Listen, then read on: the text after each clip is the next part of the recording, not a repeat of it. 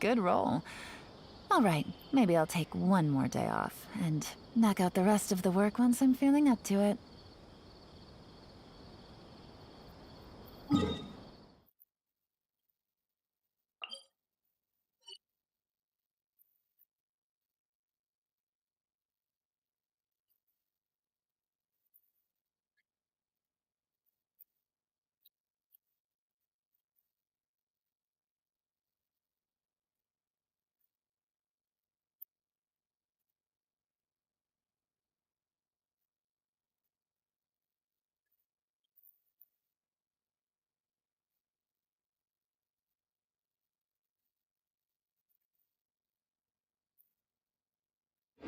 Navigating the world is a whole lot easier with a few different identities to choose from. Need me to come up with some for you?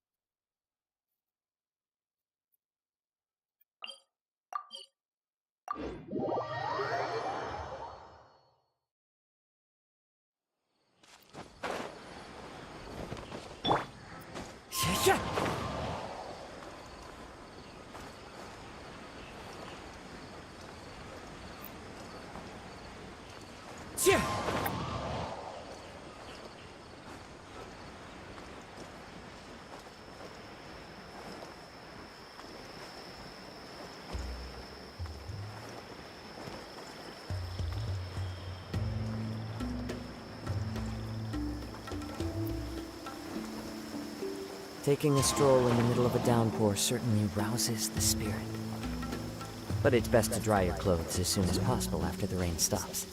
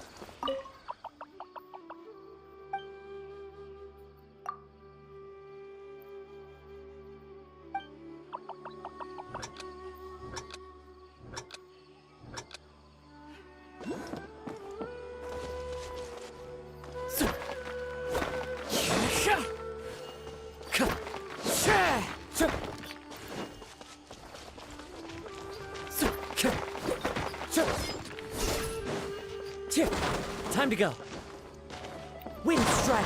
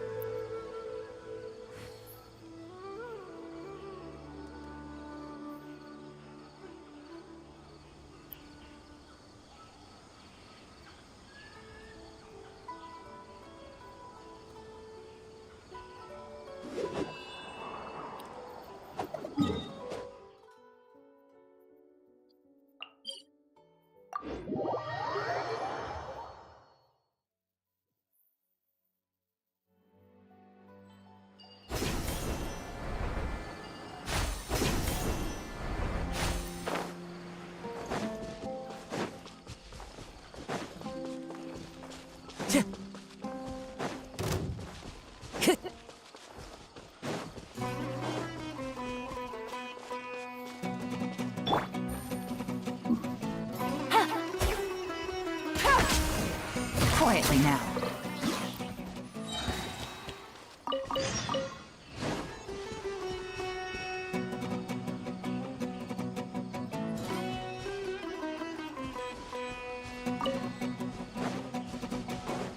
Take it easy.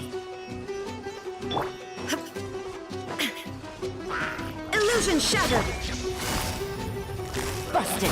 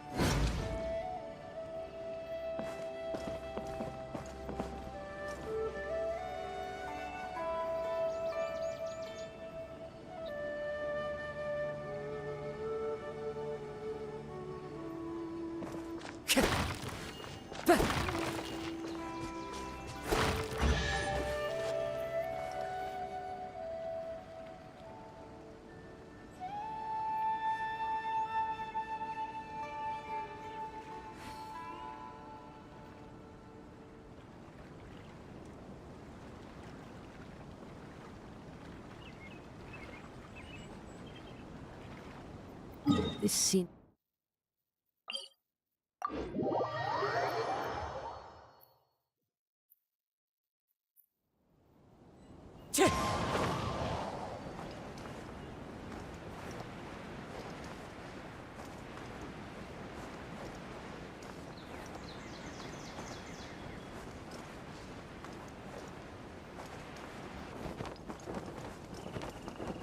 Follow the wind.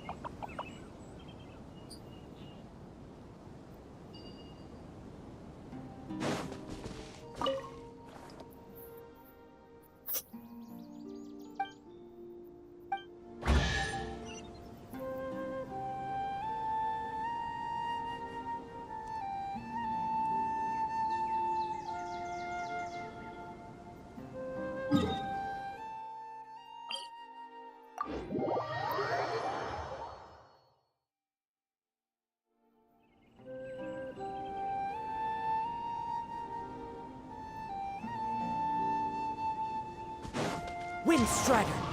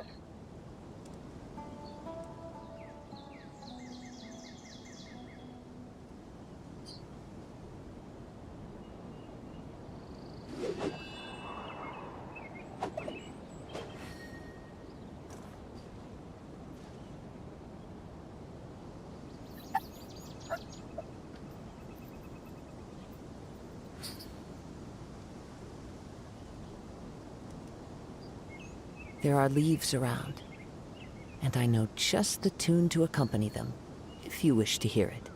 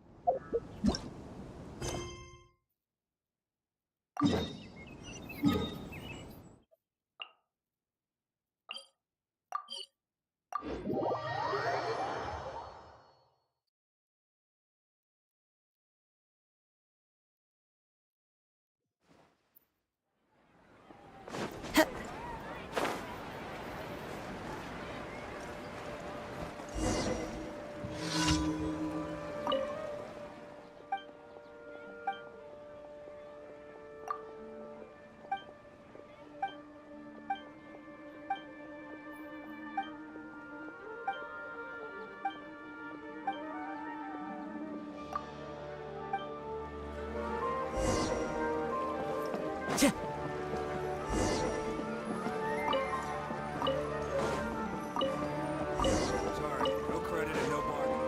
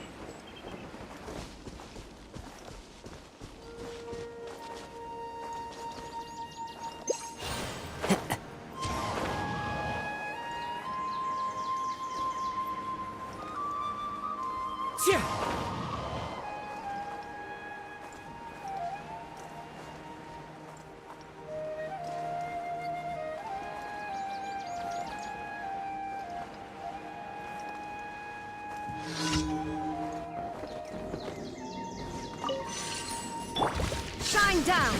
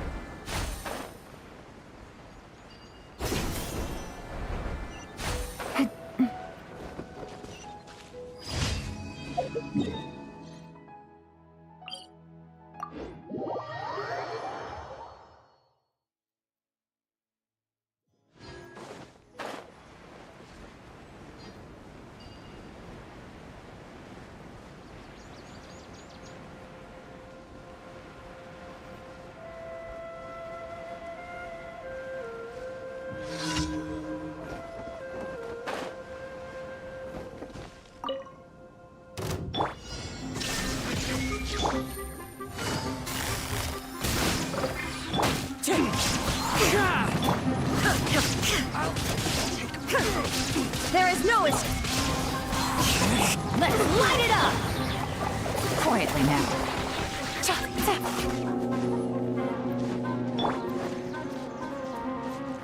One with nature.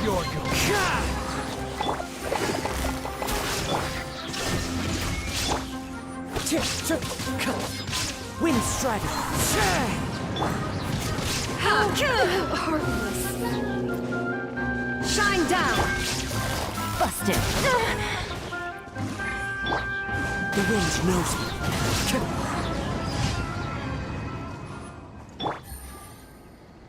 Hello bro, it one. Hello. Hello.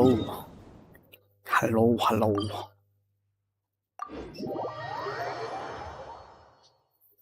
Hello bro.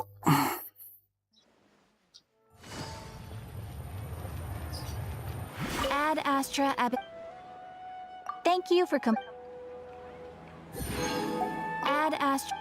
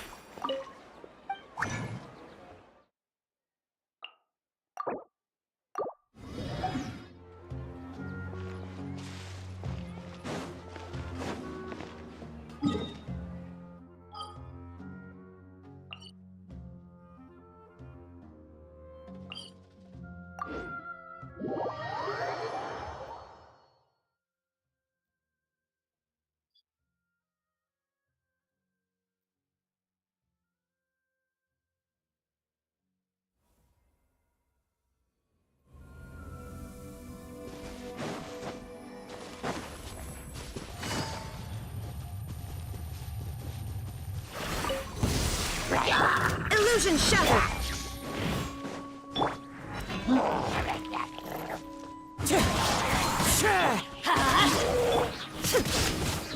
Quietly now. There is no escape!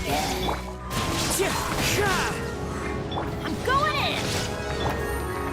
Gotcha. Now you shall perish! Illusion shattered!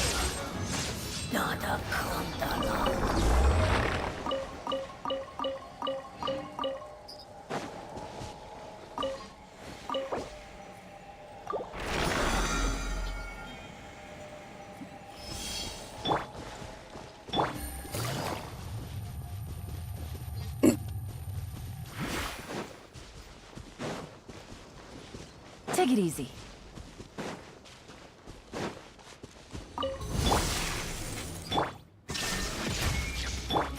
Quietly now. Wind Strider! Let's light it up!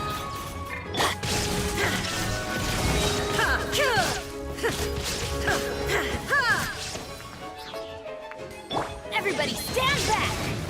As one with wind and cloud! Game's up. Time's over. Torn to oblivion!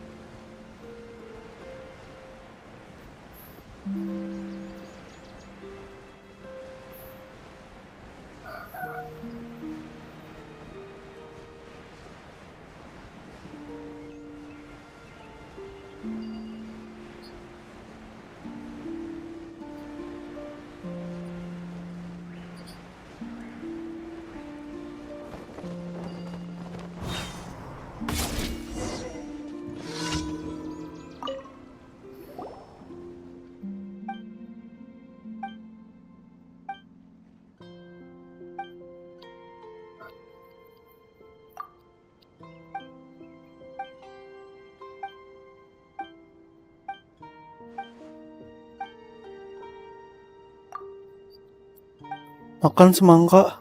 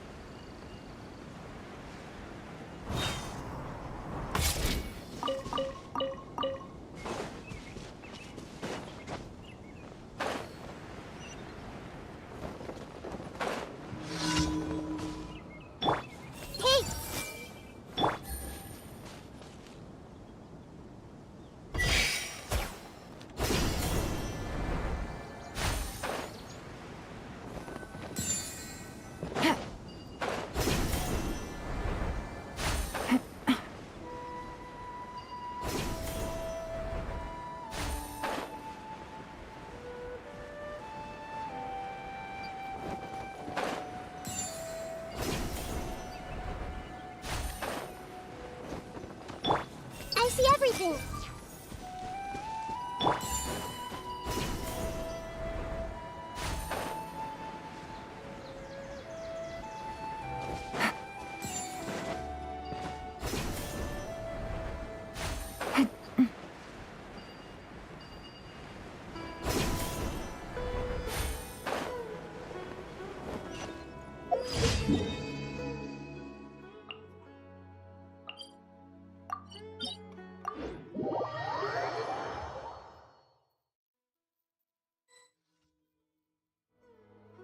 Take it easy.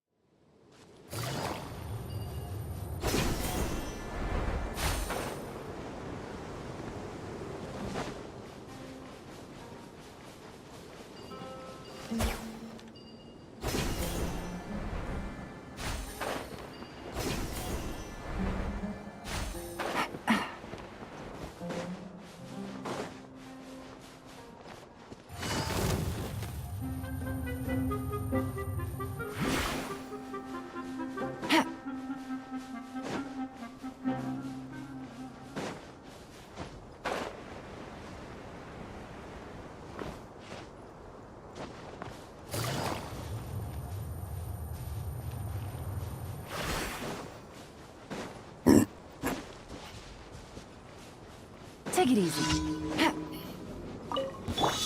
Happy to oblige. Rest and rebuild. Our bond is strong. I see everything. Busted. This place hurt a little.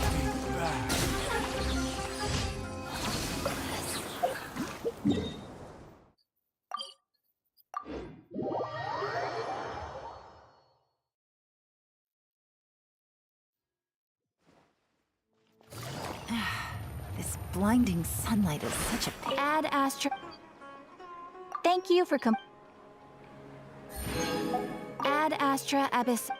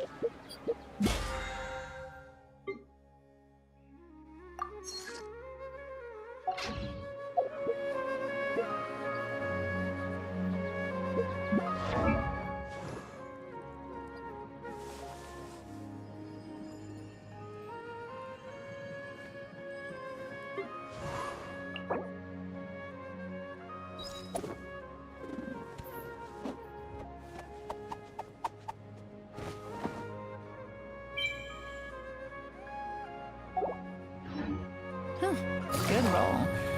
All right, maybe I'll take one more day off and knock out the rest of the work once I'm feeling up to it.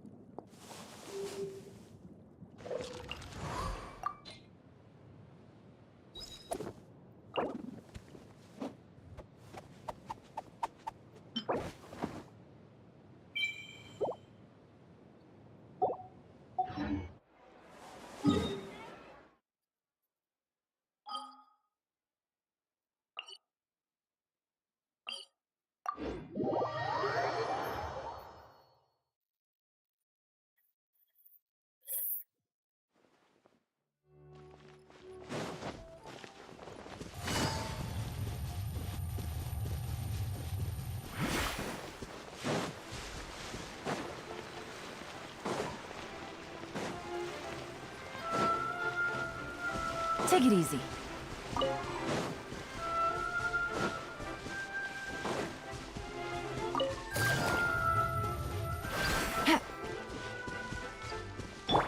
Hey!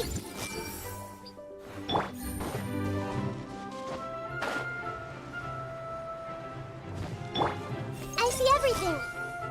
Take it easy.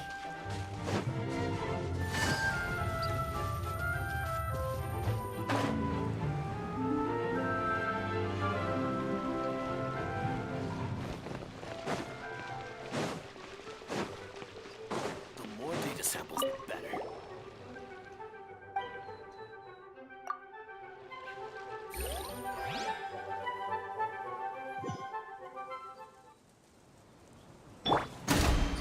Hey! The Temple of Wisdom! Hold the line! Quietly now. Here comes the catch. Covenant of the Deep!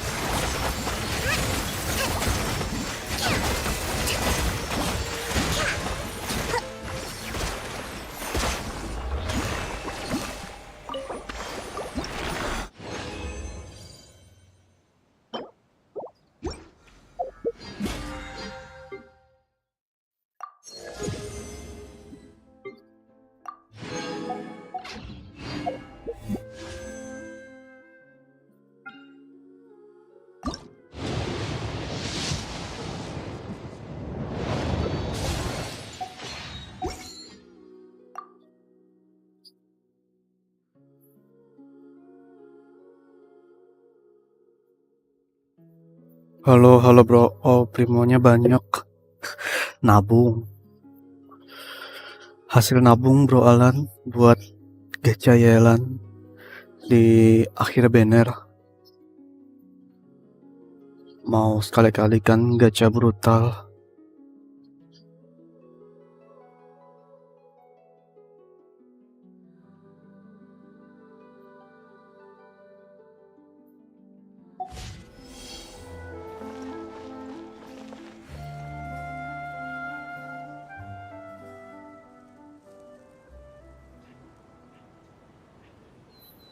Aku kalau red off dapatnya Muna. Gacha lainnya kah? Lainnya. Ya udah red on-nya buat Furina aja. Iya lainnya. Mantap mantap. Aku bingung mau nge-team apa gitu, damage kagak ada cok.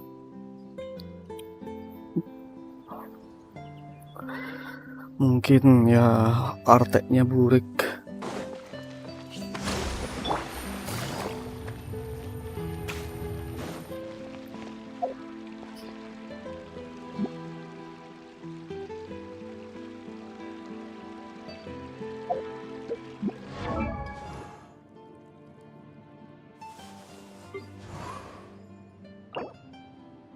Mau Yelan C berapa bang targetnya?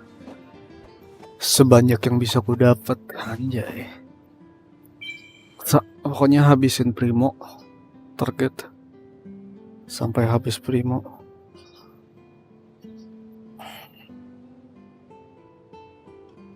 C2 lah minimal. C1 kan udah pasti dapat karena red on. Minimal C2 lah. Bodoh amat sama karakter baru. Aku nanti nunggu rerunnya aja.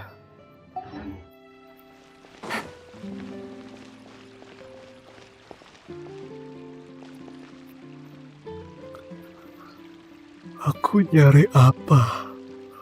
Oh iya. Nyari monster dulu.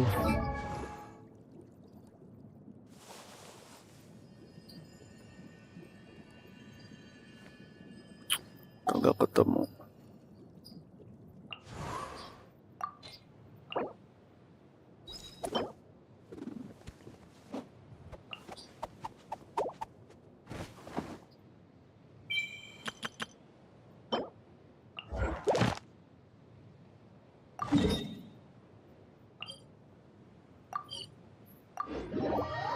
Aku sebenarnya mau gacha cowok yang baru itu, tapi lihat nanti deh.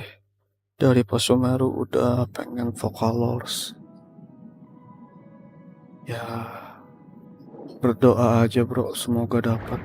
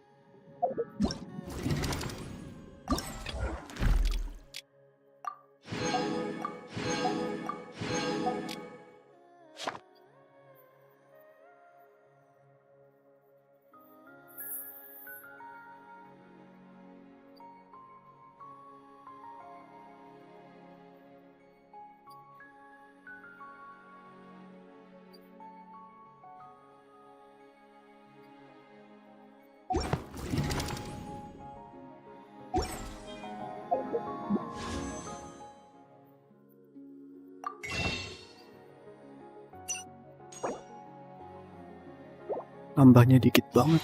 Aduh.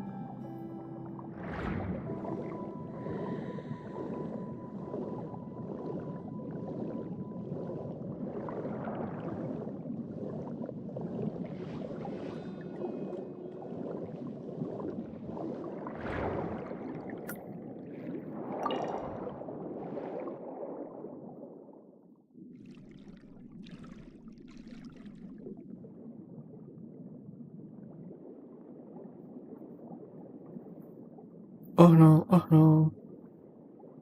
Aduh, bentar.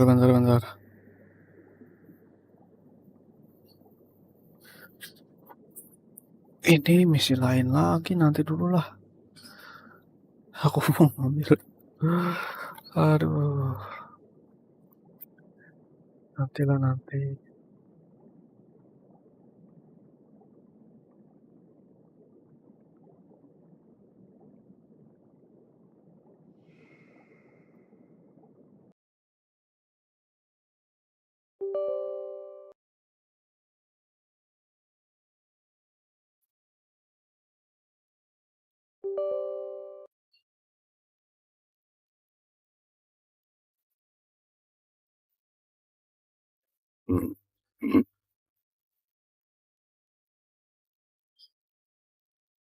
Nggak apa-apa. Wardo kalau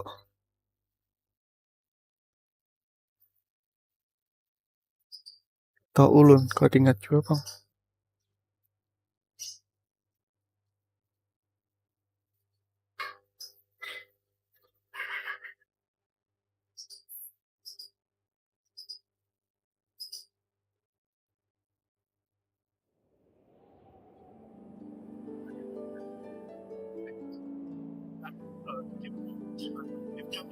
Hilang pas sekarang. Kalau aku mau dia nih, akan ada satu momen, ada mentoring kan.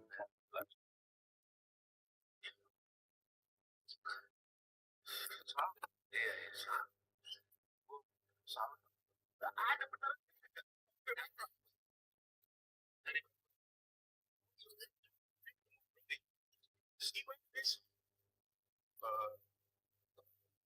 Malah buat kali ini. Besok ada.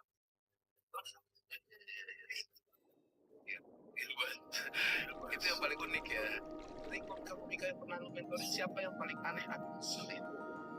Kok aneh dia karena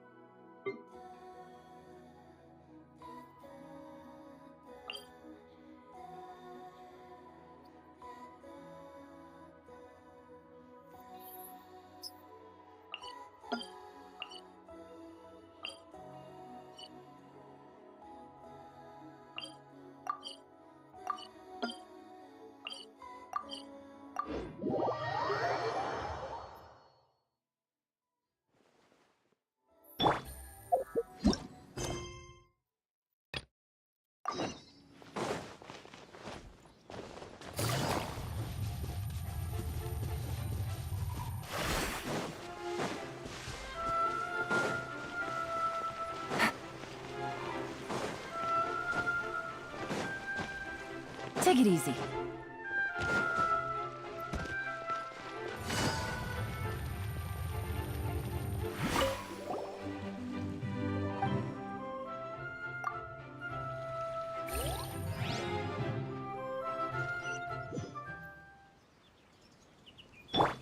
I see everything.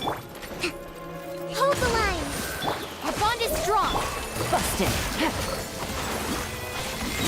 Here comes the catch. Billowing surge.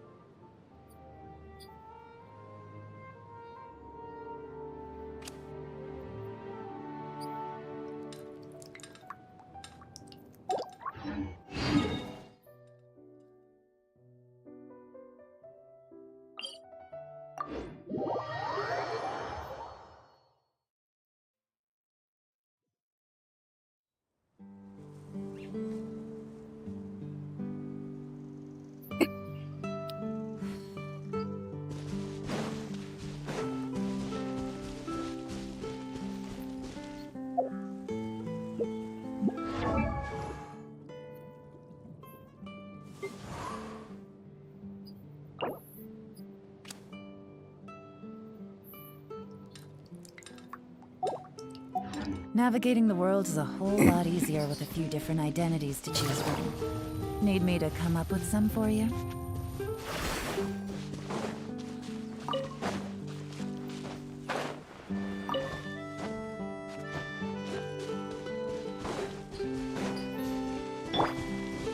Hey!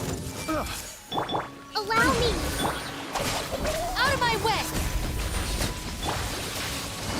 Gotcha!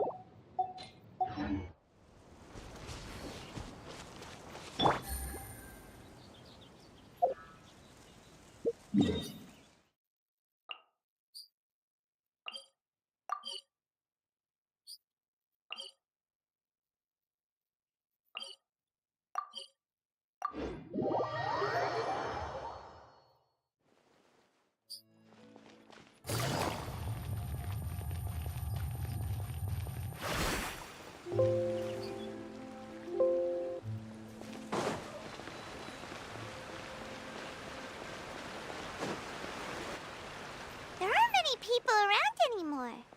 Looks like that boat we took to Araneas might have been the last one. Vache! Looks like we're back here again. Huh? Traveler? Are you hearing voices again? Ugh. kinda spooky. Are you sure we don't want to come back in the morning?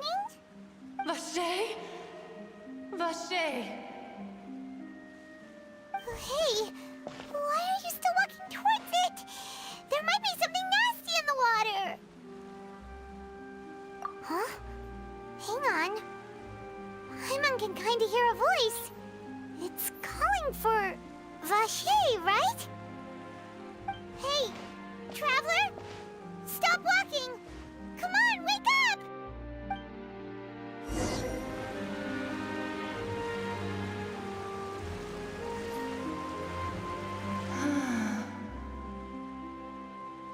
Vache! Are you... my dear Vache? No, wait. You seem to be someone else. Do you know Vache? Do you know where my love is?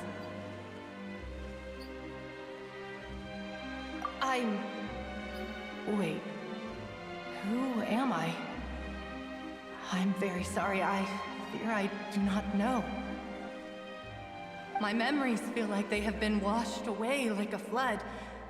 So many fragments dissolved amidst the tide, never to be recovered. How much have I lost?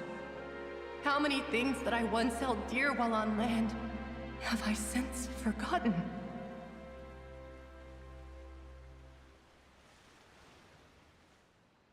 Yes, that is what I was once. But now, I am but the consciousness of one who has lost their form. I do not know how I came to be like this either. I only vaguely remember being covered in light blue water, and then all grew dim.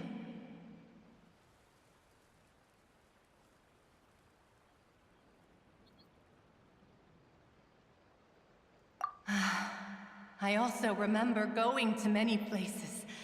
I loved adventure, loved exploring places of peril. No matter where I went, Vache would go with me. I knew how dearly he loved me, and I also loved him equally as much.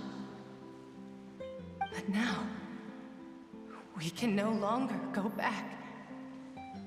The pain of such parting, I never knew how heavy it could be. No, our reunion no longer has any meaning. There is no way for us to create any new memories. The thought of me gives him no succor, so let it lie forgotten beneath the waters. If you meet Vache, tell him not to look for me. Tell him to move on. That is the only thing I still remember.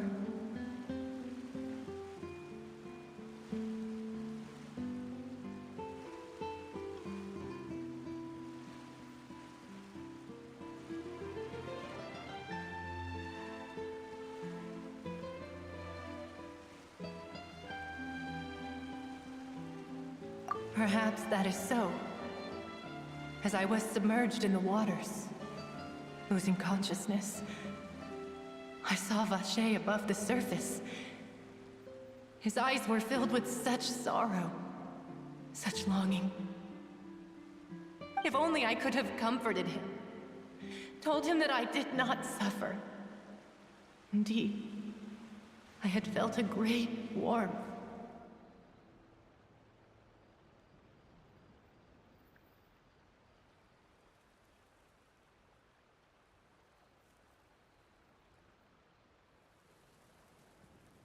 Is that what you call it? Dissolving? If anything, I consider it a form of release.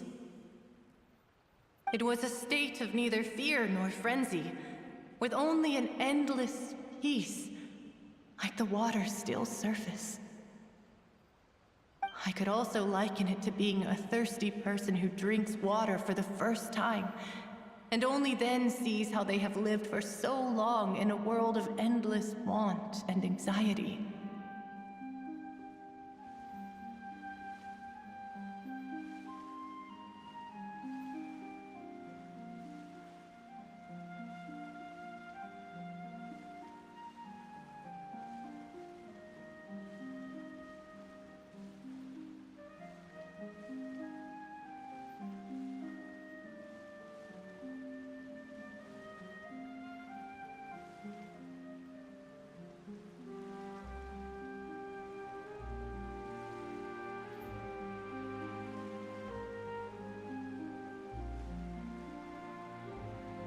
I think I hear your companion. It's time for you to go, I think. Farewell, then. I am glad that you were able to sense my presence. Remember, if you see Vache, tell him not to seek me out any longer.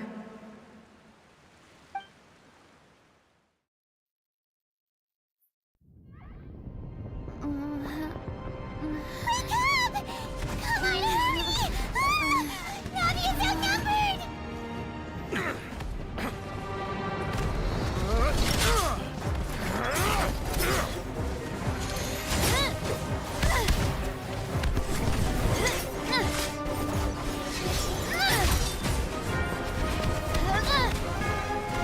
Demoiselle, look out!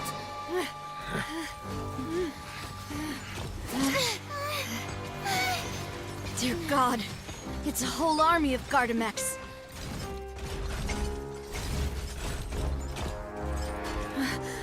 Chlorand?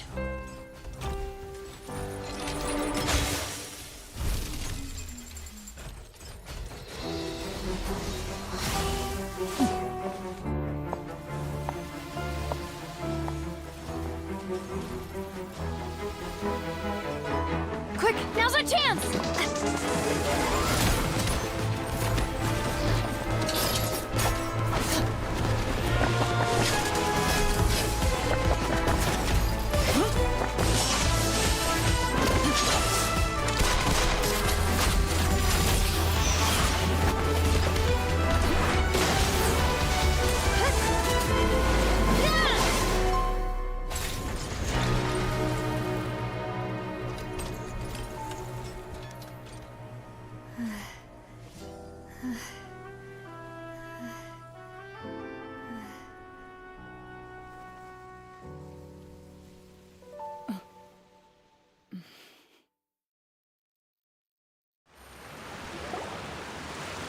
I should thank you for lending us your sword there, Chlorand.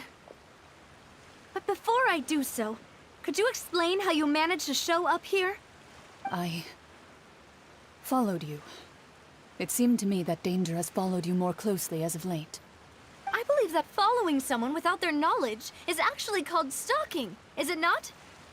Mr. Callus's last wish was for me to ensure your safety, and I will not betray his trust. He would do the same, were he alive today. Do not speak of my father! Sorry, Demoiselle. I was not strong enough. Thank you for your aid, Miss Clorand, but do keep an eye out for your manner of speech. I believe we all wish to avoid unnecessary emotional harm. Sorry, I did not consider your feelings. Whatever. What else do you know? How did you come to the conclusion that I'd be in grave danger? I doubt I know much more than you, but I believe that the mastermind behind the serial disappearances is very powerful. Your performance tonight will almost certainly attract their attention. I'm sure they've known about me. To be honest, I'm shocked it's taken them this long to act against me. And what about these Gardamex? I thought only those associated with a Maison Gardiennage could control them. None of these mecha have serial numbers. I was sure to check a moment ago. They are not the ones used by the authorities to enforce the law. I can only conclude that some powerful or wealthy party must have obtained them via illegal means, deploying them as a private force of sorts. What? Your point being that they're out of Spina di Rosula's league, then? Yes. Be careful, and do not act rashly. I will continue investigating no matter what. We will bring the truth to light. That's my father's true last wish. Regardless, thank you for your help today, Clorand. But if you get any ideas, tell me first. I don't much appreciate being followed. I do not think that they'll strike again anytime soon. So I shall stop following you. Good day, all.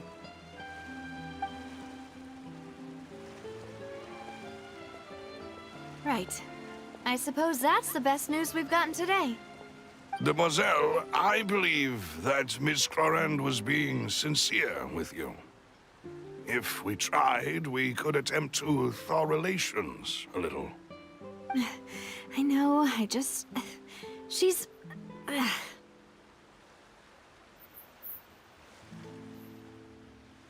thank goodness! Paimon thought we were done for! Those Gardamex came out of nowhere while you were unconscious, and Nadia and her gang saved us!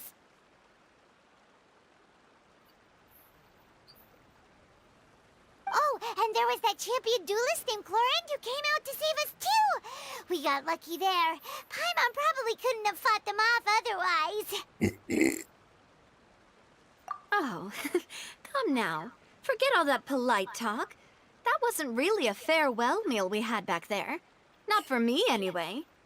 In truth, I hope that every meal we have together shall be a victory feast. As such, we're still partners. There's no need to thank me. It will take 50 years for me to match Demoiselle's magnanimity. If it were me, I would have joined the Spina di Rosula on account of her goodwill long ago. All right, you two. That's enough. Actually, Navia, how did you know that we were in danger? You sure did show up in the nick of time. Well, to be honest, you're the one who tipped us off, Paimon. Huh? Really? Paimon contributed somehow? Ooh, Paimon's even more amazing than she thought! Yes, all thanks to you grabbing my drink by mistake. How did that help? After we parted ways, I was on the way back to one of our bases when I suddenly thought of what you said. That the Fanta tasted kind of salty and icky.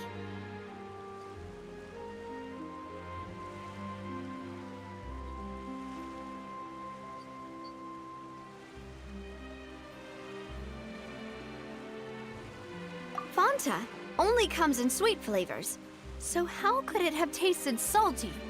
The color of the drink, if I recall, had also been a bit off. So the Fanta had been spiked with water from the primordial sea? Yes.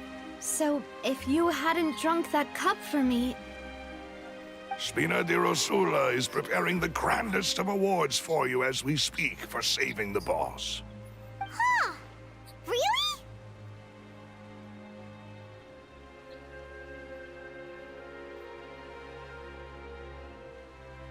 I sent people to Hotel de Boer to investigate, but whoever did this left no trace at all. That's when I figured out that you might be in danger, and hurried here as quickly as I could. But why would they go after us too? All we did was defend Linny in court and help clear his name. Ugh, now we're caught up in this mess too, aren't we? Well, you did foil a plan that they were probably pretty proud of, and almost got their name in the process. Speaking of which, did anything strange happen when you drank the primordial seawater? Well, it can't be a coincidence that the traveler fainted just now. She said that she heard that voice calling for Vache again. Oh, and this time Paimon heard it too, but it was real faint. Does this situation have to do with the primordial seawater then?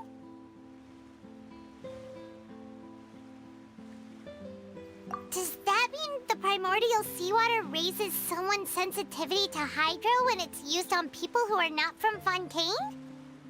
That doesn't sound like too much of a bad thing, to be honest. New intel? While you were out cold? Well, let's hear it, shall we?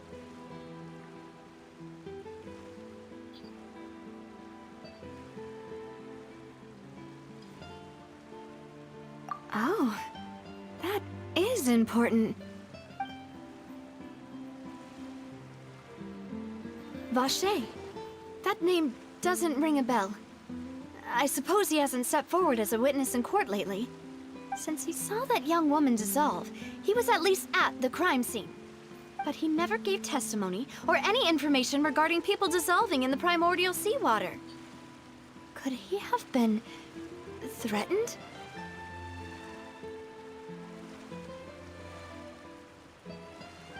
Yes, thank you. This is very important information indeed. We will continue to investigate. Oh, you mean you'll help us investigate? Well, you did say that our farewell meal didn't really count. That means we're still partners, right? And besides, we're in this now whether we like it or not. You're not gonna let those people who targeted us get off the hook so easily, are you, Traveler?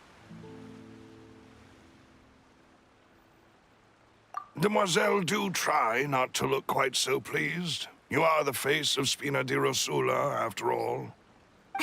You talk too much. Well, in that case, let's head back to one of our bases, shall we? I'll arrange accommodations for you. We also have some plans to go over, and hopefully we can deepen our bonds as partners. But we'll take that one step at a time, I guess.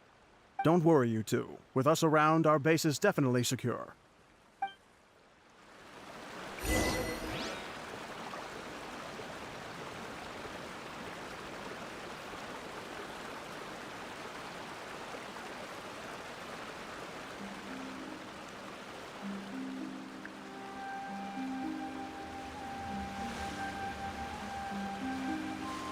I got a new letter from an informant.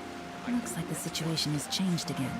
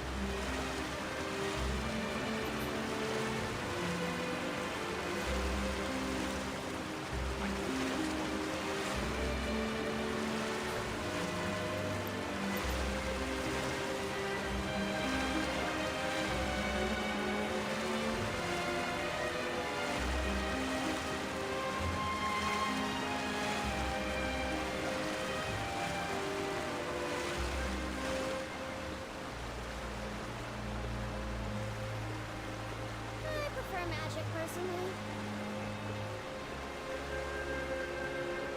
Navigating the world is a whole lot easier with a few different identities to choose from. Need me to come up with some for you?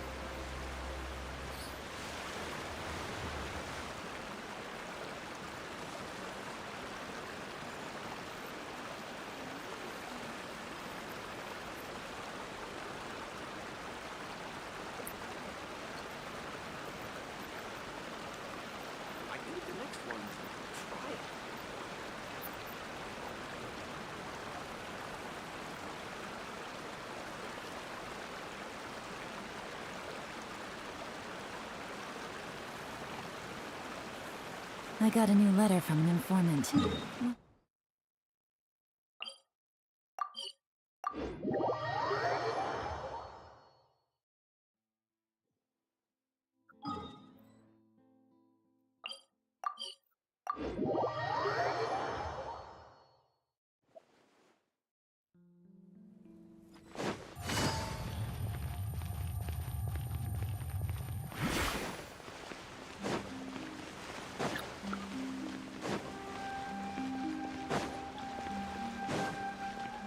Take it easy.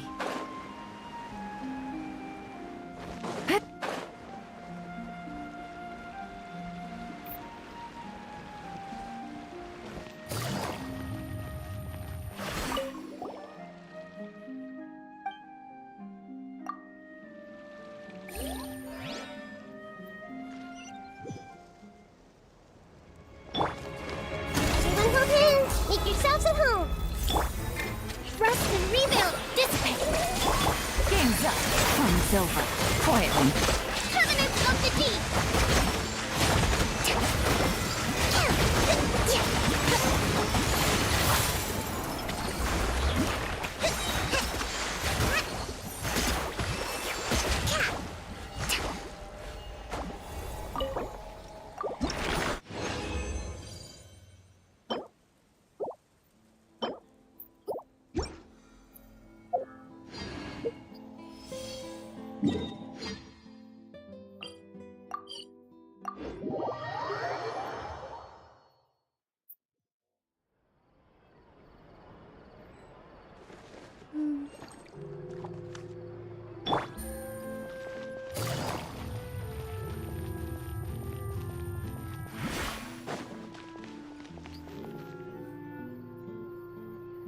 It's right up ahead, but let's make sure we weren't followed first. I've been keeping watch, Demoiselle. I haven't spotted anyone suspicious thus far. Huh, very good. But let's not let our guard down for now. I shall find rooms for our respected guests. Thank you, Malus. Now, let's continue, Traveler.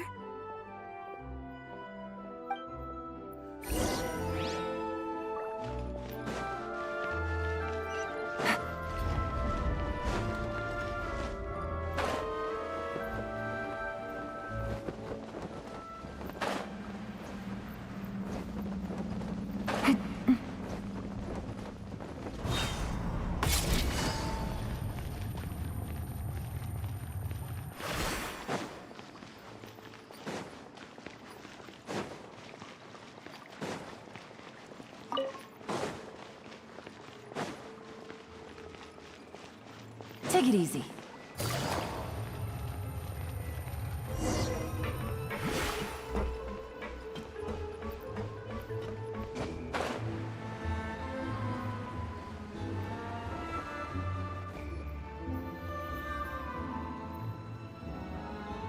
So, this is your base? It's not quite what Paimon imagined. Your accommodations have been arranged. Under the present circumstances, I can confidently say it's the best we have. Well, our funds have been a little tight lately. After all, we don't allow illegal or unethical profiteering. In fact, our funds often come from citizenry who support us. Seems like it's tough times for everyone. But if you have the support of the people, that does sound like it's worth it. To be honest, our financial situation was a lot better back when my father was in charge a few years ago. I'm afraid I'm not quite his equal. Your father... he was the previous boss of Spina di Rosula, right? How did he... Demoiselle, if you'll allow me to explain. No. I'll explain it myself. I suppose I couldn't run from this topic forever. And as partners, this is something I hope they can understand. My father's name is Callus. Yes, the same one they call Callus the Unfaithful in the streets.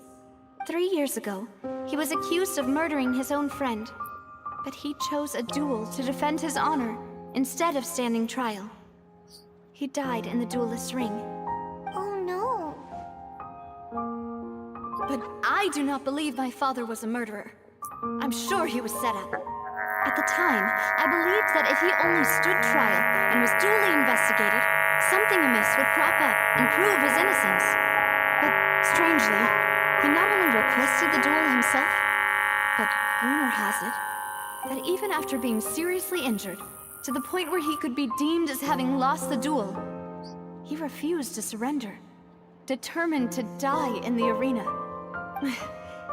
3 years later, I still don't understand why he did that. How could he protect his honor if he's dead? If anything, he gave up his chance to defend himself.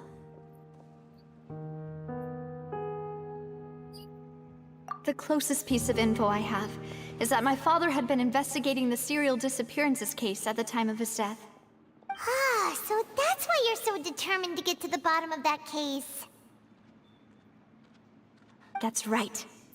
I've also tried to investigate the murder my father was implicated in, but I haven't found a single new clue in my countless reviews of the investigation records. However, I believe that if the murder case is related to those behind the disappearances, they must know something.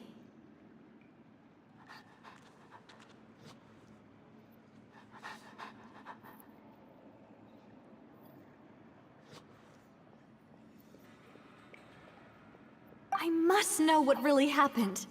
Was my father coerced? Framed? Even if he really did kill his friend, I must get to the truth. If only he'd been more open with me when he was still alive. He even hid the fact that my mother died due to complications when giving birth to me. And now, here I am investigating his death. You really are a handful, aren't you, Papa?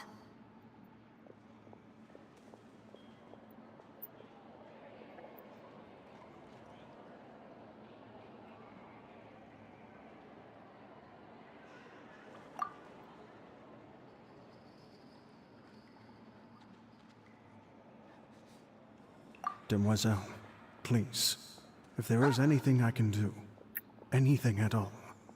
I also will never believe that Master Callus murdered anyone. There are none whom I respect more than the two of you, Demoiselle. Master Callus did so much good in life, yet all it took was one murder case for him to be dubbed Callus the Unfaithful.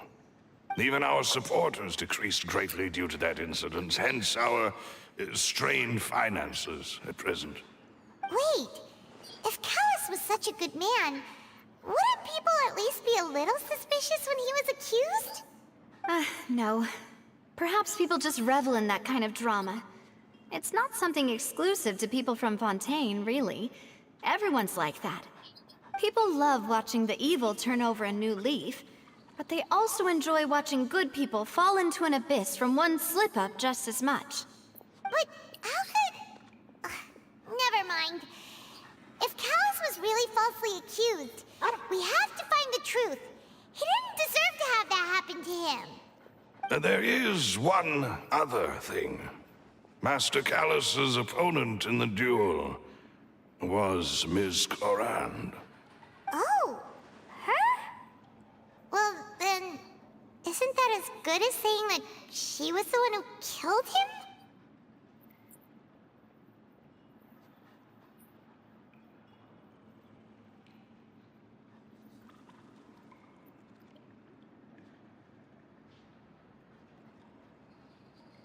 Yeah, that's not the sort of thing that you can just let go and move on from.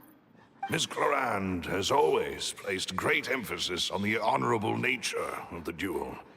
If her opponent doesn't yield, she will not stop either. She knew Master Callus beforehand and greatly respected him, but seeing how he was resolute in the arena, there was only ever one choice she could have made.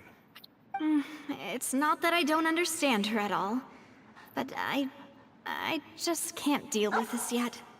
Don't worry, Navia. Paimon knows how you feel.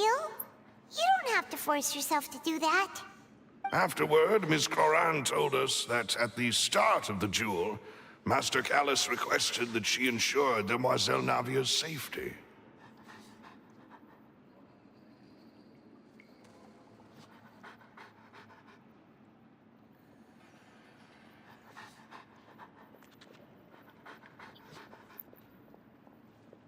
Yes, that is our understanding as well. Oh, Papa. What madness drove you to ask the person who killed you to take care of me? All right, anyway, that's the information I wanted to share with you. Even if it did sound like I was just complaining towards the end.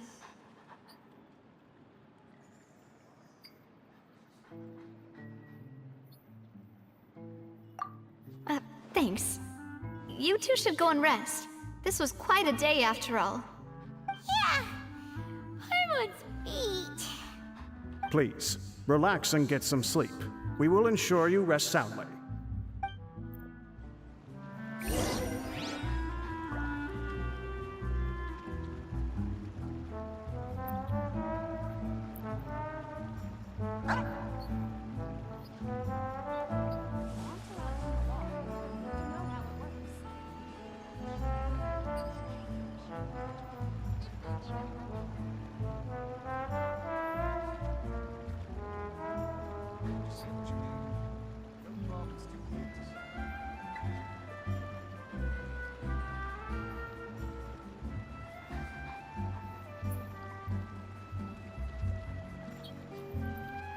Navigating the world is a whole lot easier with a few different identities to choose from. Need me to come up with some for you?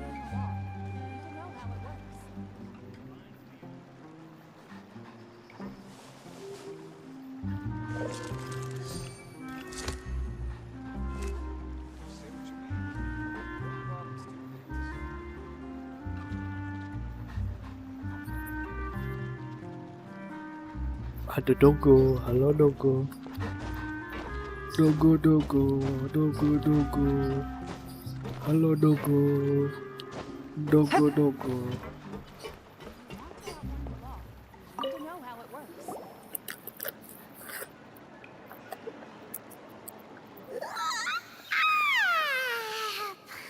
slept so well. This place feels almost too safe. Huh?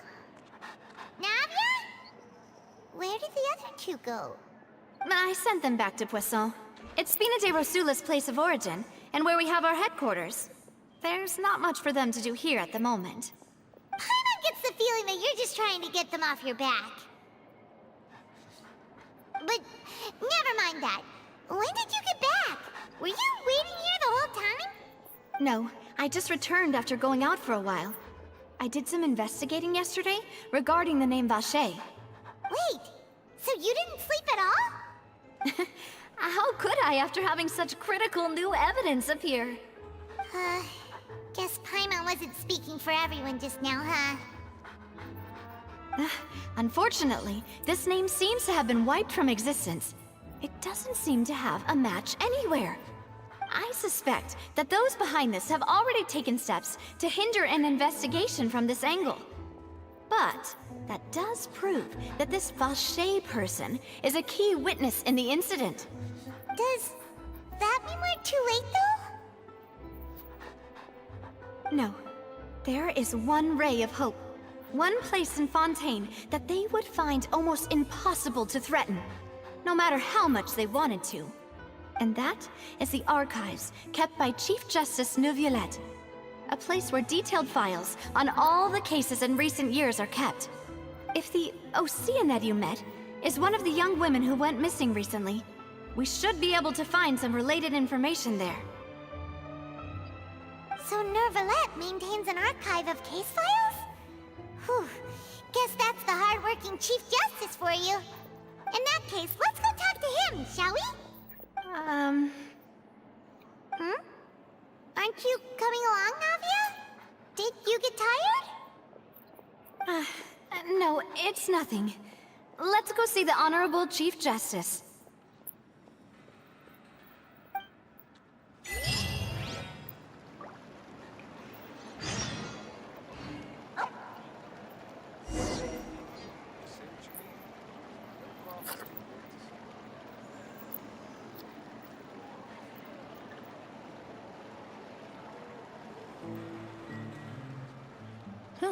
Good roll. All right, maybe I'll take one more day off.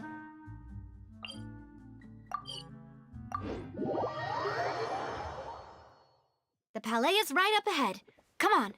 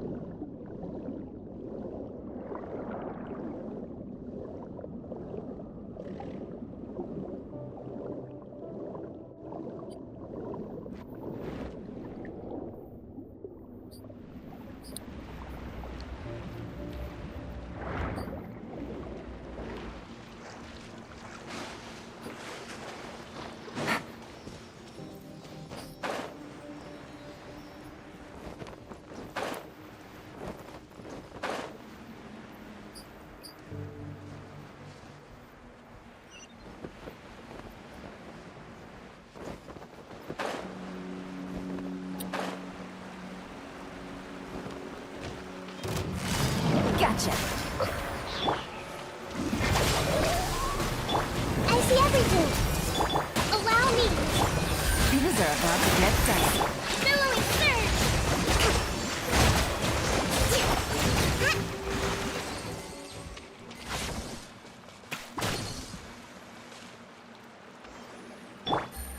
Take it easy.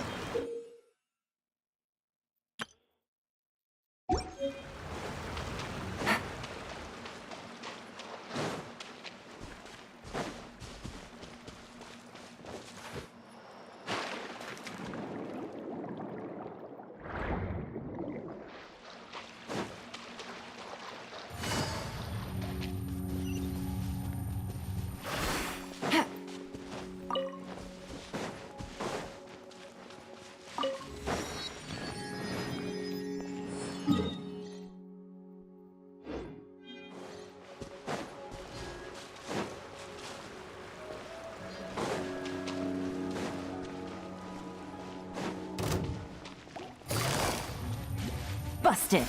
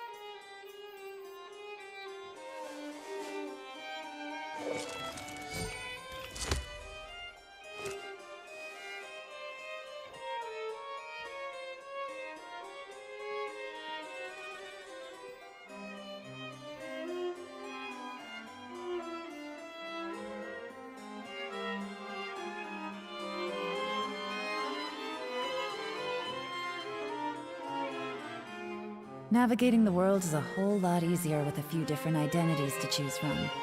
Need me to come up with some for you? Orang kaya.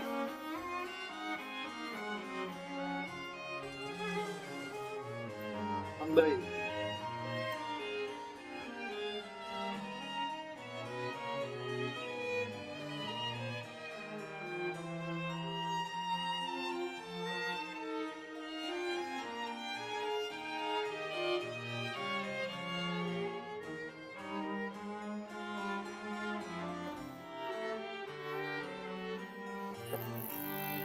I got a new letter from an informant. Looks like the situation has changed again.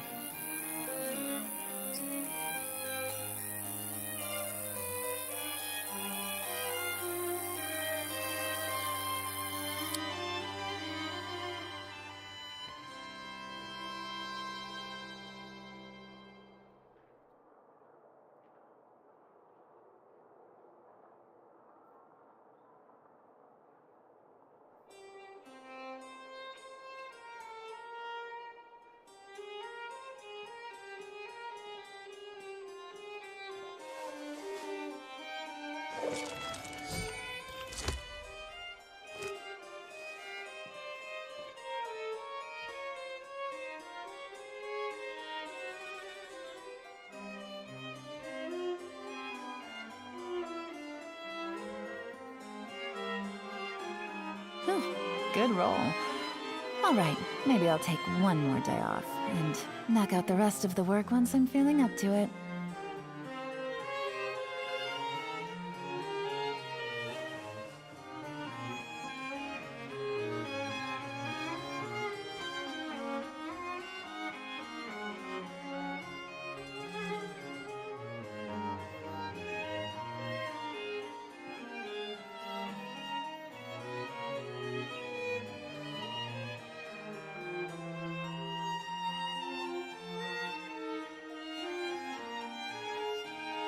I got a new letter from an informant.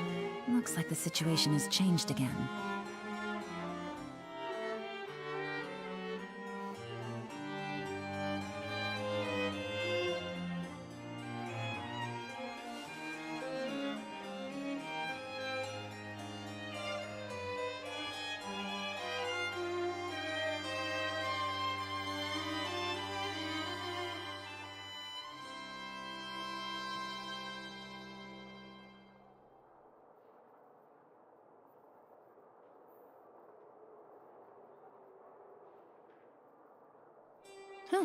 Good roll.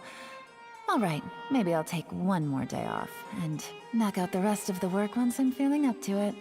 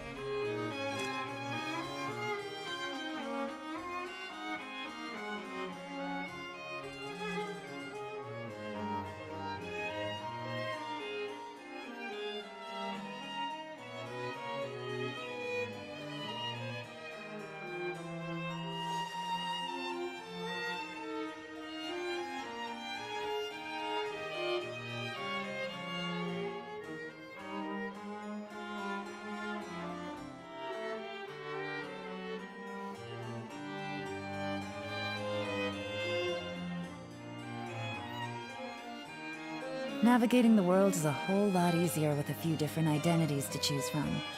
Need me to come up with some for you?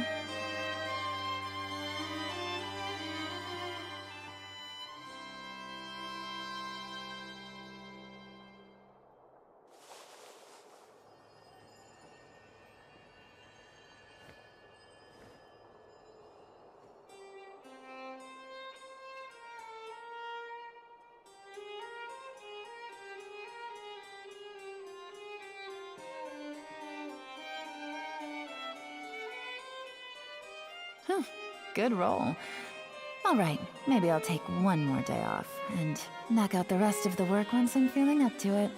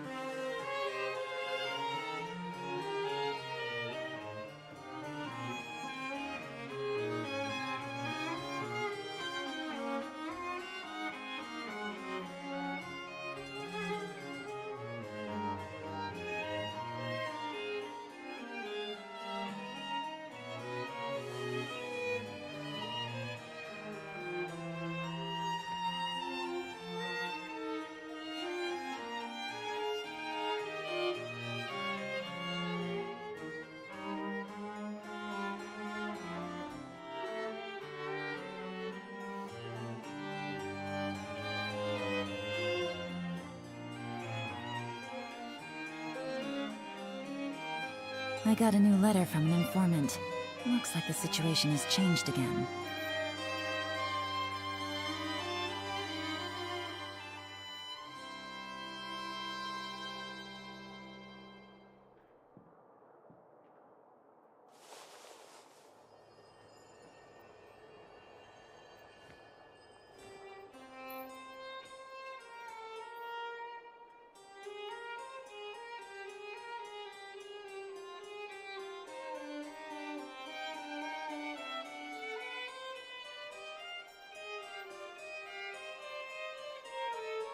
Navigating the world is a whole lot easier with a few different identities to choose from.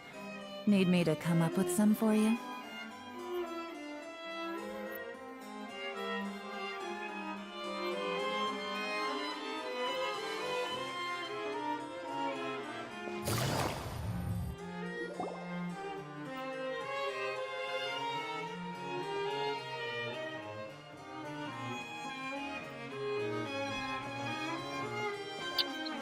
Please state your business here. The Chief Justice is presently occupied with official matters.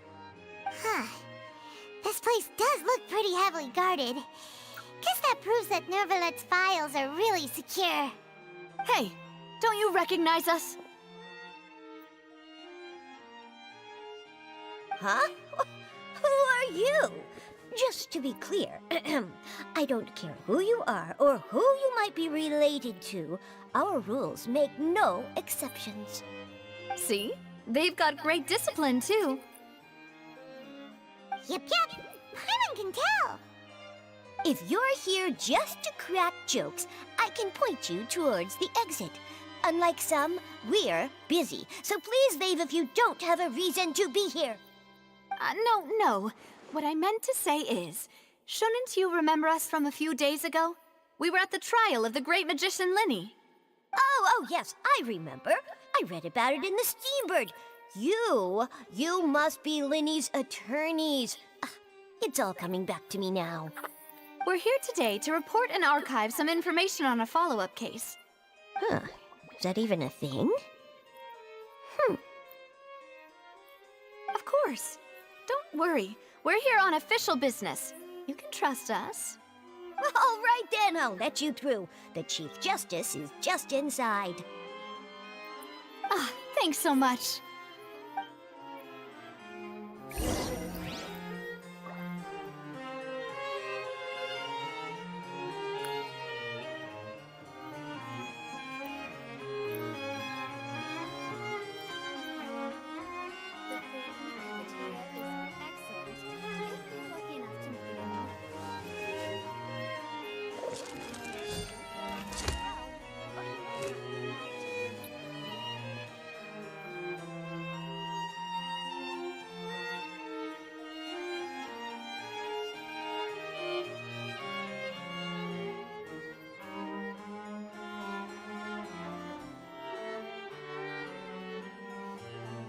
I got a new letter from an informant. Looks like the situation has changed again.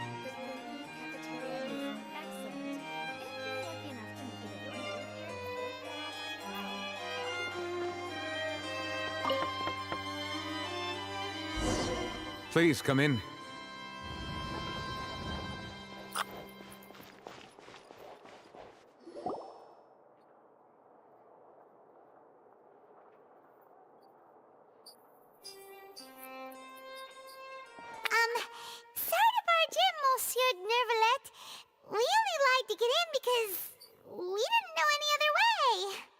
It's all right.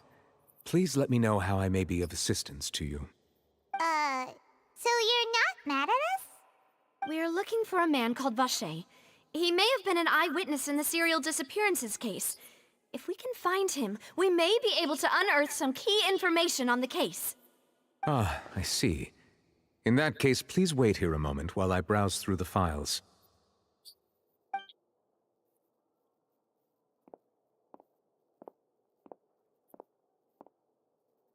Who knew that Neuvillette would be so easy to talk to?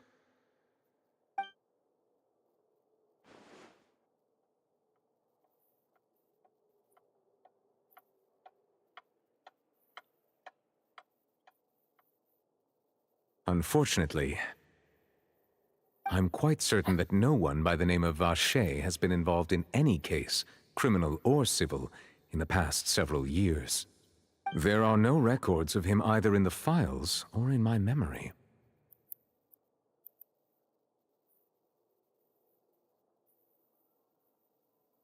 Traveler, what if it was really just a dream? Is that so? All right then. Thank you so much, Monsieur Neuvillette. We'll take our leave now.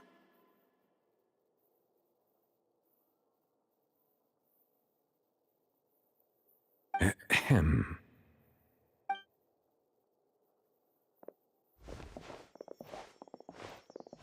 Miss Navia, I can understand how you feel. Your father, Callus, was a truly exceptional man. We deeply regret his passing.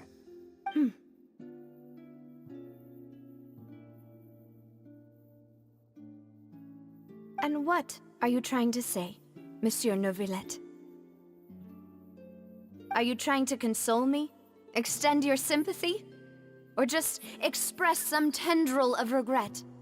No. You are not trying to do any of that. I can hear it in your voice. There's no emotion behind your words. You only said those things because you felt like you should.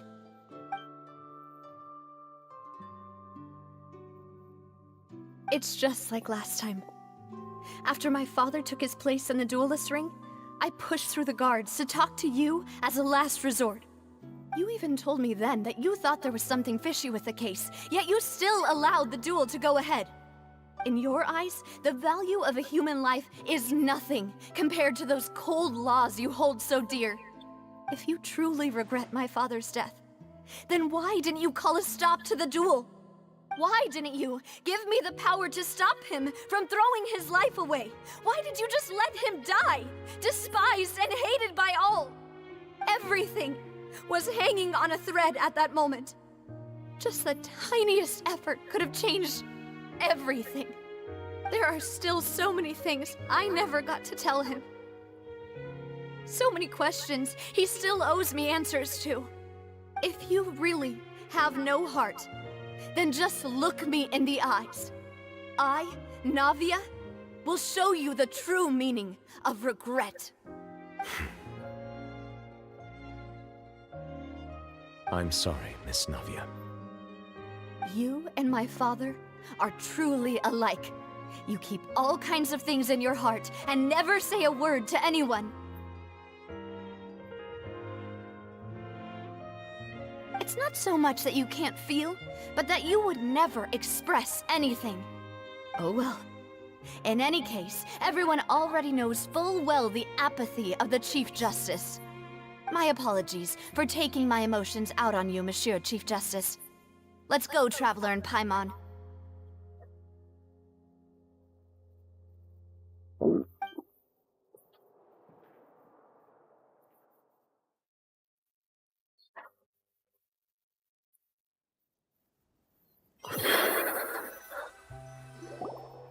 Jadi aula, halo.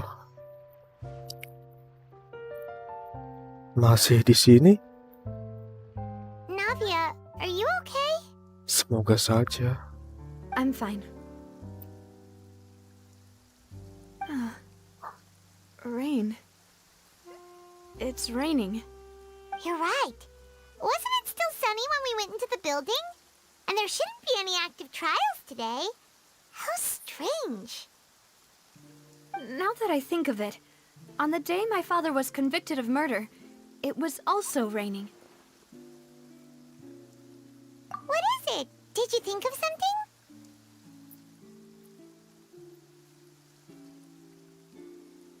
Yeah, he was outside. It was uncovered and the rain could fall there. Why? Do you think the rain could have affected the crime scene? That thought has occurred to us before. We've even expanded the search area to try to account for that, but didn't find anything of value.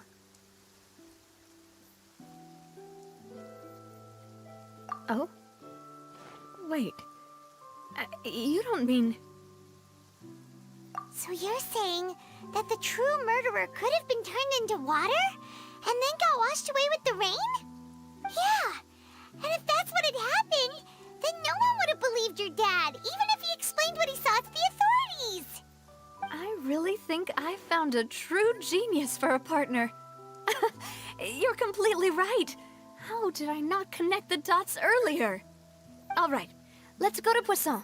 With this new lead in mind, we'll get to the bottom of my father's case for sure. Yeah, we're gonna make progress for sure. For sure. Do you want to go with me now? Or do you want to head over by yourself later?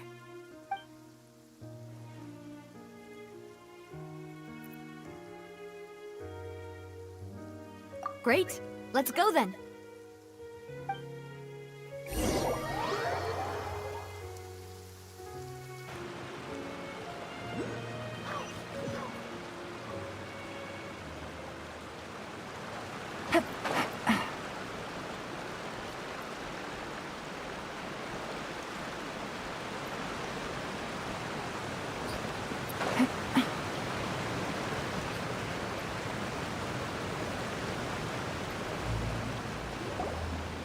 Whoa, what a huge ship!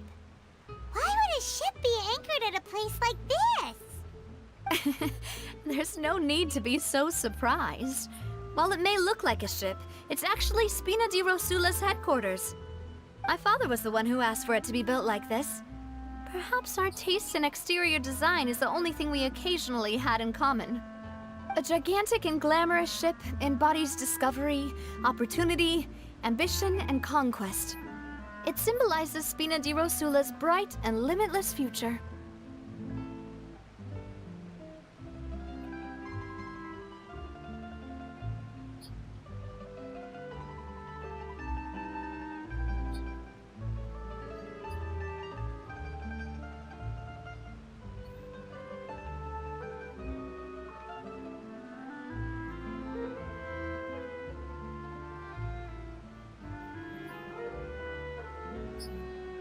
And Paimon thought you were bluffing when you said Spina di Rosula had a glorious past.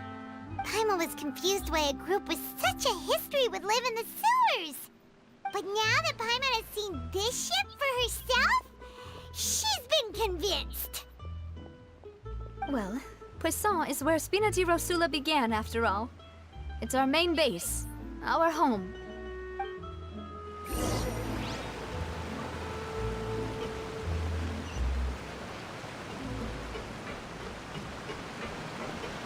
Anjay, ikan gede bet.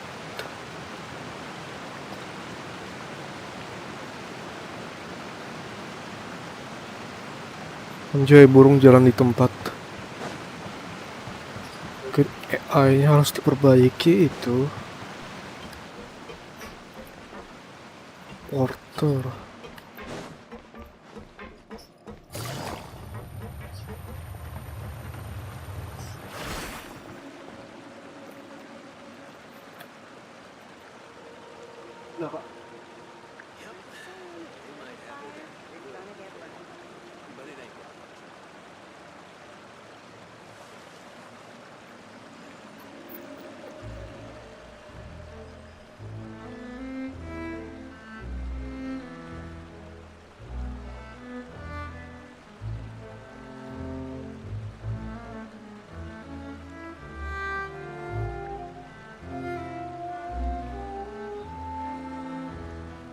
Navigating the world is a whole lot easier with a few different identities to choose from.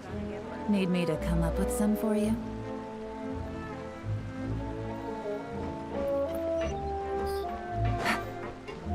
easy.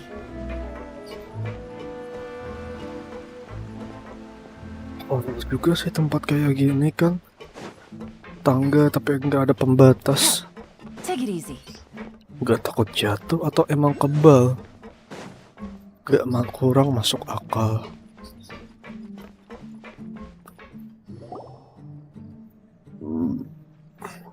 Malus, we're back!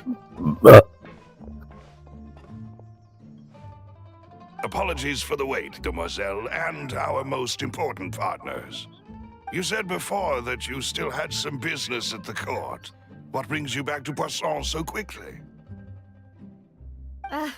About that. It's because my partner here reminded me of something really important.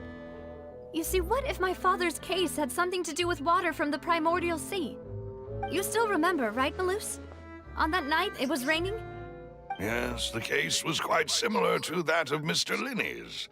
Both were what you'd call impossible murders. Could you tell us a bit more about what happened before? Yeah, of course. Many years ago, something called synth began to gain popularity in Poisson. At a glance, it was a kind of drink that could excite your mood and produce many pleasant hallucinations. Wait! Didn't that guard guy who turned into water also mention that the primordial water could be used to produce some kind of potion? Yes, he did. Considering what we know now, it's almost certain that synth is created using water from the primordial sea. If you drink synth for an extended amount of time, you'll suffer many side effects, such as losing the ability to focus or control your emotions. And if you were to stop drinking it completely, you'll experience flashes of paranoia and anxiety while lacking energy to do anything. It's an extremely dangerous substance. As he oversaw Poisson, my father was compelled to put a stop to synth abuse and called for a complete ban of it. Boss's uncompromising attitude incurred the synth vendor's wrath, but no matter how much they threatened or bribed him, he refused to yield. Not only that, Boss became determined to find the mastermind behind the synth operation and put an end to the problem once and for all. Yes, but the enemy was very cunning. So he could never get anything out of the dealers, all of whom only sold the stuff and weren't privy to the rest of the operation. Recognizing that, my father decided to contact the dealers in secret and cultivate personal relationships with them. Finally, he was able to convince someone to become his informant. The man's name was Jacques. He felt greatly ashamed about his work after seeing many families destroyed by synth abuse. That night, my father hosted a banquet at his countryside estate. He planned to meet up and exchange information with Jacques over some food. But then, we heard 2 gunshots from the courtyard. We raced to the scene and found my father, still holding a gun, and Jacques, who was already dead on the ground. Huh? How did that happen? Aren't they on the same side? Sounds just like Lenny's case, doesn't it? In both cases, the culprit seemed obvious, but neither appeared to have any motive at all. Looking back on it, though, I now believe the most important clue was something we all overlooked at the time. There were pieces of clothing left at the scene.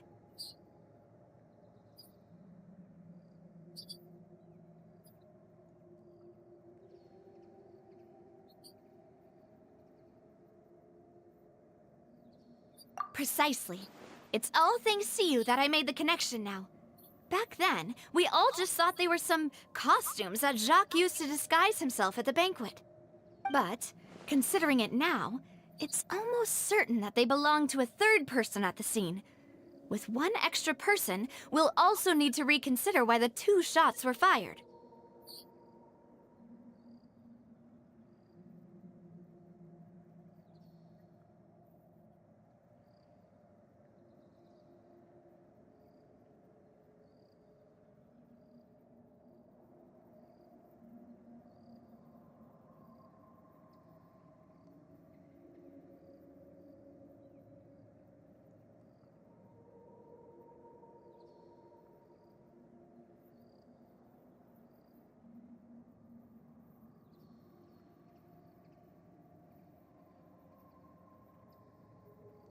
You're right.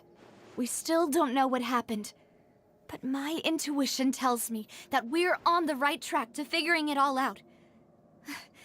I'm finally headed towards the truth. Jacques was an empathetic man who was infinitely remorseful for his past actions. It's unlikely that he turned on Boss with zero warning. I think this third person is probably the key to the full truth. On that note, however, even though this will not please you, demoiselle, as your and your father's butler, I must still offer a word of warning. Warning. Our opponent is Warning. insidious and cruel. They are extremely Warning. difficult to deal with, and Boss has already lost his life trying to bring them to justice.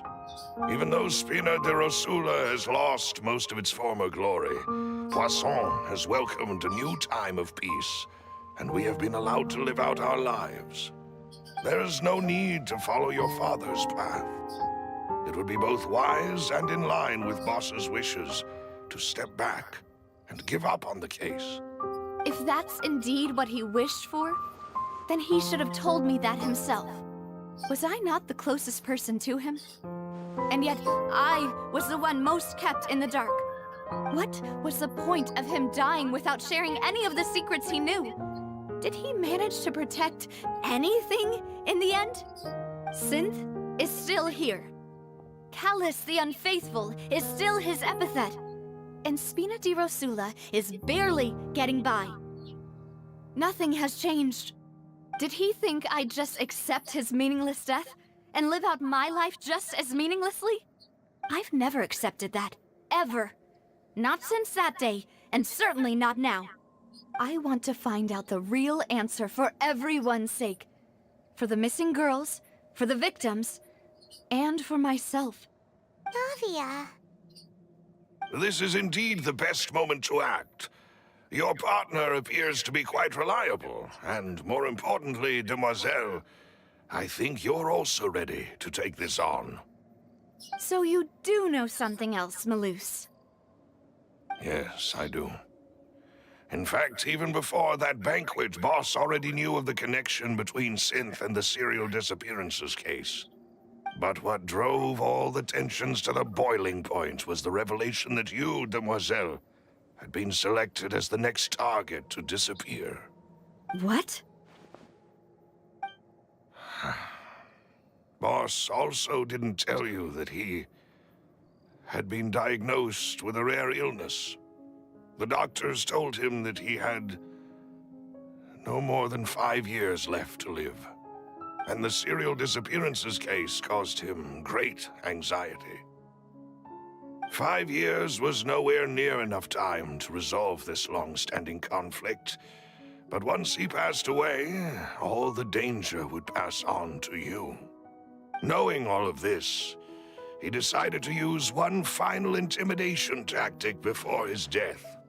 He claimed to have already gotten his hands on some key incriminating evidence for the other side, and even told some members of Spina di Rosula about the details. But as long as you remained safe, he would not share the evidence with the public. If something were to happen to you, then he and all those he told would immediately expose all they knew about Synth and the disappeared victims. Right, so nobody would be able to get off scot-free. As we've seen, Boss's tactic has worked. Even though Boss has been gone for a long time, the other side has not tried to take Demoiselle's life. No, I don't believe it. He never appeared to look sick to me. No father wants their daughter to see them weak and haggard, especially someone as proud as Boss. To him, dying in a duel and suffering lasting dishonor as the unfaithful were still far preferable than losing face in front of his daughter. So he chose to die in silence, so that he could protect me. I'm afraid you're not understanding this correctly, demoiselle. What Boss wanted to hand to you was not a parasol, but a sword. If Boss's spirit could hear you telling me that you want to find the answer for the sake of everyone involved, I'm sure he'd be extremely proud. That fool. Couldn't he have just given it to me straight? No. He might have set up everything precisely because he never thought I'd be able to understand him. Is that the amount of confidence he had in me? And what if I was never able to make it to where I am now?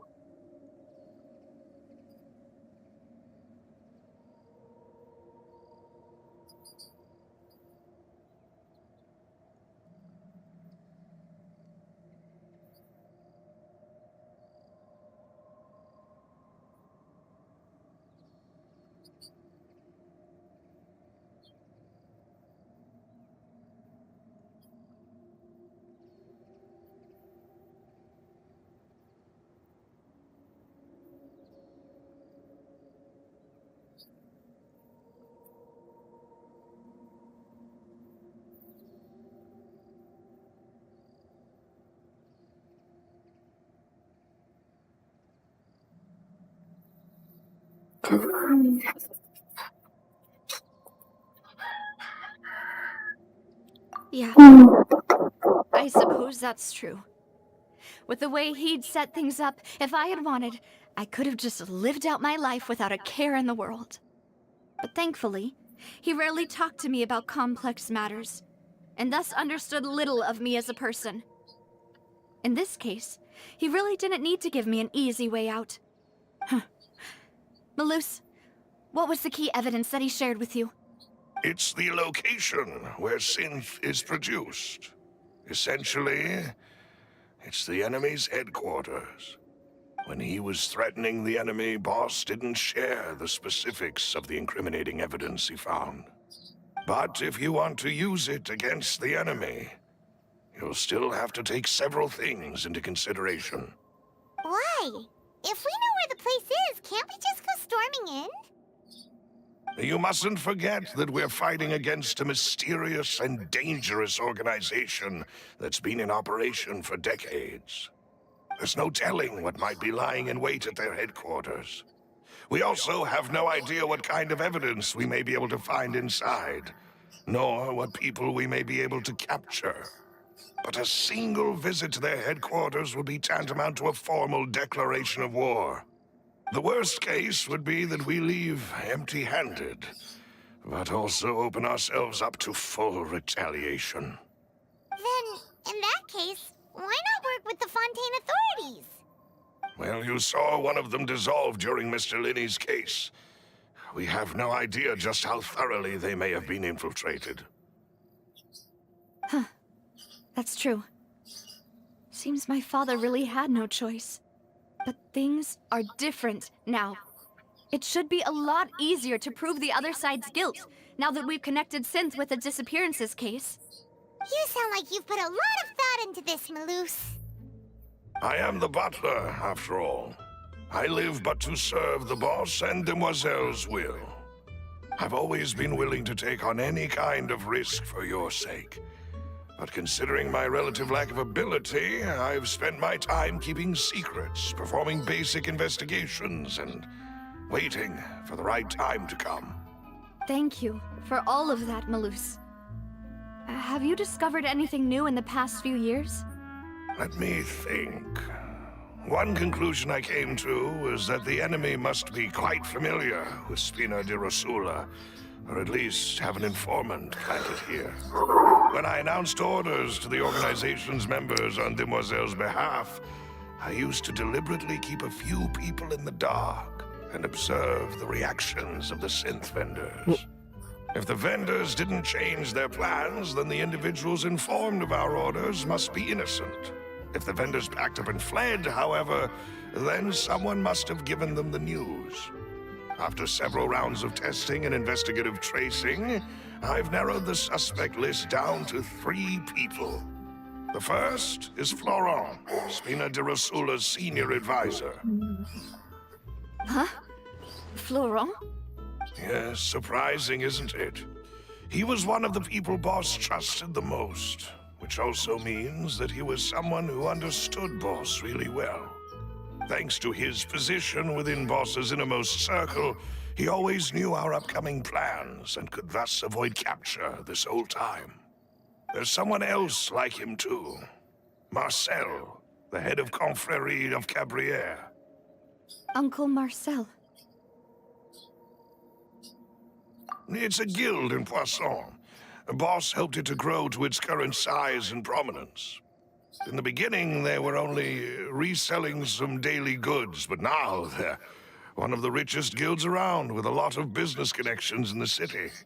So, they're like a sister organization of Spina di Rosula? Yes, you can say that. When we were fighting against the synth dealers, they provided us with plenty of support. It's a bit difficult to imagine someone using their own money to hunt down themselves. The final suspect is Thierry, the man responsible for coordinating information between Spina di Rosula and the guards. Although the guards mostly leave us to our own devices, there are still many activities we have to report to the local authorities. Since Thierry is always in the know about our current activities, he could theoretically always plan one step ahead. I see. These are all people who I communicate with quite regularly. To think that the enemy we've been fighting against has been right next to me all along, among those I trust the most. It's almost too hard to believe. If you want to investigate them, please take every precaution to not alert the quarry. Judging from our experience, the enemy is extremely cautious. Of course. And thank you, Malus. You've provided us with a lot of great information. You're too kind, my lady. I'm just doing my duty. And before I forget, proving Boss's innocence would also mean clearing him of blame in Jacques' death. After that incident, Jacques' wife and daughter were taken into the Spina's care. They still live in Poisson today. If it might help, you could also pay them a visit. I can make the necessary arrangements. Aw, thank you so much, Malus. You really are the best. A new case awaits, my dear partner.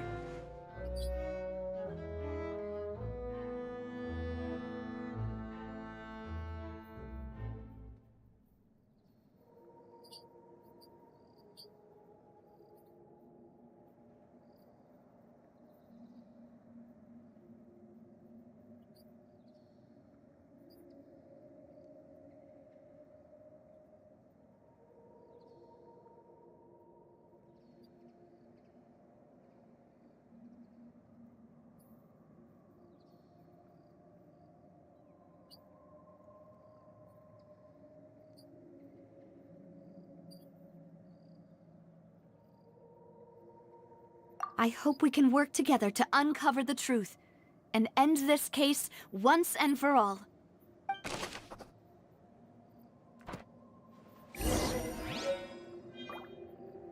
Water and missing person case record.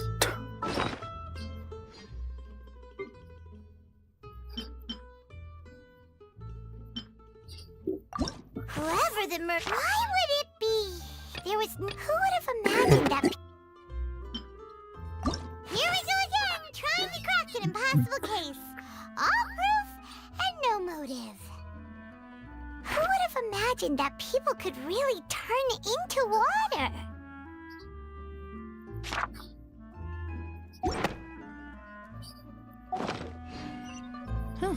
Good roll. All right, maybe I'll take one more day off and knock out the rest of the work once I'm feeling up to it.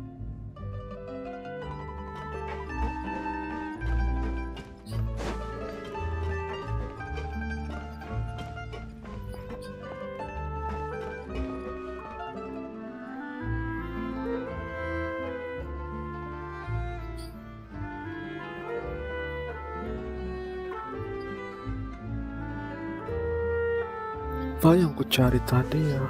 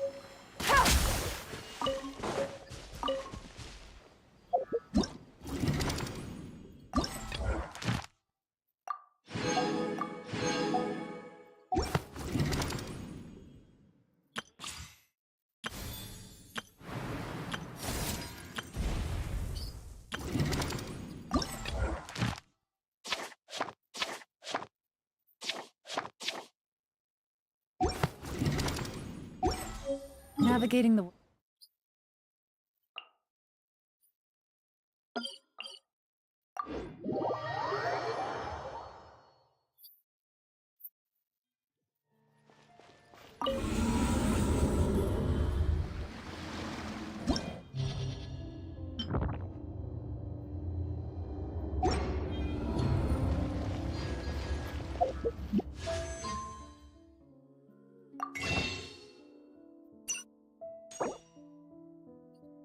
Delapan 8497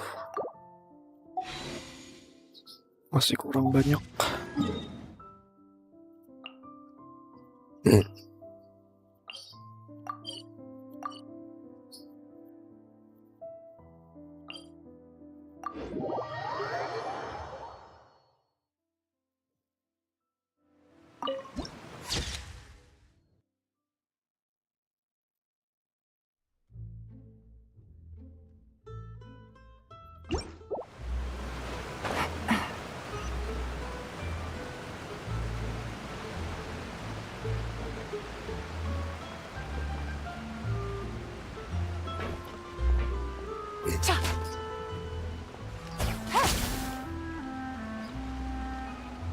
Ikan apa ini?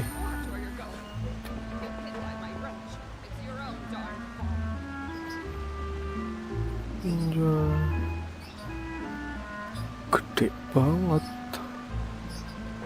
Berarti ini ikan dikeringin atau gimana sih?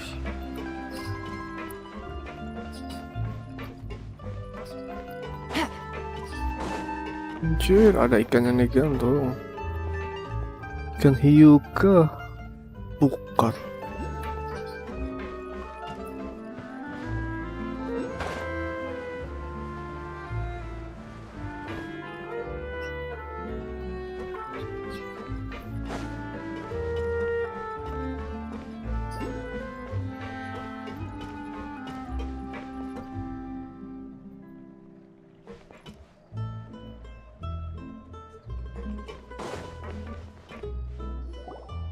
It is settled, then. Please excuse me, and enjoy your conversation at your leisure. Thank you for arranging everything for us, Malus. Excuse me, miss. Do you need anything from us? Oh, Hey, Navia's all quiet. This isn't like her at all.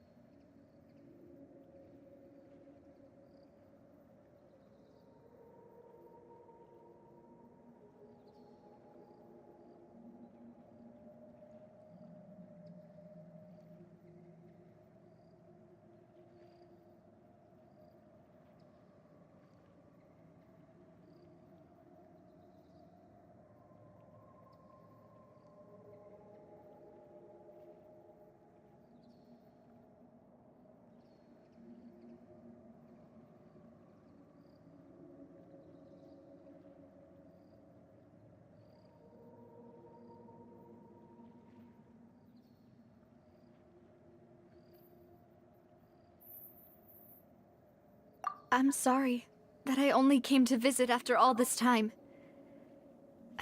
After what happened, I didn't know how I was supposed to face the two of you.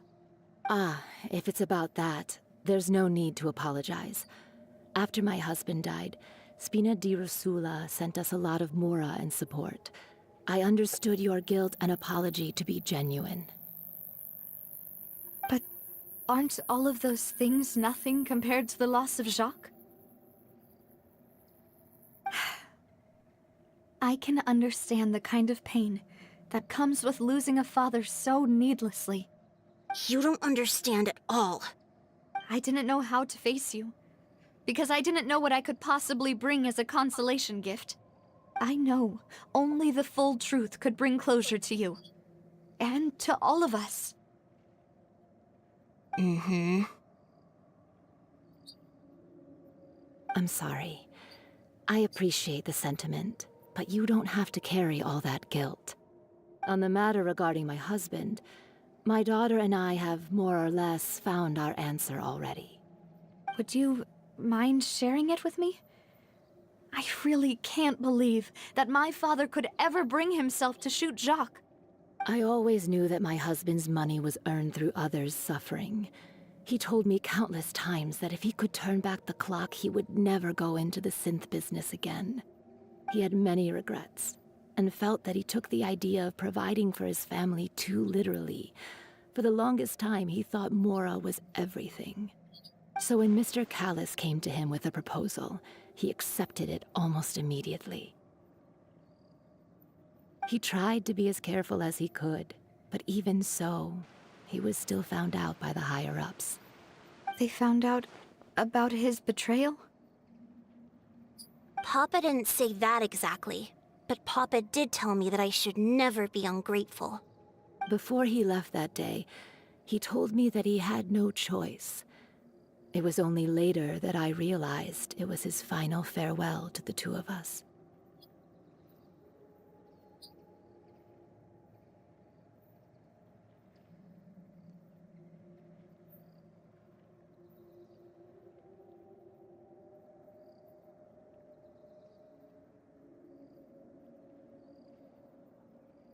I don't know that for sure, but you could say that's the conclusion I eventually came to. Which is why I'm the one who should feel guilty. Callis had always taken great care of us, both when he was still alive and after he passed away. Even if he fired the shot that killed my husband, it was likely in self-defense. It is impossible for me to hate him for what he had done. But Mama, why is Papa still the bad guy if he did the right thing? Papa always wanted to be a good man, so why did he have to do a bad thing in the end? Well, things aren't always as they seem. You still feel like your papa was a good man, right? Yeah, Papa was a really good man. The best in the whole world. Then you should hold on to that. If a good man had to do a bad thing, then he must have had his reasons. Regardless of whether he left you a parasol or a sword. He must have done so to give you a better life. Oh. Thank you for everything you've told me. I will definitely find the truth. The current state of things is not something I'm willing to just sit back and accept. Thank you. I'm very grateful to hear this from you. Even though your personality is quite different from your father's, your determination when you speak is really similar. You really think so? That's the first time anyone said that to me.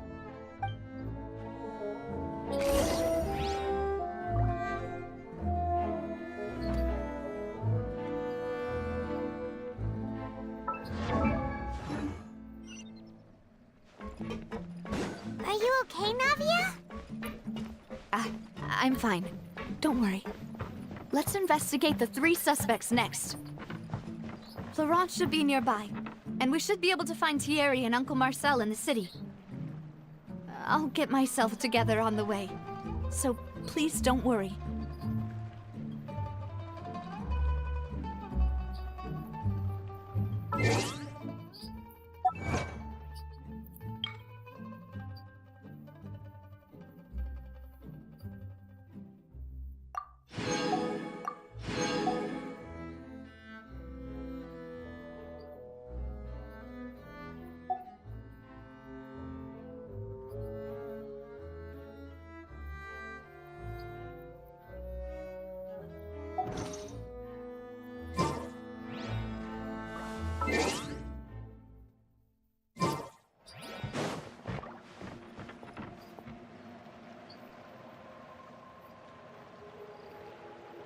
Take it easy.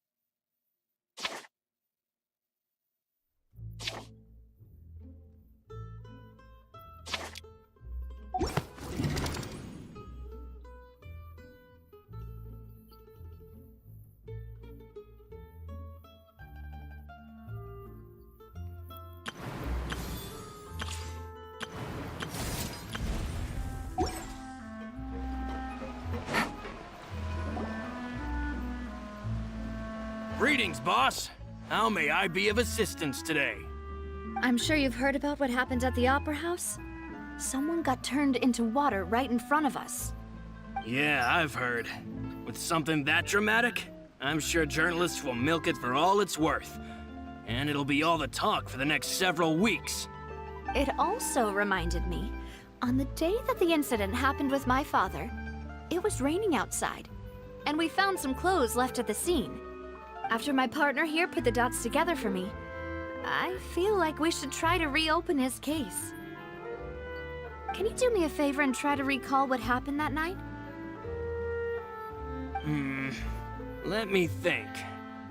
Mr. Callis was feeling pretty upbeat that day. So he was drinking and bantering away with us at the table. After that, he told us that he wanted to go get some fresh air. So we let him go without thinking much of it. Who knew that we would hear 2 gunshots ring out right after? My first reaction was that Mr. Callis's life was in danger. So I grabbed my holster and made a mad dash toward the scene. But when I got there, it was already too late. Mr. Callis was standing over a dead body with a gun in his hands. All we could do was look back and forth at each other, not knowing what to say. So you also remember 2 gunshots then? Indeed. The guard said that the first shot didn't hit anyone, while the second killed Jacques. But I've never really bought that explanation. Reason being, Mr. Callis had left his gun on the table. I even made sure to confirm that before running to the scene. But according to the guards, that doesn't mean he couldn't have had other guns on his person. About the clothes left at the scene that you mentioned, do you think there was a third person there who was turned into water? At least from our perspective, my father had no reason to kill. So he would also have no reason to bring an extra gun with him. The gun he was holding probably belonged to Jacques, or a third person on the scene. Yeah, that makes a lot of sense. So you're saying Mr. Callis ended up with the gun because he seized it from one of the other guys? But hold on. If that's what had happened, then why didn't he share the truth with any of us? He didn't even want to face the Oratrice machine, and chose instead to prove his honor in a duel. Did he lose all faith in the courts after seeing someone dissolve right in front of his eyes? About that, Malus told me a thing or two.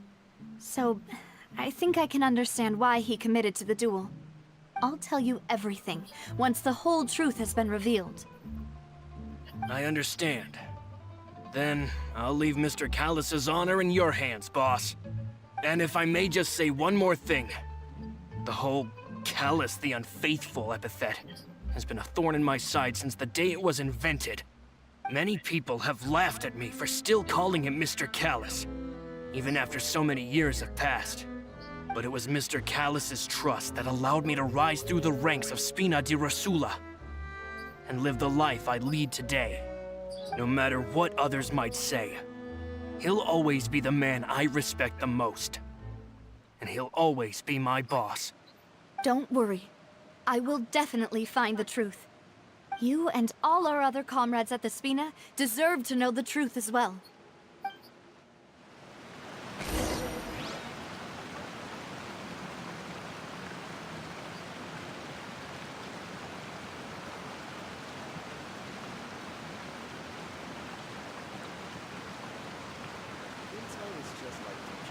I got a new letter from an informant. Looks like the situation has changed again.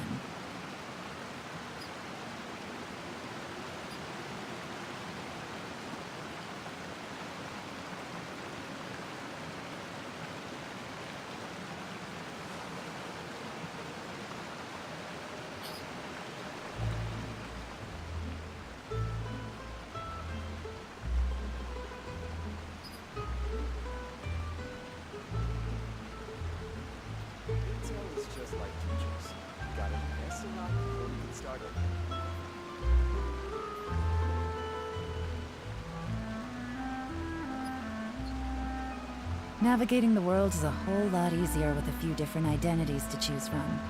Need me to come up with some for you?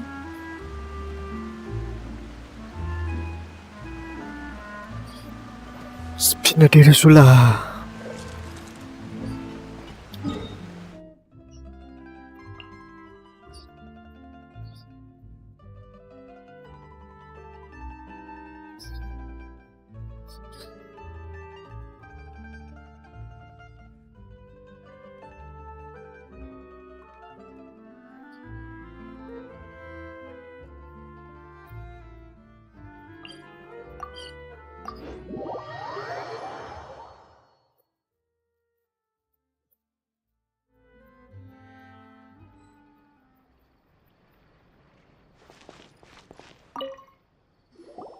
Hey, Thierry, it's me.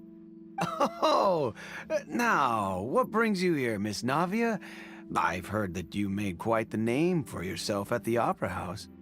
Oh, so you've caught news of that already. Oh, okay. Hey, I'm also a member of the Guards, you know.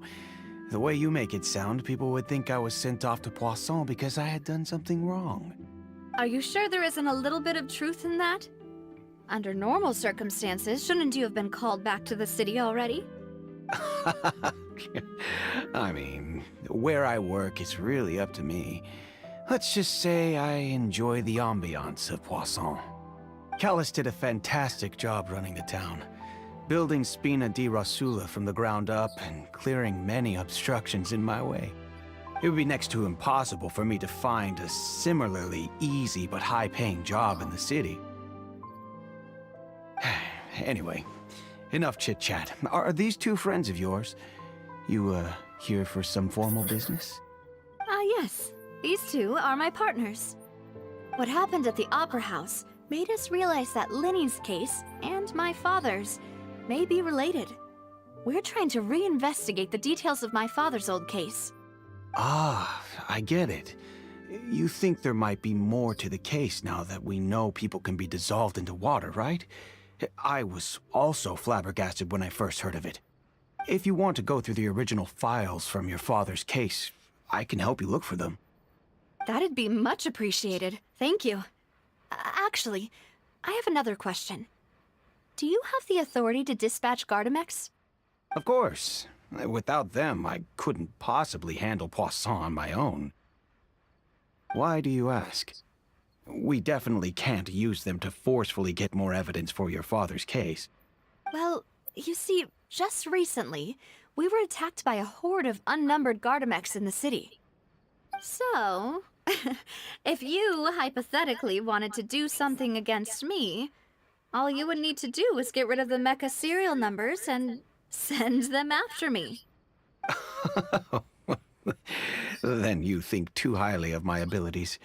Dispatching mecha is very different from controlling them. If I had to make an analogy, when you order a dish, the chef will make it for you. You can ask the chef to cook, but not to massage your shoulders or carry your baggage. If you try to make unreasonable demands, the chef would just think you're out of your mind and ignore you completely. The same goes for me and my Gardamex.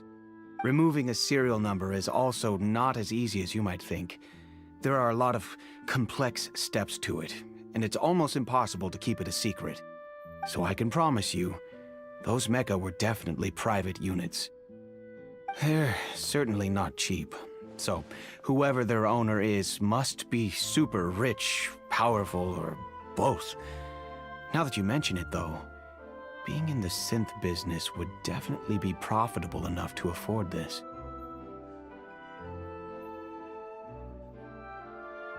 Oh, then you're officially in the clear, Thierry. Oh, thank you for the vote of confidence, Navia. Jokes aside, I'd like to wish you all the best with your investigation. I'll be staying in the city for a little while, so just come find me if you need any support from the guards.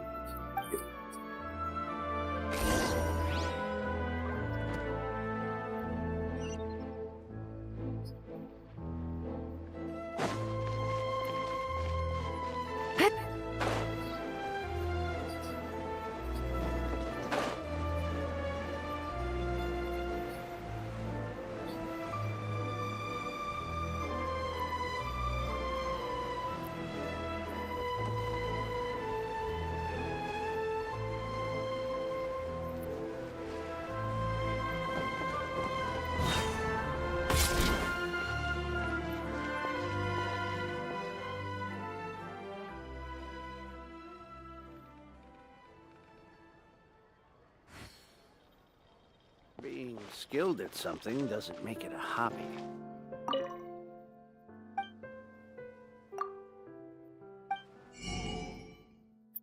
Unta.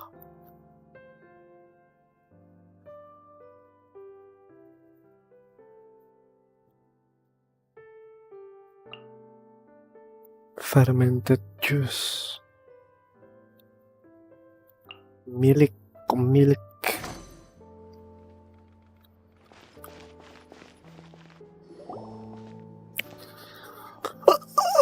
Hello. How may I help you? I'm here to see Marcel. Could you please let him know? You can just say Navia's looking for him. Sure. I will let him know right away.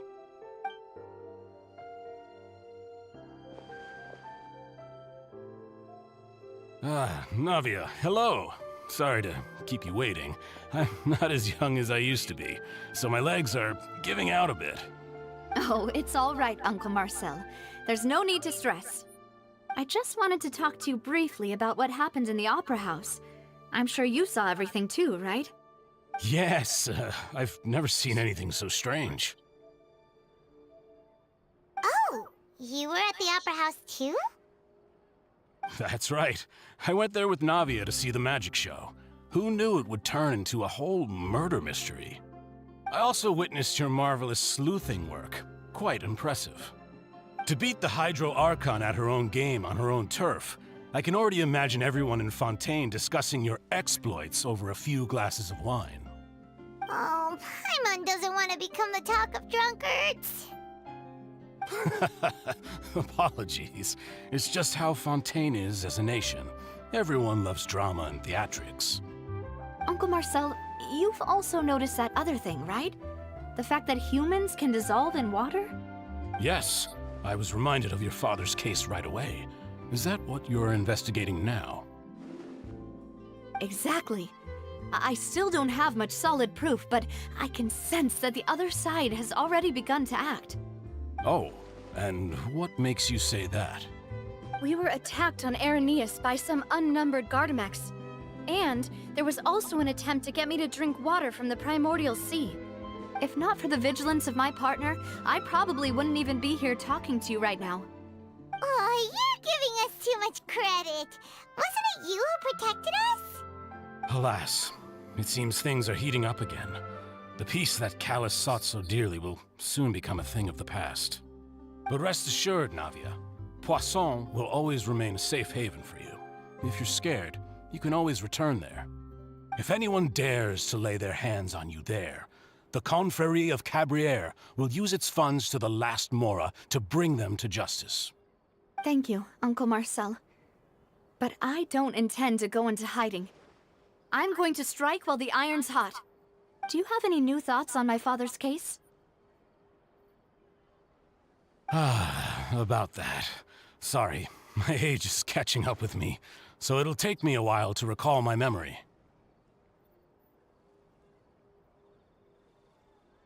The Confrérie was responsible for that banquet, so I was out and about the whole time making sure things were running smoothly. I didn't even have the time to drink with the guests. Then I heard the sound of a gunshot, and the rest was history. Oh, it's okay. No need to push yourself. We'll ask around some more, see if there are any valuable clues elsewhere. Sounds good. Just let me know if you ever need Mora. All my wealth comes from Callus's patronage and support. I'll spend however much it takes to clear his name. I'll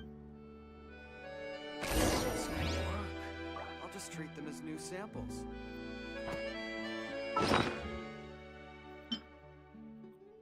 Here we go again, trying to crack an impossible case. Who would have imagined? Paimon doesn't... If Paimon was Jacques... He seems good friends with Navia. Navia called him Uncle. So it couldn't have been him, right?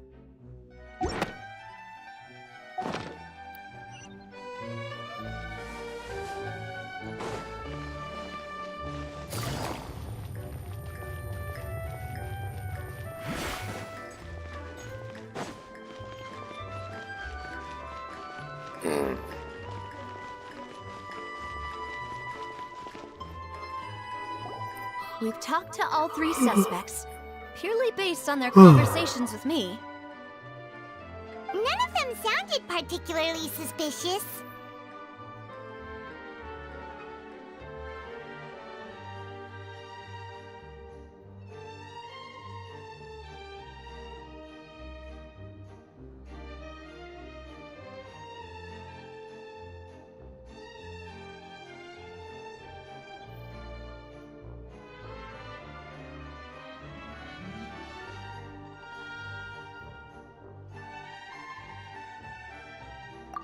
I suppose that's to be expected, though.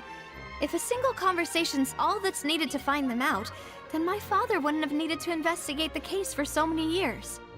Anyway, even though we didn't make a breakthrough, let's still compile what we were able to find. But where should we start?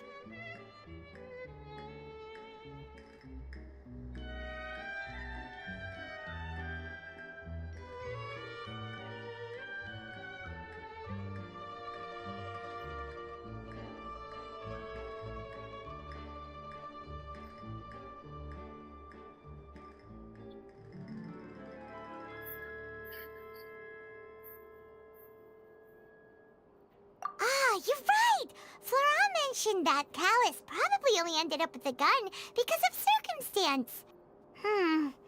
That makes sense. According to Jacques' family members, he already told them that he had been discovered, and that he had no choice before he left home that day.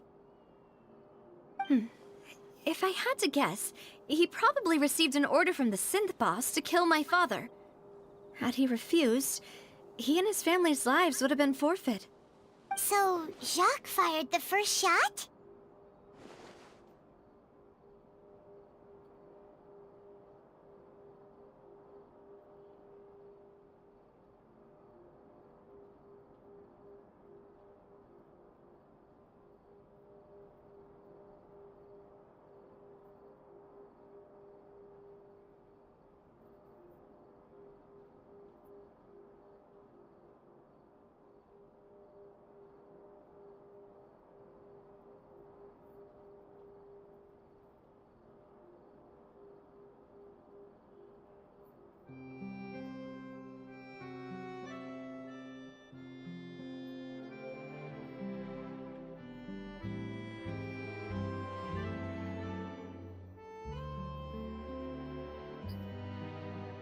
Oh? And why is that?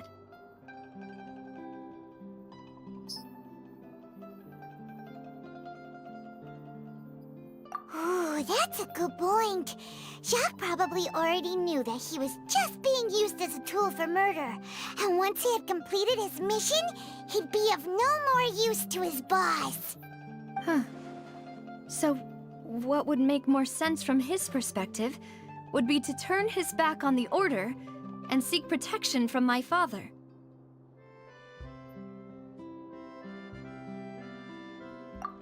Makes sense. But without evidence, that's still just a theory. Besides Jacques, the attack from the Gardamex has been bothering me quite a bit as well. It's obvious that our enemy has become more antsy after the secret of the primordial seawater was revealed. Do you think he knew, even then, that we'd follow this lead to the end? Given everything that's happened since, it's quite possible. But who among the 3 suspects would have the ability to control privately owned Gardamex?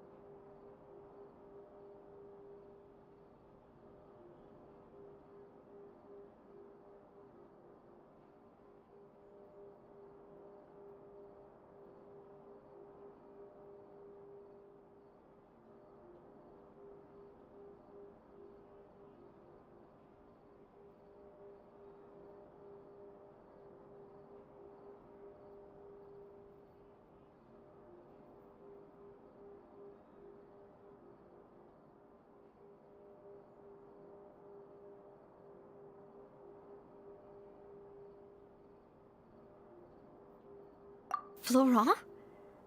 It is true that he was closest to my father, and thus had the best chance of learning about his dealings with Jacques. But as Spina di Rosula's advisor, his work mostly deals with personnel and security, so he shouldn't have much means when it comes to finances. So you're saying he's too broke to afford a mecha army? Exactly. He can't. And even if he could, I don't think he would be able to dispatch a whole group so quickly. Thierry, you say? Huh. It is possible that he's figured out a way to convert the Gardamex for personal use. But I didn't feel like he was lying when he was talking to us about the mecha. I also don't think he'd be able to keep that kind of tampering under wraps. Yeah. Had he actually tampered with the mecha, we'd be able to prove it with a simple check of the guard's inventory. If the mecha were taken from the guards, it should be pretty easy to find out when and how that happened.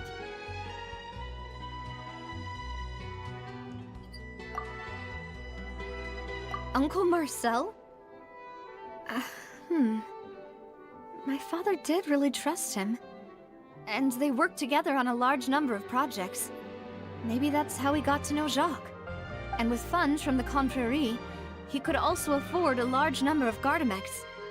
It's still really hard for me to imagine, though. After all, Uncle Marcel has been around since I was just a child. Also, wouldn't this mean he has been spending a whole lot of mora and energy to fight his own synth business? Who could it be?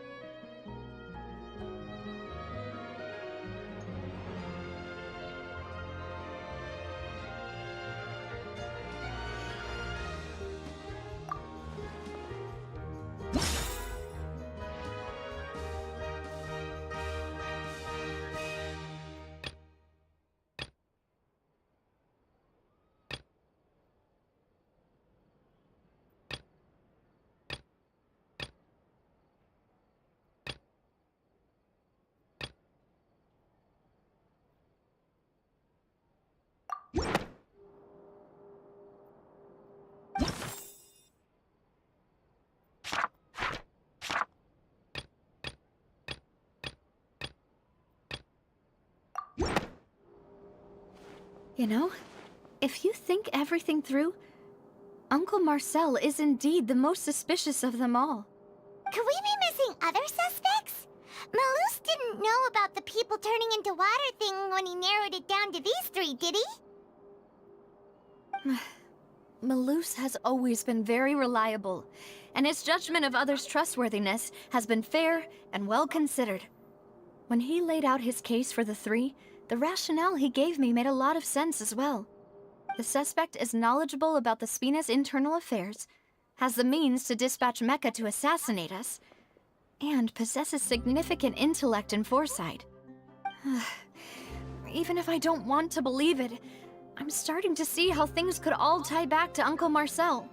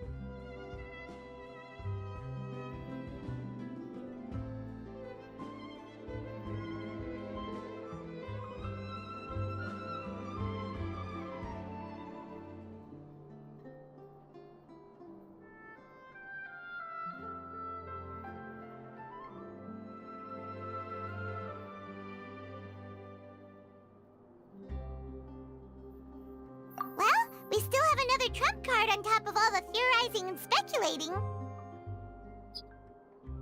Yes, Malus did say that charging straight in there would be extremely risky. But we don't have any other options right now. We need far more solid proof before we can hope to go charging in on our enemy. Navia, here you are. Oh, I've been looking for you. Huh? Aren't you the guy from the guards? Did something happen? Yeah. News came from Irenaeus just after you left. We've got another trial on our hands. Wasn't that place built specifically for holding trials? What's so newsworthy about this one? I know. But they said the person they're putting on trial is a Fatui harbinger called Tartaglia.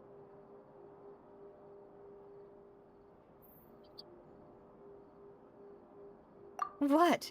Is that someone you know? Yeah, we know him. Maybe even a little too well. Well, he's been accused of being the true culprit behind the serial disappearances case. It's absurd, don't you think? Wait, how? None of our investigations have had anything to do with him. That's what I thought was strange about it, so I came to tell you the news right away. If the charge against him stands, then it'll be next to impossible to get the guards to support any of our planned investigations. Right, because they'll think they've already found the culprit. Yeah, and it'll be a lot harder then to clear Mr. Callus's name. I understand. Well, partner, what do you think we should do? We still haven't found any conclusive evidence. Huh? Split up? What do you mean?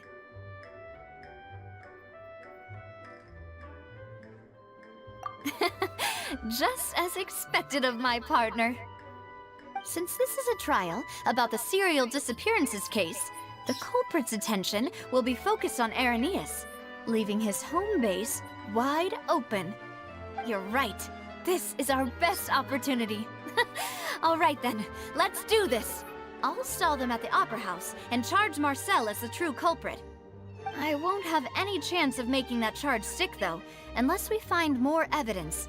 It'll be up to you to make it back in time and hand the decisive evidence to me.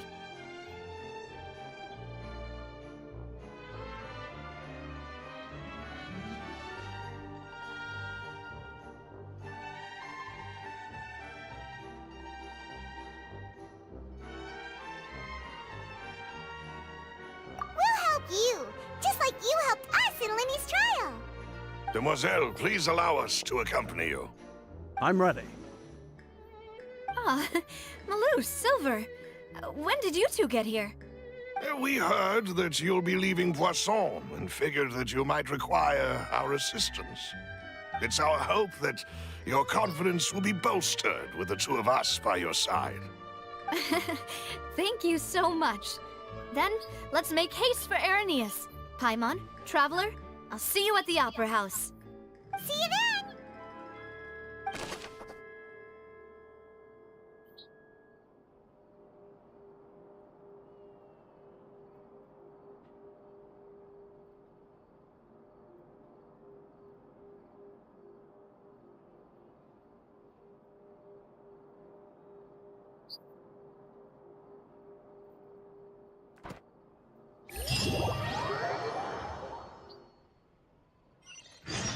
Now that Navia has set out for Irenaeus, we should also get going. The location has already been marked on the map, so let's head over.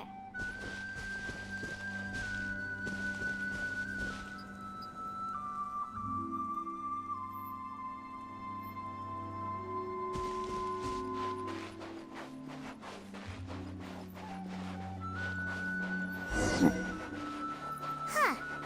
According to Malus's info, the synth production base is underwater. Let's go and try to find the entrance.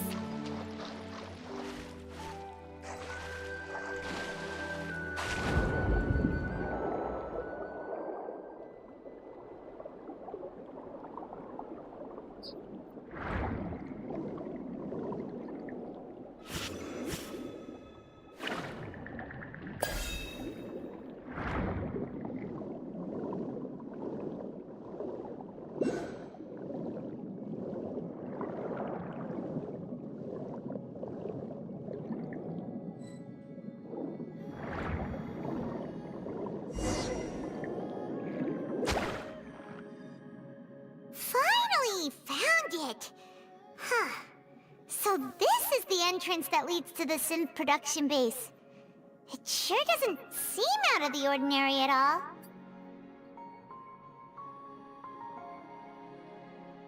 Ah, you're right.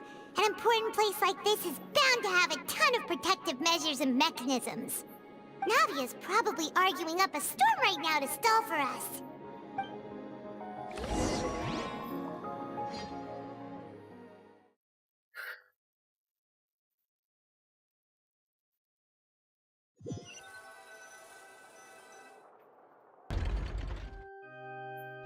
It would appear that I must repeat my question again, Mr. Tartaglia.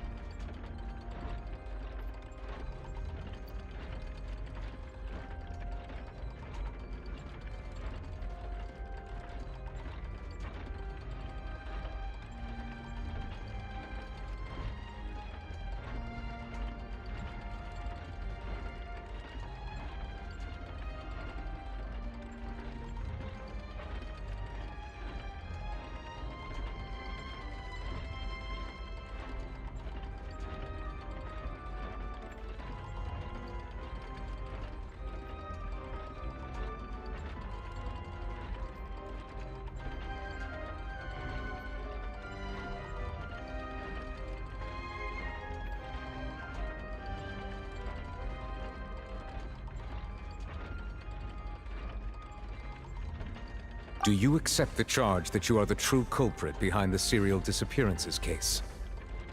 To be perfectly honest, I don't understand your country's complicated court system, or the reason why I'm being charged with something I've never even heard of.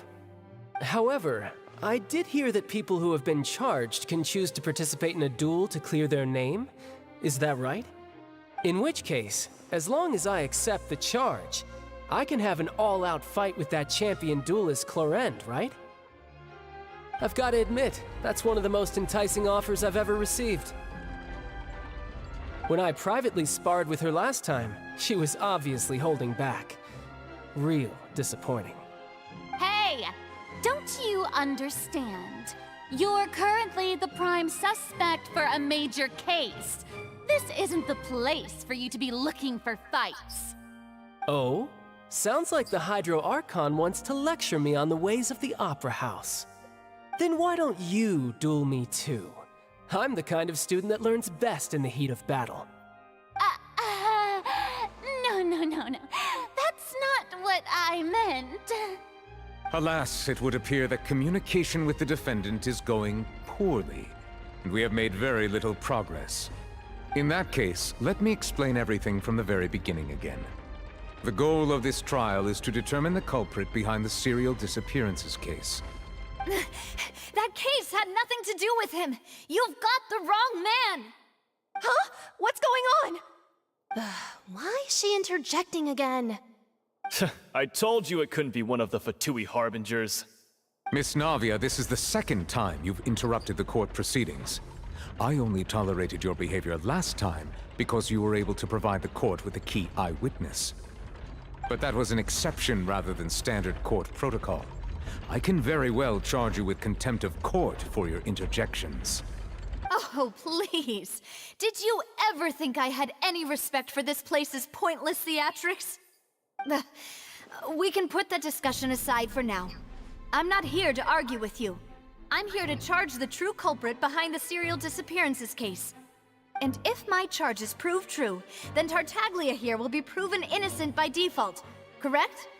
Oh, a young lady has charged in and offered to clear my name. How fascinating.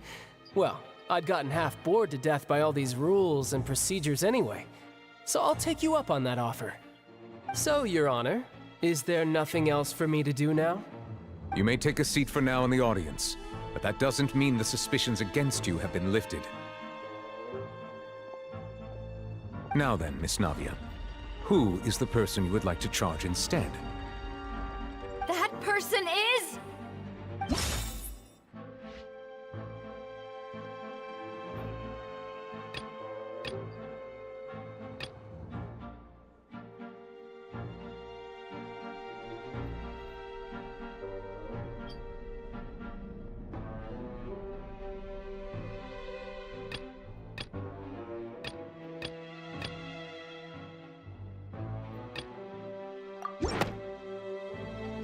Marcel, the head of Confrérie of Cabrières! Huh? What confrérie? Never heard of them in my life. I've heard of them, but weren't they Spina di Rosula's sister organization? Oh, is this going to be a friends to enemies type situation? Please let me remind you, Miss Navia, that charging someone is an incredibly serious matter. Committing to the charge also means taking on the legal responsibilities associated with it. And if the charge fails, depending on the circumstances, you may also be charged with the crime of making a false accusation. Knowing this, do you still wish to charge this man? Yes, I do. In that case, I declare the charge to be valid. Miss Navia and attorneys, please take your places on the court. Members of the guards, please contact Mr. Marcel right away so that he may stand trial.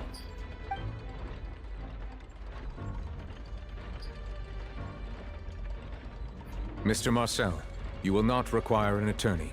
Is that correct? Apologies. It all just happened so quickly. I still haven't figured out what's going on. I think an attorney won't be necessary. This is probably just a misunderstanding between me and Navia. Very well. In that case, since both sides have now arrived, Miss Navia, please present your charges. I would like to take everyone back to 3 years ago, to the case of Callus the Unfaithful. Only through elucidating what really happened in that case can we connect all the dots for the serial disappearances case.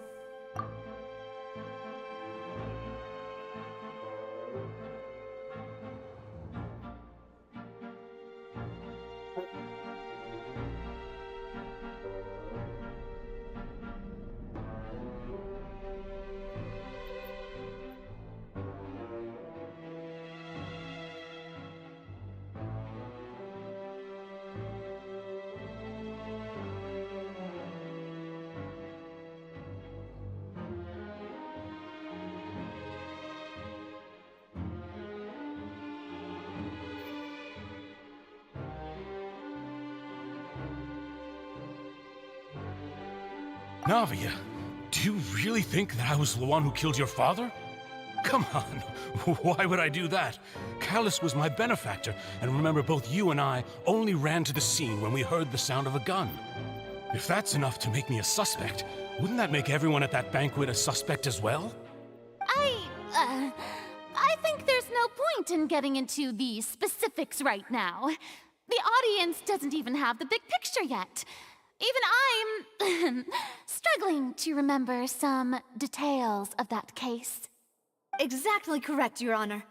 I must refresh everyone's memory about that case before I can explain my charge and reasoning. I see. In which case, I will recount the findings about that case as originally recorded by Maison Gardiennage.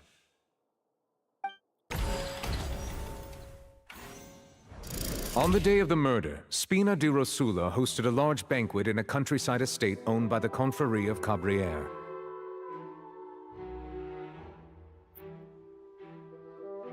During the banquet, all attending guests heard 2 gunshots from the courtyard. When the guests arrived at the scene, they found the primary suspect, Callus, holding a gun, while his acquaintance, Jacques, lay dead from a gunshot wound. The guards' investigation did not recover any other firearms from the scene. As a result, they concluded that the suspect's first shot must have missed, while the second must have taken Jacques' life. The suspect did not dispute this conclusion, and also declined to defend himself in court. Instead, he chose to prove his innocence through a duel. Callus was defeated by champion duelist Clarand in the ensuing duel, and soon succumbed to the injuries. These are the known facts about the case.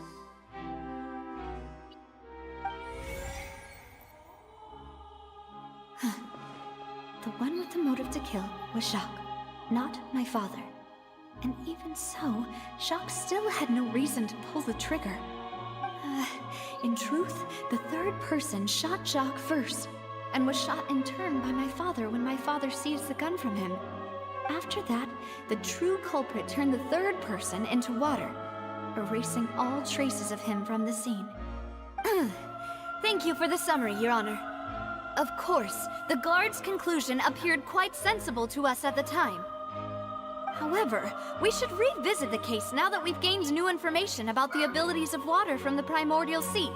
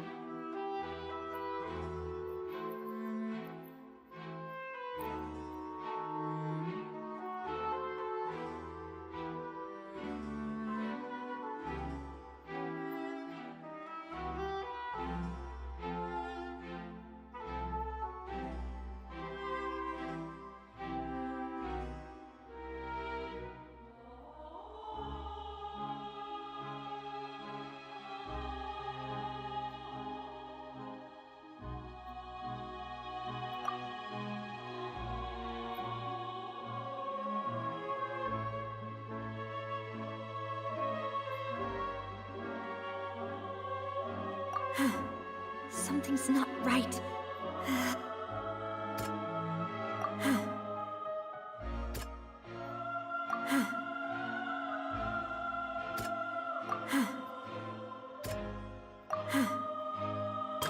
Salah terus. Buset. Buset.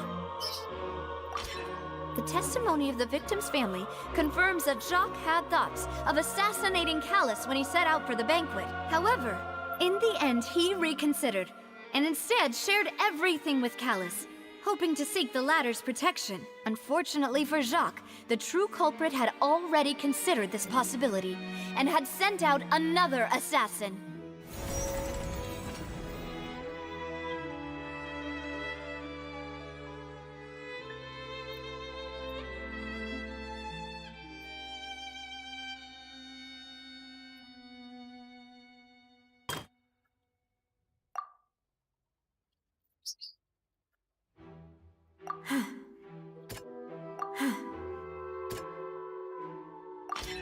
This assassin first shot Jacques, then turned to shoot Callus, only for Callus to wrestle the gun from him and kill him instead.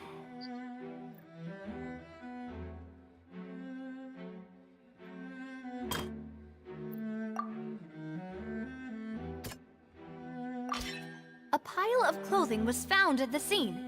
The guards once believed they were used by Jacques as a costume to disguise himself. But now, it is clear that the clothes were proof that there was a third person at the scene, and that they were turned into water after committing the murder. Since it was raining that day, the culprit was confident that they could use the rain to wash away all traces of their dissolved accomplice.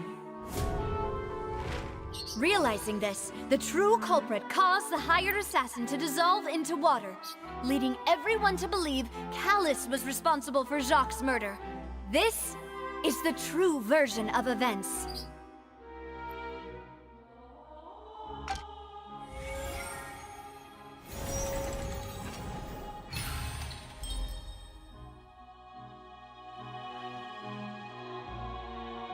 So that's what happened. Wait, you're telling me something as dangerous as water from the primordial sea has been used for all these years? What a great theory. It also explains Callus's and Jacques' respective motives. I guess they didn't shoot each other after all. Mr. Marcel, you are the one being charged with the crime. You should provide a rebuttal if you wish to prove your innocence. Ah, but I think I agree with everything Navia just said. In fact, there was nothing in her speech that directly implicated me. Then, may I ask some questions? In my opinion, we primarily need to determine two things. One, do you have the evidence to back up your claims? I'm afraid not. At least not at this very moment. Boo! If you don't have any evidence, you should just go home! I may not have the evidence with me, but I know where I could go to collect it. If we look up the deserted clothes against a record of people who went missing around the same time, we should be able to find a match. Considering the serial disappearances case, the guards probably kept careful records of all missing persons from around that time, regardless of age or gender. That makes sense to me. Monsieur Neuvillette, I would consider this to be a reasonable investigative direction. Why do I feel like Farina's acting a little differently today? Maybe she's scared of embarrassing herself again? Alternatively, she's become more diligent after charging an innocent citizen in the last trial. My second question has to do with the ensuing duel. If the truth is indeed as you described, then why didn't Mr. Callus explain himself in court? If he had testified that a person had been dissolved, he could have at least mounted a defense. I've thought about this too, and the answer is actually pretty simple. He felt there were things that were more important to him. The dissolving power of water from the primordial sea is an important secret for the true culprit of the serial disappearances case. My father could have exposed it for all to see, but he chose to take it to the grave. At that time, Spina di Rosula was in dire straits, and his reputation had already been shattered. He had no guarantee that going forward with the truth would allow the culprit to be brought to justice. What was certain, however, was that it would paint a gigantic target on my back. Boss once told me that Demoiselle had already been selected as the next target of the serial disappearances case. What? If the secret had gotten out, the culprit would have fought an all-out war with Espina right there and then. I wouldn't have been the only one in danger. All of us would have stood to lose our lives. Of course, the guards might eventually figure out the truth of the matter and determine that we were in the right. But what good would that do? How can a hollow verdict protect anyone? Had this opera house ever given my father any kind of confidence in its brand of justice, Spina di Rosula would have had no reason to exist. But by staying silent, we retained the ability to deter our opponents and continue the stalemate. I was able to become Spina di Rosula's president, which made me harder to target, as well as giving me more time to grow and learn. And once I have figured out the truth and stepped up to the challenge, I will do what this opera house cannot, and restore my father's truth and honor back to him. So, you mean to say, your father intended to die in the duelist's ring? That's right. Do you have any proof? Of course. All you need is to ask his opponent, Clarand. I don't need your apology, your guilt, or your support from the shadows. You don't have to do anything for my sake. But since he entrusted his will to you, Clarand, you should tell us the truth about his sacrifice. So, during the duel, did you believe that Callus was intending to die? Yes, I did. As a champion duelist, I've fought many battles and taken a countless number of dishonored lives. In my line of work, I've seen all kinds of people give their all for the faintest hope to continue living. Some were determined, others passionate, and some even manic and twisted. Just one look and I can tell if a duelist is hoping to live or if they're looking to die. I hereby swear on my name and honor as a champion duelist that Mr. Callus never intended to leave the ring alive. Since that's your testimony, I have no more questions. It appears there really are good grounds to reopen this case. I concur. However, Miss Navia, you still have not explained the link between your father's case and the serial disappearances case. Right? What she said was fascinating, but kind of beside the point. Wait, weren't they just talking about the serial disappearances case? Of course, Your Honor. The two cases are connected via a matter of timing.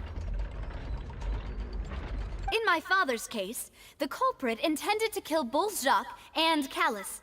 As a result, they planned to act after hearing 2 gunshots.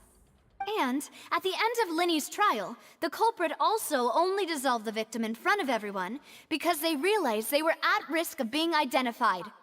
The culprit could only time their actions so precisely if they were already at the scene. Coincidentally, Marcel attended both the banquet and the trial. So that's why you suspected me. Even after hearing your reasoning, I still can't help but find it a little preposterous. I'm used to it, though. You've always been an impulsive and sentimental child, Navia. It's one of your most endearing traits. No need to appeal to pathos. I won't try to refute your points one by one, but even if everything you just said was true, can you prove that I was the only person present at both events? On top of that, does a person have to be physically present to control the timing? Can't someone remotely monitor the place?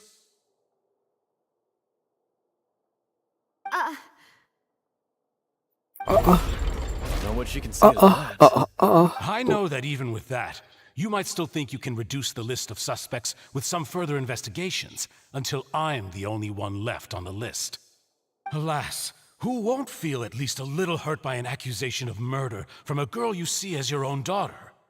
But if I were to dismiss this completely, you'd also think I'm not being considerate of your feelings. Ah well, let Uncle Marcel teach you another lesson. Do you know what the biggest flaw in your reasoning is? I suppose you're gonna tell me anyways. It's timing again. I'm a businessman by trade. From that standpoint, there's no reason for me to kidnap young women. It's a high-risk action with nothing to gain.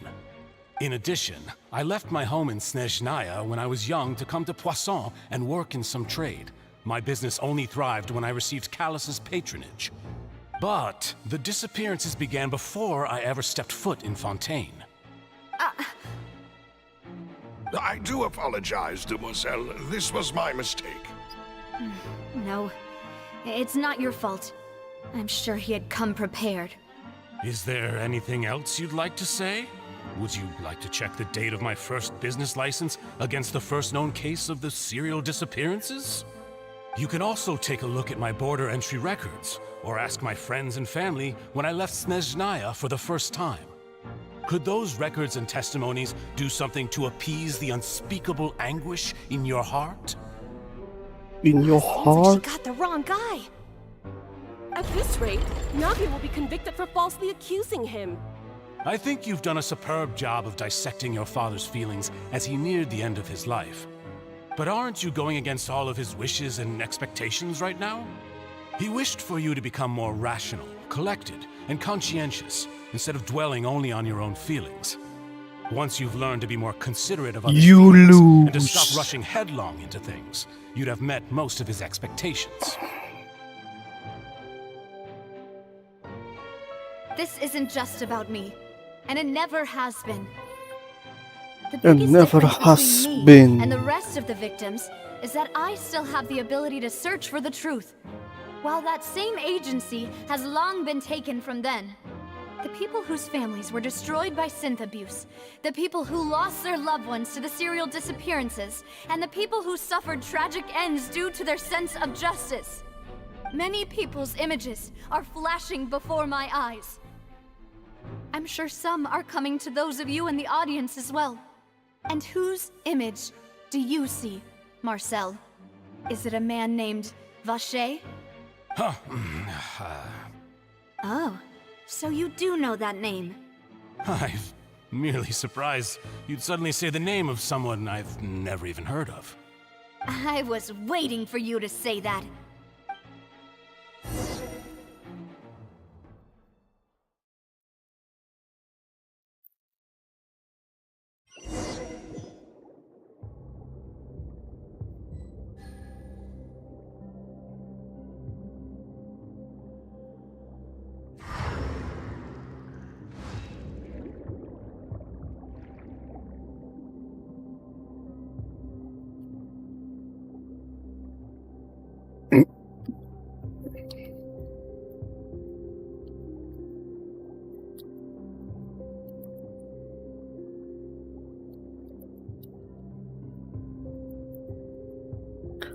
Bobo.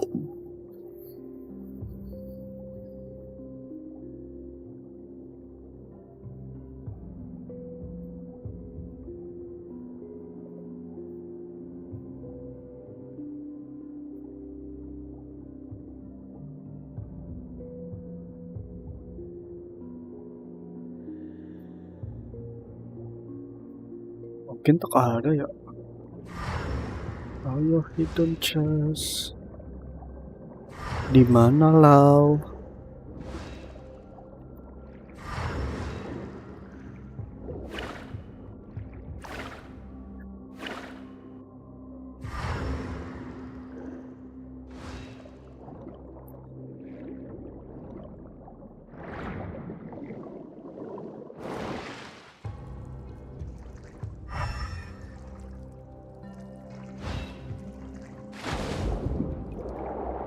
Oh itu.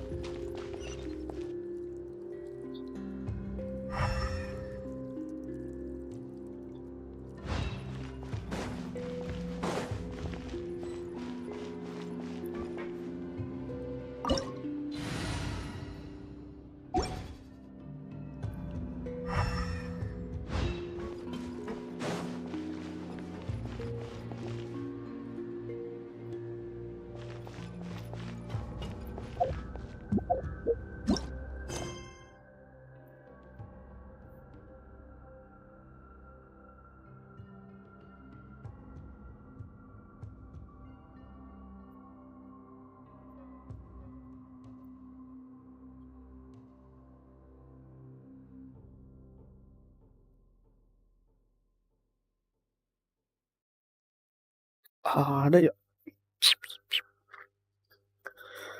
Kira bakal ada something, ternyata nothing.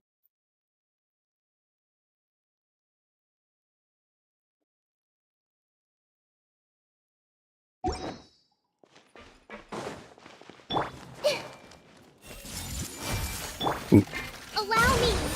Our bond is strong! Busted.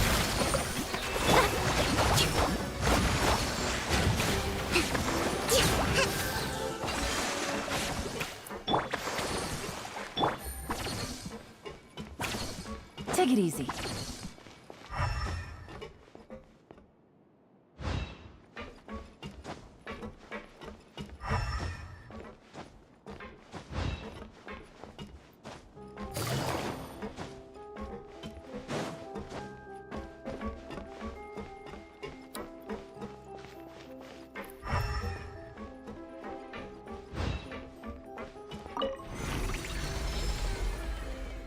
Whoa! The floor is going up! Is it because of this mechanism in the middle? That guy really prepared a lot of stuff for this place.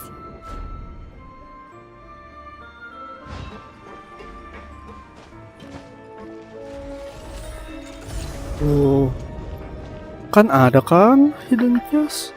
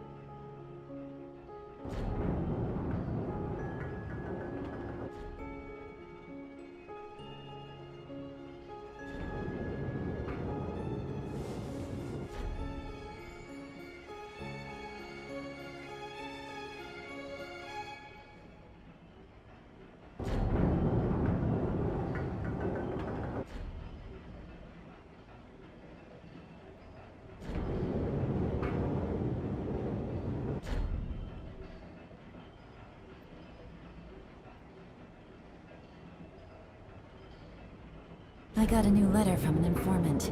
Looks like the situation has changed again.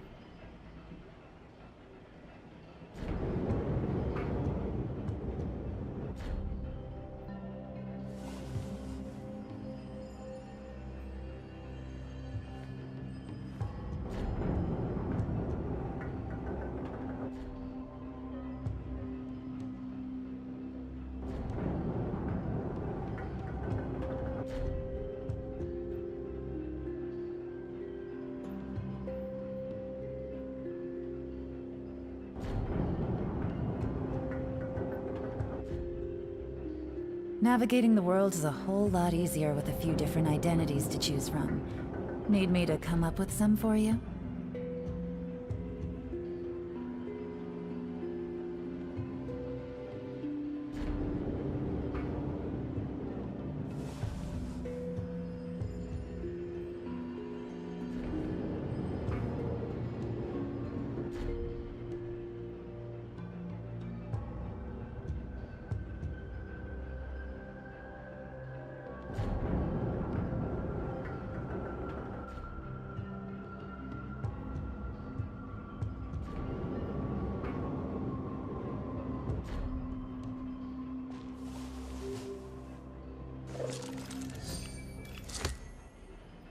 Aduh, treasure chest-nya dilewatin. Tolol. Aku nyari treasure chest. Bodoh.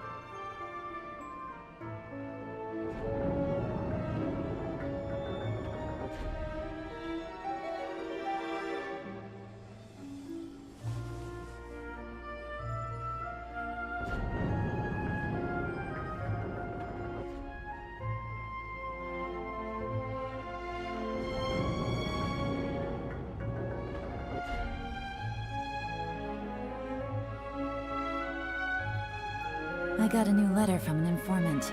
Looks like the situation has changed again.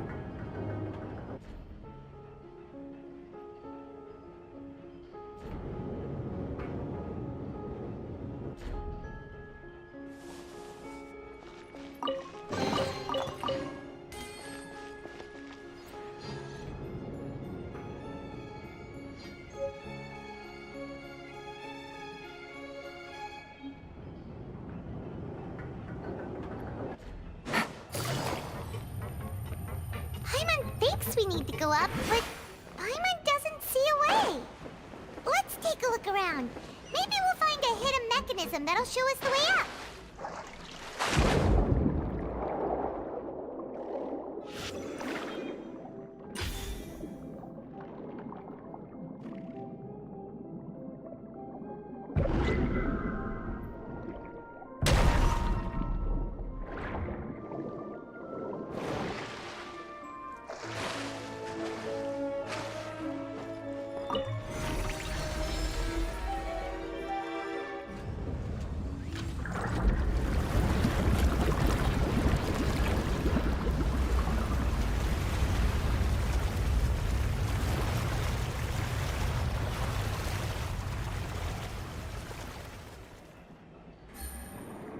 The water level is rising. Now we can swim to the top. But this is still a ways away from where we need to go.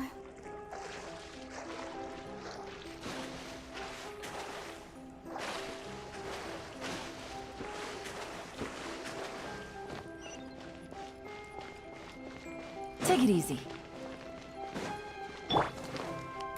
Everyone hold hands. Hold the line. Gotcha.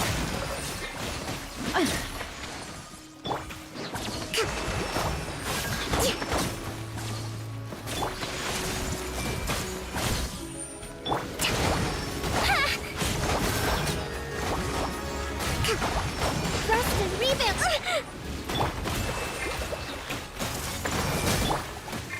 Stand with me!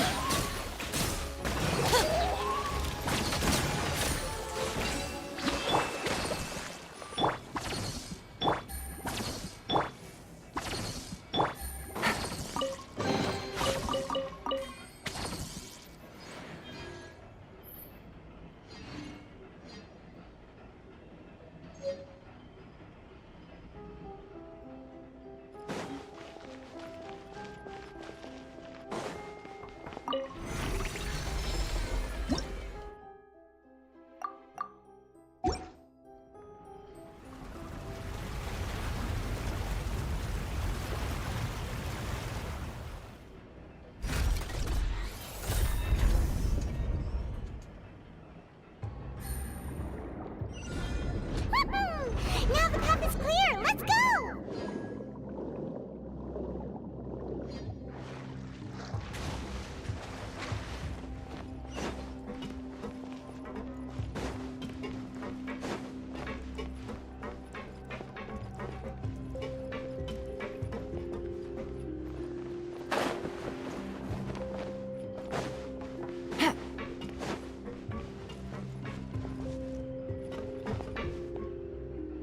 Take it easy.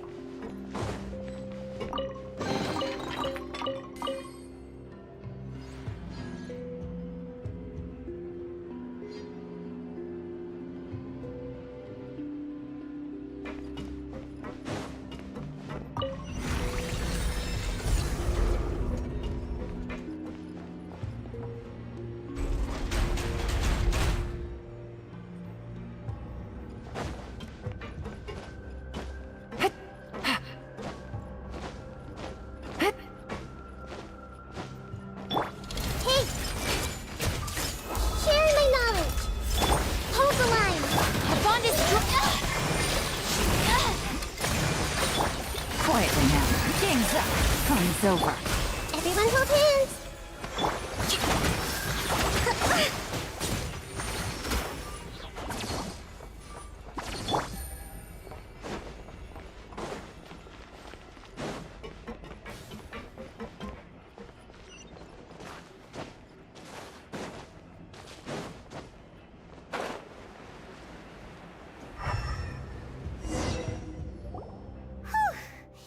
After all that, we finally made it to the innermost sanctum. Though, as expected, the mastermind isn't here. That's right. Then let's hurry up and find some evidence so we can get back to the Opera House and help Navia.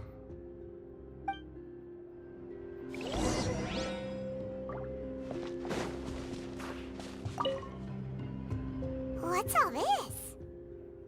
It's a bunch of really cute things! Pink accessories, a hair tie, a necklace, even a makeup box!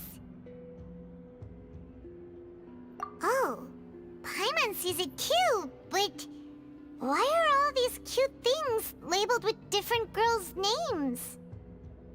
Huh? You mean the girls from the serial disappearances? They were brought here? And then they were turned into water. And all the boxes of things. These names. That means... Oh, this is terrible.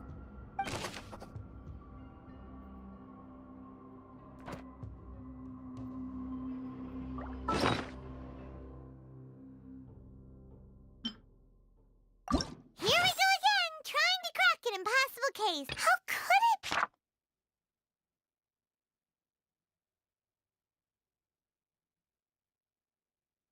The more Paimon looks, the...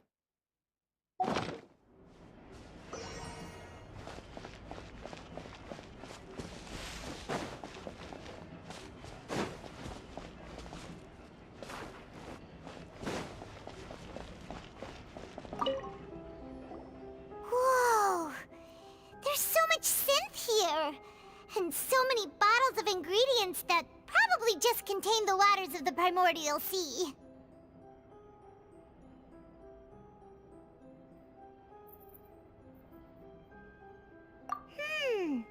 Mixing in progress. Ready to drink? Stock sample? Huh. They've also got all the synth pretty clearly labeled. Whoa, there's even fruit-flavored synth?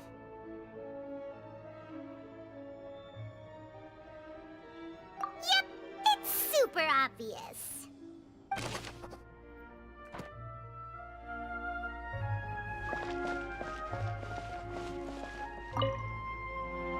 What's this over here? Looks like some kind of place for research. Experiment number 16 aims to verify Jacob Ingold's research conclusions on the primordial sea and use his theory as a foundation to achieve a breakthrough. The experiment was a failure. No individual managed to resurface from the water from the primordial sea. Female specimens 22, 23, and 24 were dissolved.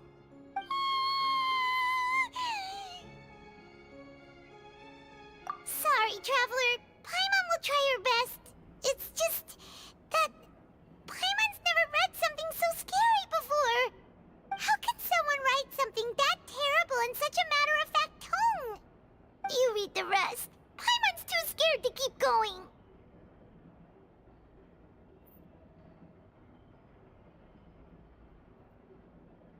So that's why he did all of these experiments.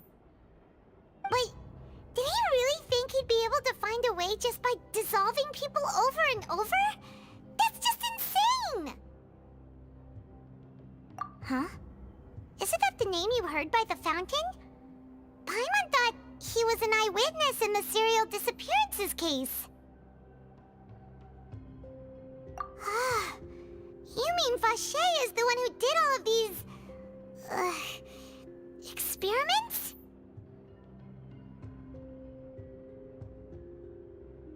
So that's it! Vache was no victim, but personally took his lover and... No, that's not it either! If that's the case, why would he want people to resurface from the water? In any case, Paimon will write it all down.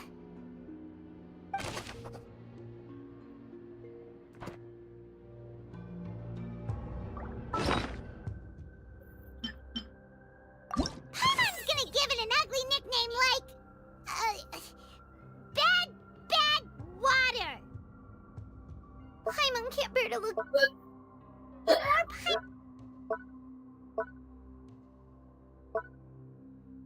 The more Paimon looks, Paimon's gonna give it an ugly nickname like...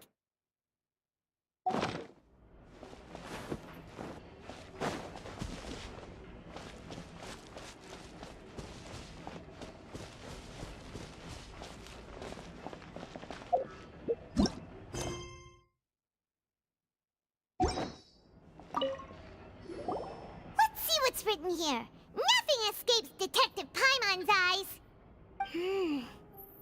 Callus. Navia's father. Oh, this seems to be an investigation report on him.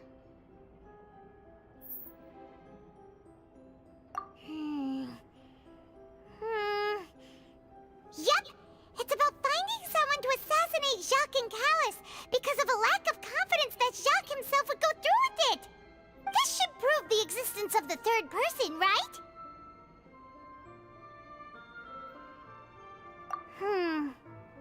We still have not determined the exact content of the key information Callus has passed on to certain members of his organization.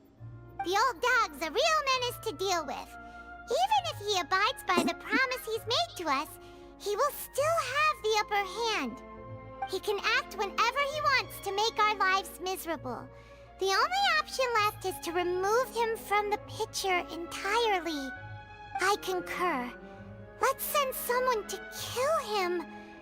He won't declare war as long as we don't touch Navia. Oh, seems like we've got a bunch of correspondence between the higher-ups.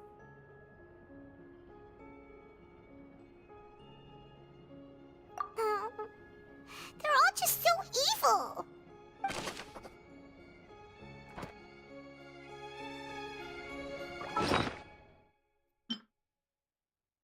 Paimon's gonna give it an out. They should be able to prove Navia's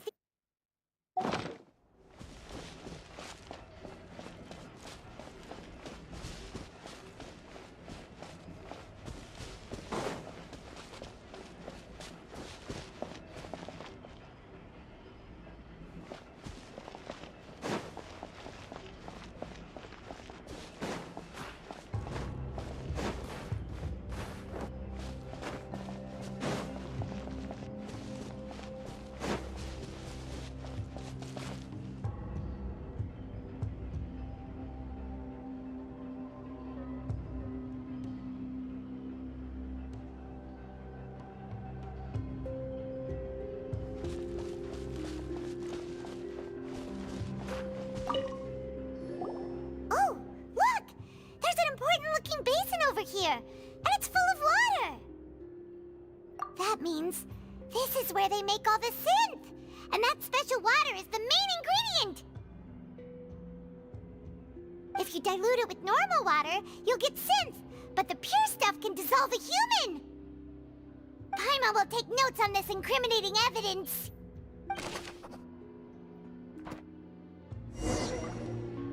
We've looked at almost everything here, and it seems like our theories were spot on.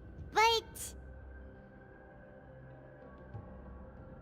yeah, we haven't found anything that reveals his true identity.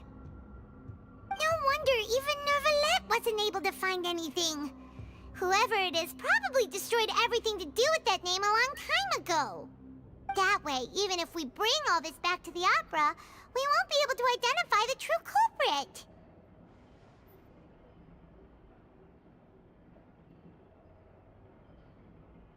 Sure thing.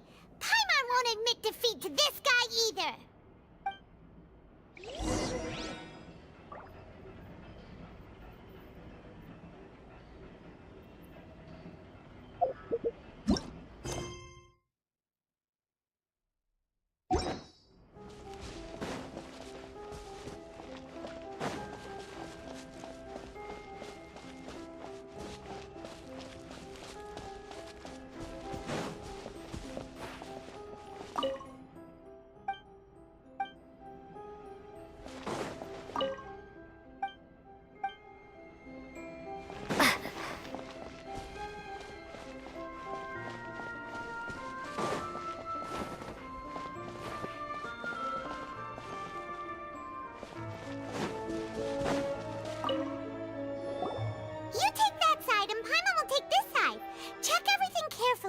We'll find something for sure.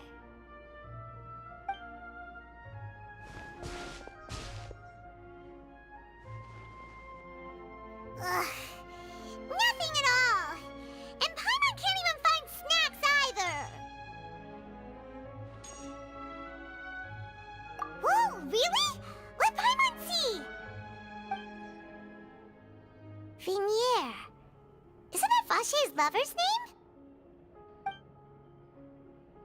Then you found her diary. Let's see. Aw, it's just a normal diary chronicling their love story. She was so sweet, too. Oh, Paimon feels even worse for her now.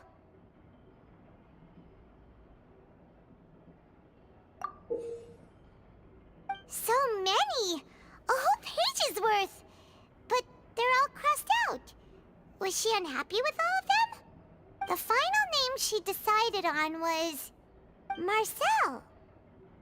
Wait, but Marcel's pretty old. Has this case been going on for so long that he's Vache and Vinier's grown son?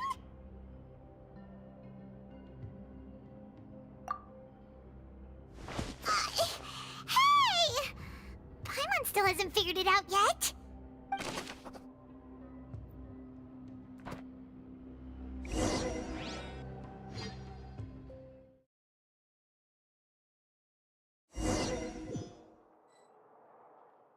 And whose image do you see, Marcel? Is it a man named Vache? Oh, so you do know that name. I'm merely surprised you'd suddenly say the name of someone I've never even heard of. I was waiting for you to say that. Navia! We're back!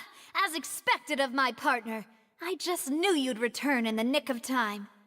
Just how often do you intend to flout the rules of this court? It's all right, Monsieur Neuvillette. Given their confidence, I expect they've found the crucial evidence.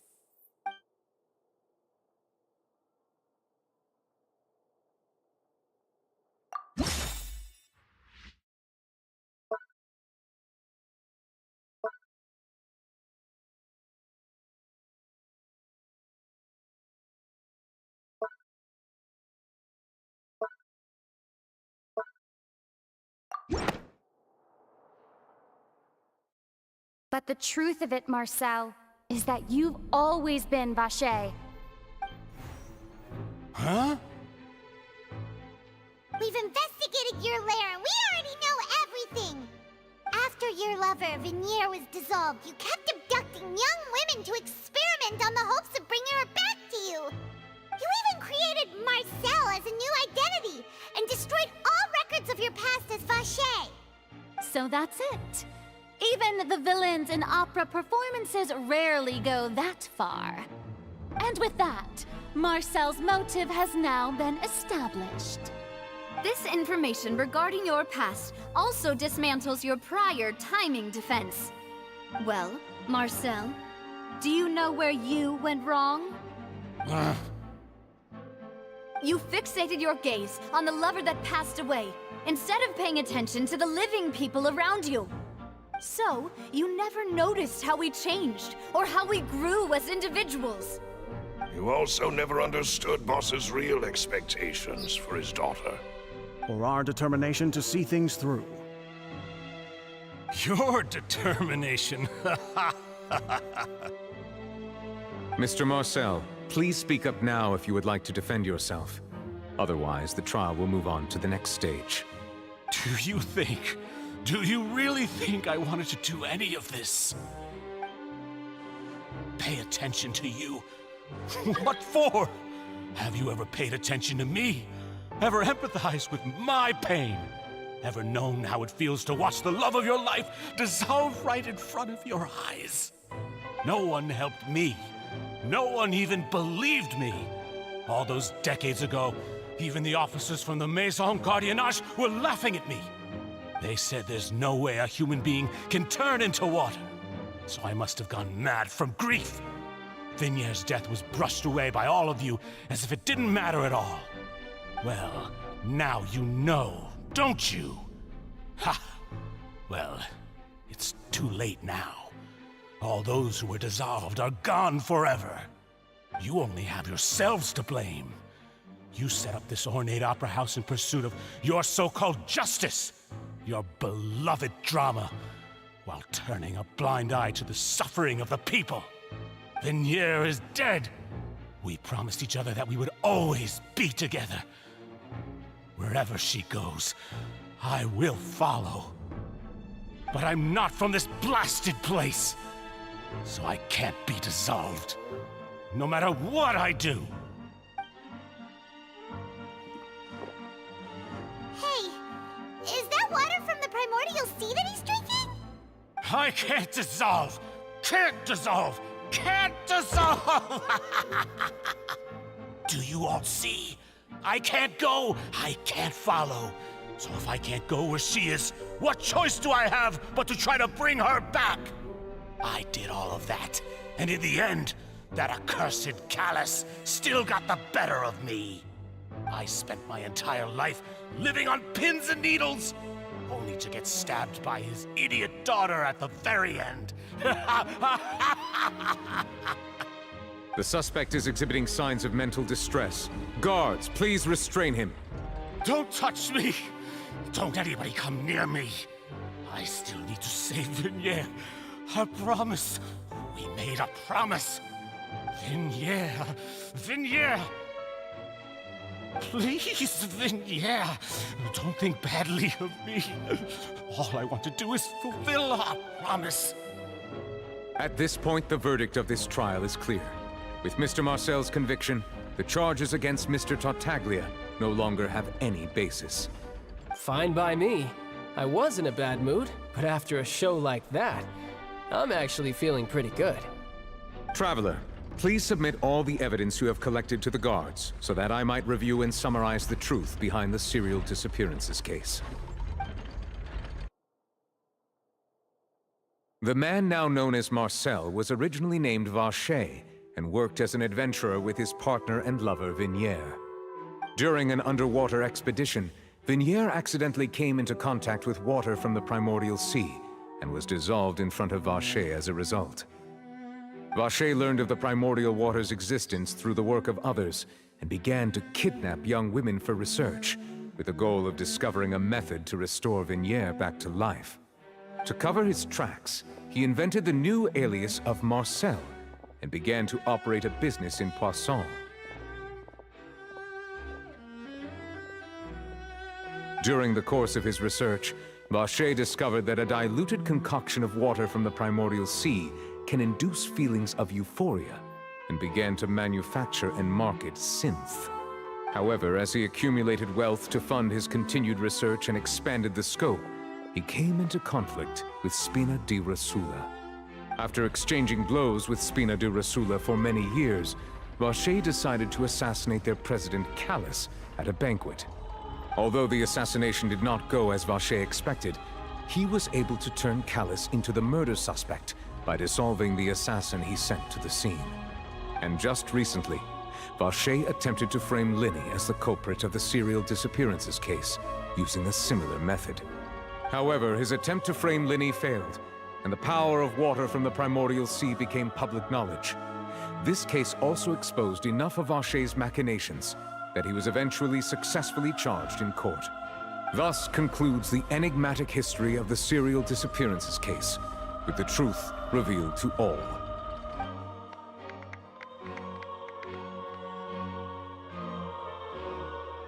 The oratrice will now deliver the final verdict regarding the charges against Mr. Vacher.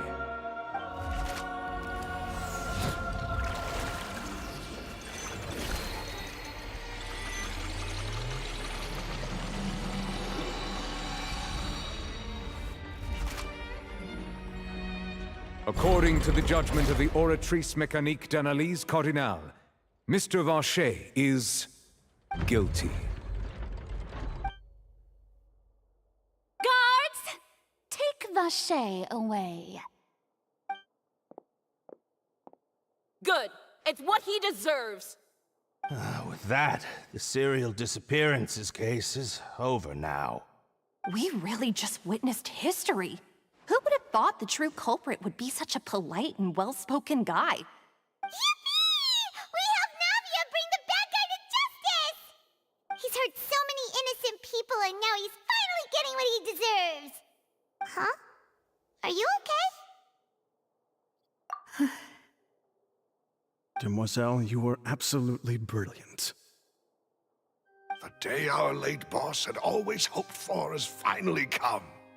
You can rest easy now, knowing justice has been served. Yeah. It's finally over. It's all thanks to you guys. And my partner. See, Papa? Spina di Rosula's still doing well with me at the helm. Well now, hasn't this been a most delicious piece of drama? The villain has been caught, justice has been served, past wrongs have been righted, and it's a big ol' happy ending. Since it's been such a great show, I'll just let the false accusations against me slide. Either way, I've still got some business to attend to. So, if you'll excuse me... Please wait just one moment, Mr. Tartaglia. What now? None of this has anything to do with me. According to court protocol, since this trial was initiated due to a charge against you, a verdict must also be made regarding the initial charge before the trial can conclude. Oh, come on. Is this really necessary? Haven't you already caught the real criminal? Isn't it time for side characters like me to exit stage left?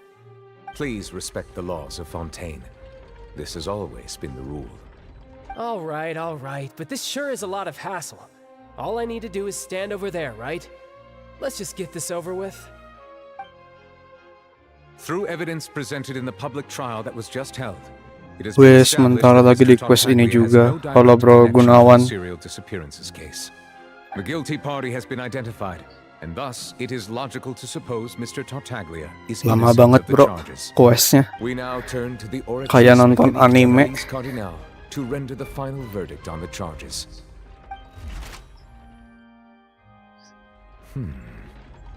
According to the judgment of the Oratrice Mécanique d'Analyse Cardinale, Mr. Tartaglia is guilty. What? Hey! That's not funny!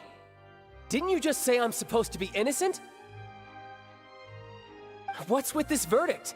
Is your justice machine malfunctioning? Huh? This has never happened before. The Oratrice actually returned a different verdict from the Chief Justice. I mean, have you ever heard of an innocent Fatui Harbinger? Do you think the Oratrice might have just convicted him on general principle? But weren't the charges about the serial disappearances case? No matter what else he's guilty of, it shouldn't affect the verdict in this case, right? The judgment of the Oratrice Mécanique d'Analyse Cardinale is, by law, the final verdict of the court. We must accept the guilty verdict. Guards, please take the suspect into custody per court protocol.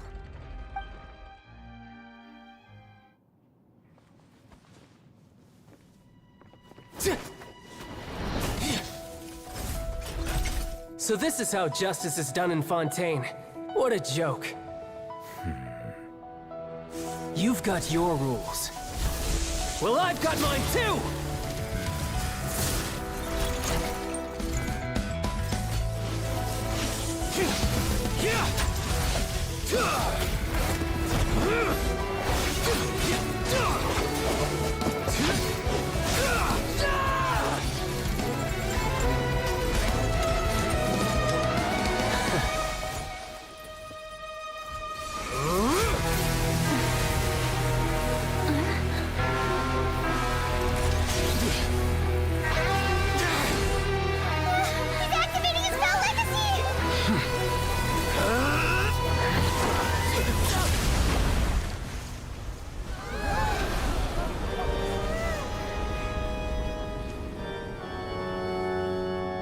I am sorry. If you have been wronged, we will find the truth. But the rules of the court must be upheld.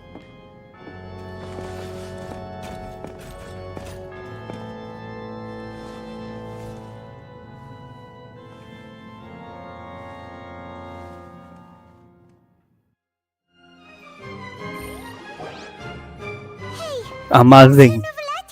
Amazing. Apologies. This is also the first time I've encountered such a situation. However, according to the rules established at the conception of Fontaine's court system, the Oratrice's judgment is the final verdict of the court. All I do is follow court procedure. As for why the Oratrice arrived at the conclusion it did, you should probably ask someone more knowledgeable than me.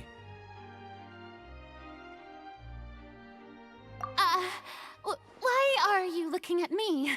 I had nothing to do with it! I don't know what happened there either! Hey, stop staring at me! What does Lady Farina mean by that?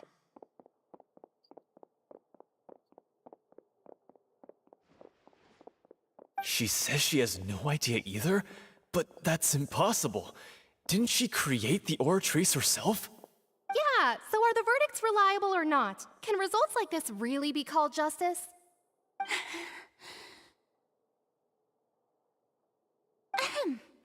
My dearest citizens, did you really think we'd allow an incorrect verdict to be handed out in this court?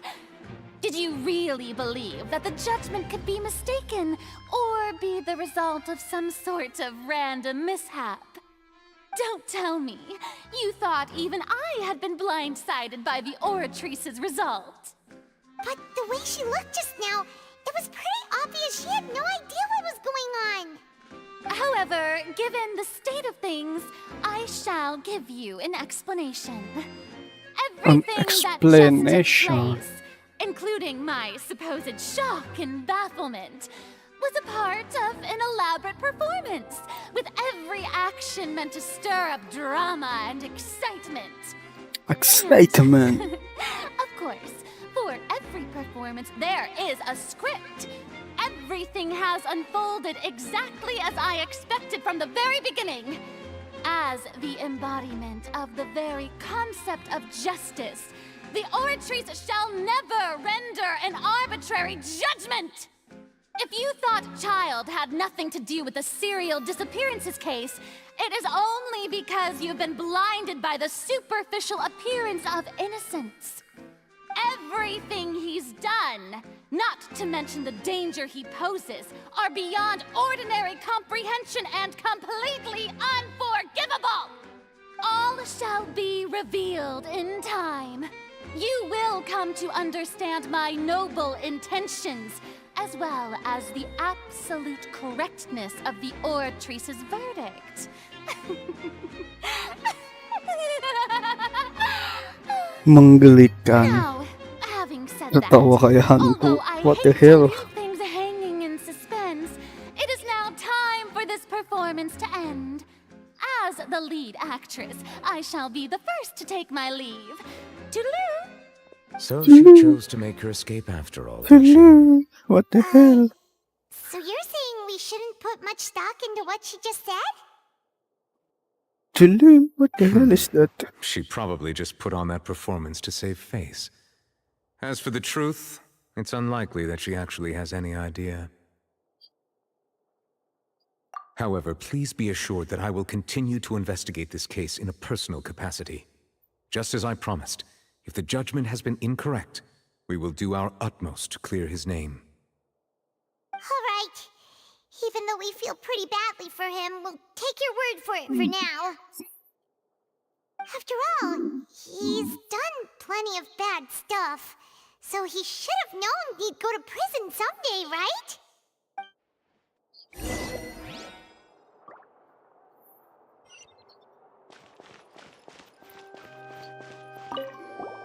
Oh, Monsieur Nervalet! That power you showed when you took him down. Who are you really? I'm the Chief Justice of Fontaine, of course. If officers of the law lack the strength and capability to enforce it, then it makes a mockery of justice.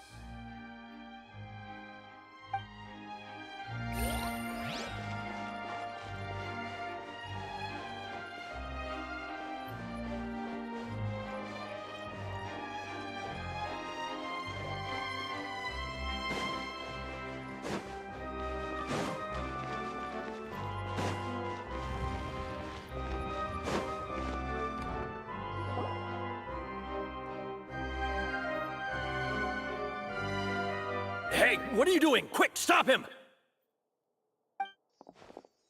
Traveler! Hey! Traveler! Marcel! What are you doing over here? Stop resisting arrest! Cease, or we'll add another charge to the list. No, wait! I just want to ask the Traveler something. I'm not looking to run away. Please, just let me ask this one small thing. Go on. Thank you. I was being led away when I finally realized something. Where did you first hear the name Vache? I erased all records of that name. So, unless... Are you still trying to prove your innocence? Give it up. You've already been convicted. Really? You did? You're sure? You met her? But how could that be? How did you manage to do it? The Fountain of Lucine? Then she's been so close to me all along. And I just never... Please give me a chance to talk to her again. Just let the Traveler take me to the fountain to see her one last time. This is the last request I'll ever make in my life. You can do whatever you want to me afterwards. I don't care. What? Give an inch and you want to take a mile? Do you think serial killers get to make requests like that? wants when he's only done a ton of super terrible things? This request, is it worth as much to you as your life? Of course! Wait, no. It's worth even more than my life. Humans. Will they betray the instinct to live just to satisfy spiritual needs? Very well. I will grant your request. Your Honor, I fear that... I will go with him. You do not need to worry about any escape. In that case, I shall leave him in your most capable hands, Chief Justice. Thank you, Your Honor.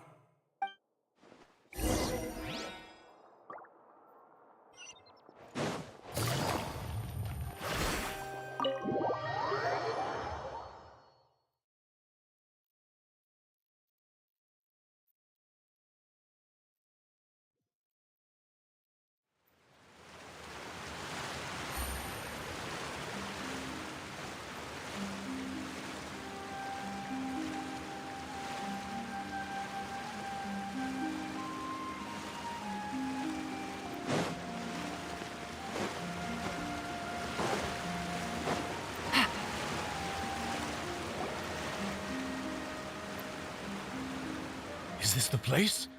You said she's here, but what do I need to do to see her?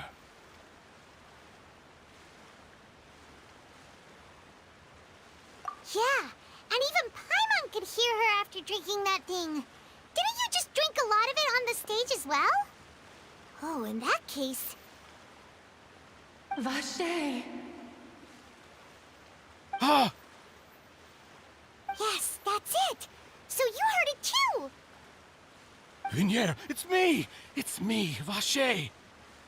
Vache? Vache! I'm here! Where are you, Vignere? I'm coming for you. I'm finally here for you. Hey, wait! Be careful! Hey, wait! Vignere, is that you? It's me, Vache! Vignere! Vache? Why did you come? Didn't I say? You don't need to look for me. You look a lot older than I remember. How long has it been? It's been more than 20 years. I've suffered for over 20 years since the day you left. All this time, only the thought of bringing you back has kept me alive. Nothing else mattered to me. I must be dreaming. Who would have thought I'd get the chance to tell you all of my feelings like this? Vignere, you are my everything. I really don't know how I could live without you. But Vache, if you ask me, this world would be better off without you. What are you saying? If not for you, I would have finished my law degree and probably become a top-tier attorney one day. If not for you, I would have continued to pursue my love of the arts, and my works would have been displayed in the Palais Mermonia itself. If not for you, I would at least have been able to take care of my mother. And she would not have grown old and died alone, with nothing but the tears on her cheeks. It's all because of your selfishness, Vache. It's all because of you. You... Wait, you are not Vignere. Who are you? You're right. I am not Vignere. I am the sacrifices.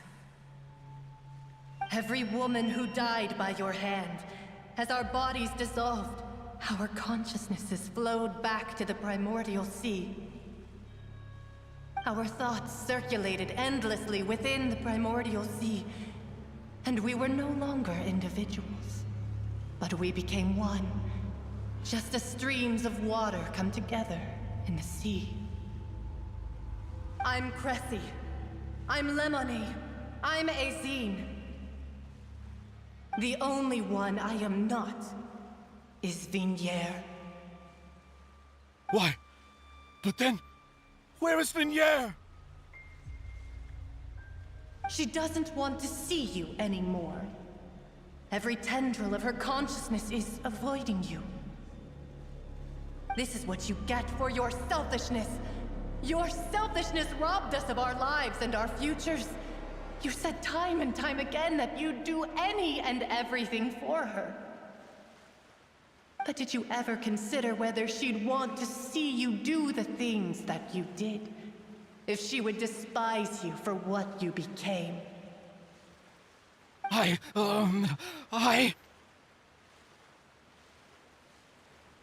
You are a liar, a heartless murderer, and a cowardly narcissist. The only thing you are not is Vignier's beloved. From the moment your first victim died and her consciousness merged with Vignier's, she has had nothing but pure hatred for you.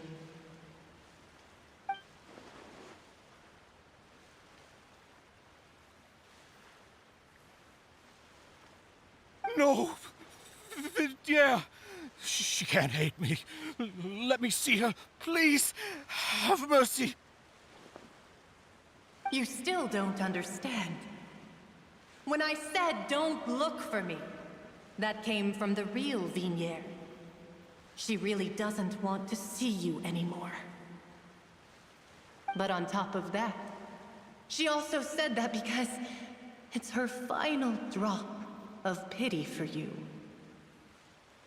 She said that because she knew that if you did come here, we will show no mercy to you.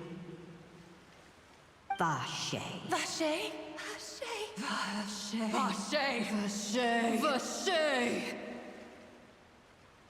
Drown.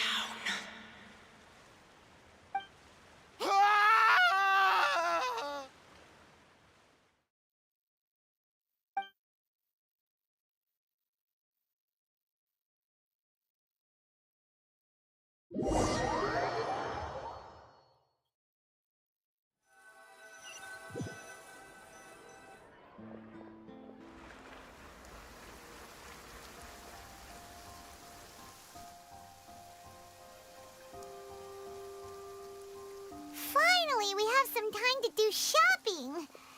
Gosh, it's really been a long time since we've been able to relax. Well met, partner. I knew something great was going to happen when I woke up in such a good mood today. Even this weather can't put a damper on the demoiselle's mood. It's a pleasure to see you both again. Oh, hey, Navia! It's been a few days. Paimon's already started to miss you. Oh, now that I believe. I'm easy to work with and always bring home the bacon. Who wouldn't treasure having a partner like me? Sounds like you're really enjoying life these days, Navia. What have you been busy with since the trial? It's just been one thing after the other. I've been making non-stop trips between Poisson and the courts in Sen. Everyone from Spina di Rosula organized a memorial for my father. We never held a memorial when he first died, since everyone knew that even if we held one back then, no one was going to come. This time, though, everyone in Poisson, and even many people from the court, all attended. So his name's definitely been cleared now. That's what we like to hear. It's been the dearest wish of Demoiselle all along. That blasted stubborn fool. I was right to put my faith in him. I'm so glad I didn't give up on the case all those years ago.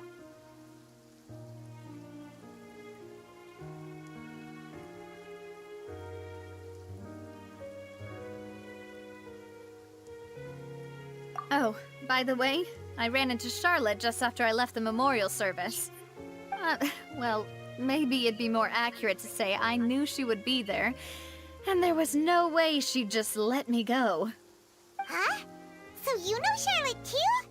The Charlotte? Journalist from the Steambird? Yeah, Way back when I first became the president of the Spina di Rosula, she was all over me. Wouldn't take no for an answer. I believe the story was called The True Heart of Darkness, Secret Tales of the Yellow Rose. To be fair, though, it was a really flattering feature. So, we've been on pretty good terms ever since.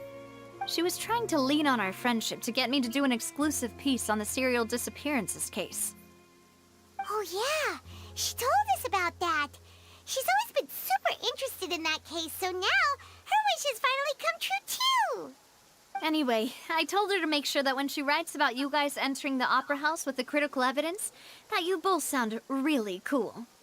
Now that's another thing to look forward to. We trust Charlotte's skills with a pen for sure. Oh, and in other news, I also took Clorand out for a meal. Oh, are you two on better terms now? While you were investigating Vache's headquarters, Clorand gave testimony on my father's behalf.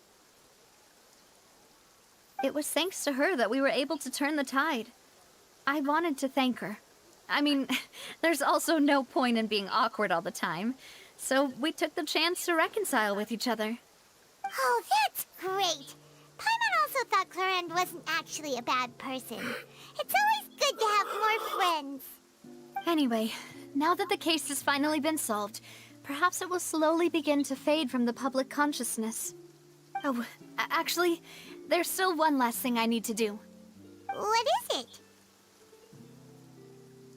I should pay a visit to my father's grave, and tell him the truth of what happened, as well as how it all ended.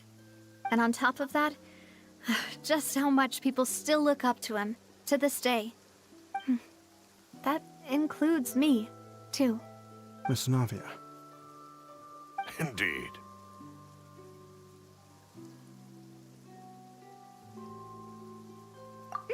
We want to go too! We also think Callus is a really admirable person. Sure thing. I'd like you two to share the moment with me. After all, without you, there might not have been such a positive ending. And in that case, everyone, let's be off. Considering the recent weather, we'll be lucky if we can reach Poisson before dark. Yeah, you're right. It's been raining non-stop for a few days now.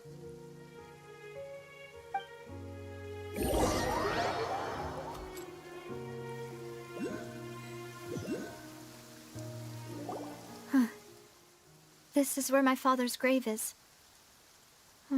To be perfectly honest, even I haven't been back here for a long time. Huh? There's someone there already. Wait. That figure. It can't be... Isn't that Neuvillette? Why would the Chief Justice be here? Huh? Navia?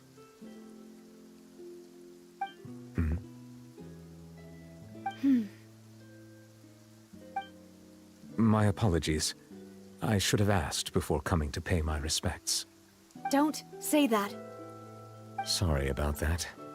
Oh, I was trying to say there's no need for you to apologize. I wanted to show my father how much I've grown, but still, I doubt I've grown to the point that even the Chief Justice would feel compelled to apologize to me over and over. In that case, I will stop apologizing for now. You really could use some pointers on understanding human emotions, Monsieur Neuvillette. In any case, why did you come to Poisson? Well, ever since that day, I've been turning a question over and over in my head. Just what is justice anyway? There was once a time when I didn't want to believe that there could be anything more important to humans than life itself. Oh, rather than that, it's probably more truthful to say I didn't believe humans were capable of resisting the most basic instinct of living things. That they could rebel against their own nature, or consider certain things to be more important than their own lives. Which is also why I didn't stop your father from beginning that fateful duel. I believed that a truly innocent man would never throw away his life like that. That there was nothing, should have been nothing more important than one's own continued survival. But Mr. Callus proved me utterly and decisively wrong. If not for his sacrifice, the serial disappearances case would have remained unsolved to this day. Mr. Callus made the choice he did for his daughter, for his associates, and for many people completely unrelated to him. And in the end, from a certain perspective, one could say that he did it all for the sake of justice. A justice that's higher than life itself. So, you asked me why I came here. I just wanted to say my apologies to Mr. Callus in person. I should have noticed all of this much sooner. This regret has filled me with a sadness that has haunted me for days. That high and mighty chair in the opera Epiclese indeed insulates one from many important things. Spina di Rosula, thank you so much for your hard work and perseverance. I'm sorry for being mad at you before. So, you're actually one of those types that's cold on the outside, but pretty thoughtful on the inside, huh? That reminds me of Silver, one of my guys. Sorry about that. Self-expression is not one of my strong suits. Didn't I just say you don't need to apologize?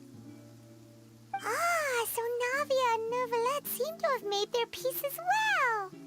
Let's not disturb them for now. We can wait till after they're done.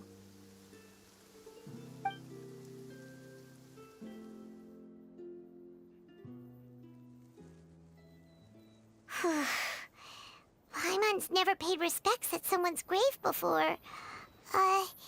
Did Paimon do anything rude there? Huh? Oh, Paimon didn't know that was a thing. But Paimon doesn't know what she would do if she can't fly. Oh no. Paimon hopes Miss Navia won't be too mad. Anyway, Neuvillette is still standing around there. It's not often that we can catch him alone like this, so why don't we go talk to him for a bit? If we can't talk to Lady Farina, we can at least talk to him, right? Lagi nggak main kan, Bre? Mam aku pakai. Iya, lagi nggak main. Lagi biasa menyelesaikan event Archon Quest. Panjang banget. Tadi udah sih menyelesaikan Aranara.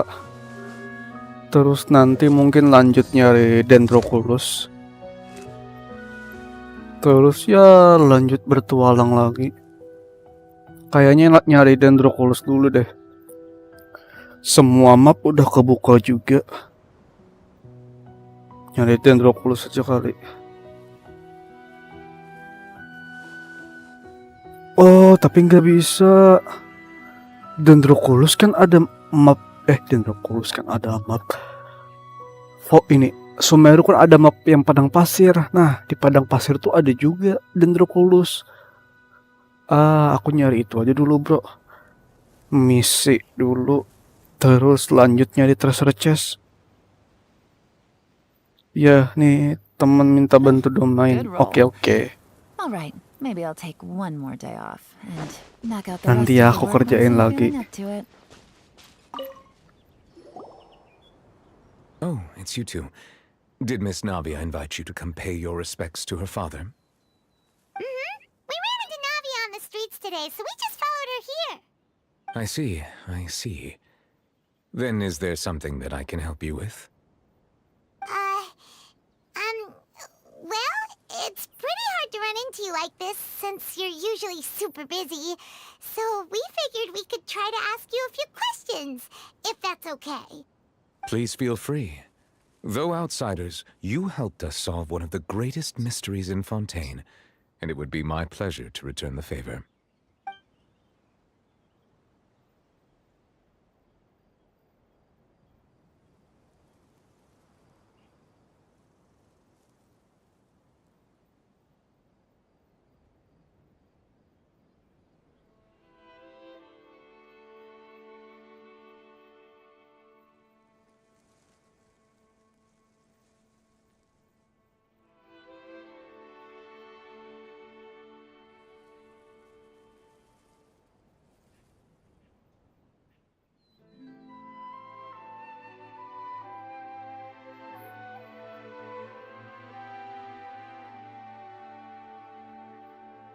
So, at court, the bad guys referred to that special water as water from the primordial sea. But what is it really? Truthfully, that name is already quite accurate. I can only surmise that Vache and his ilk only learned of its nature and existence after extensive research. There used to be a special sea on the surface of this planet. The nature of its seawater was rather different from that of the sea we know today. Most of Tevat's life forms were first born in that special sea. You could say it nurtured much of the life on this planet. Huh. So it really was where everything began. It makes sense to call it primordial then. But today, the primordial sea no longer exists on the planet's surface. What Vache discovered must have been some kind of special case, or a remnant from a truly ancient age. Huh. So that's how it is. Oh, you really know everything, Monsieur Neuvillette. But if that's the case, then why would people, at least people from Fontaine, dissolve in that kind of water? Indeed. Why would the primordial sea, which was known to engender and nurture life, suddenly reverse itself and devour life instead? To be frank, that also doesn't match my understanding of this world and its laws. There must still be some unknown secrets around the people of this land. Is there anything else you'd like to ask me about? Yes, of course, a lot. A lot of us.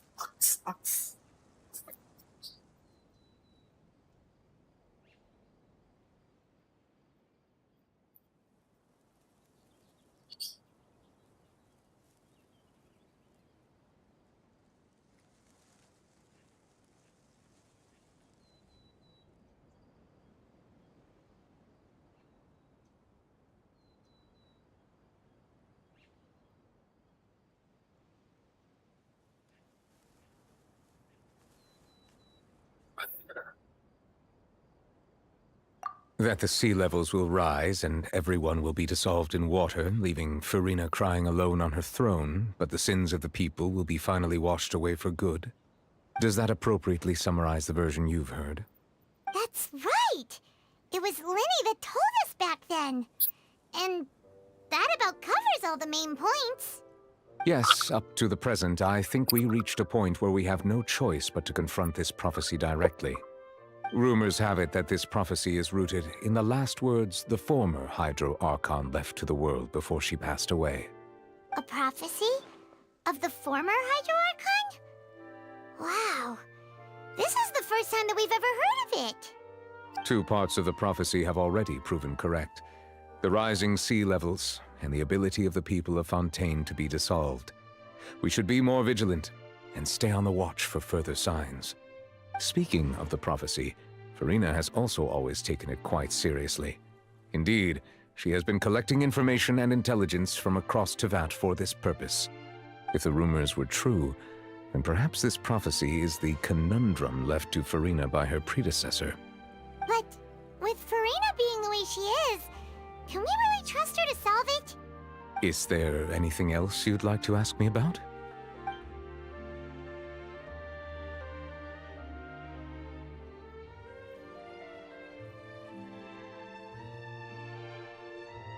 My apologies. My investigation has still not reached its conclusion. However, I still believe the judgment of the Oratrice was not rendered arbitrarily. Huh? But you also said you thought he was innocent. For many years, I have been quite aware that the Oratrice does not simply mechanically repeat the verdict that I give on each case. As a divinely created mechanism, the people's unified faith in the concept of justice is integrated into it. Not only can it produce the incredible power of indemnitium, but it likely also possesses other traits, such as self-awareness. Which is all to say, I have been prepared for a situation like this for a long time. Huh. So when Linny told us that he heard a human voice from the room where the Oratrice's core is stored... I was not aware such a thing had occurred. Perhaps that could serve to prove my conjecture. I will add that to the list of items to investigate. In any case, I am inclined to believe that the Oratrice does have a methodology all its own. We just do not have enough information. Based on Furina's reaction, I doubt even she had any idea what was going on. She managed to bluff her way through it, though, with her time-tested twin tricks of bravado and drama. While we do intend to get to the bottom of this, for now, we regret to say that the Fatui Harbinger will just have to bide his time in the fortress of Meripede. If we did incorrectly convict him of crimes he did not commit, we will most certainly compensate him to the fullest extent allowed by the law. If you ask Paimon, the only compensation he'll want is a no-holds-barred fight with you. Is there anything else you'd like to ask me about?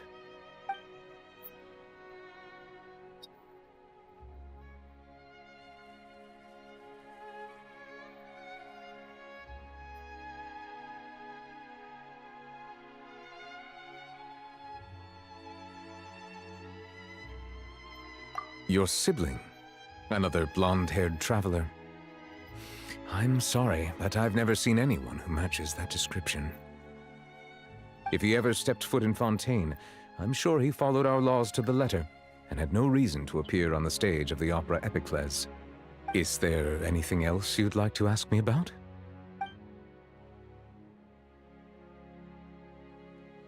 Very well.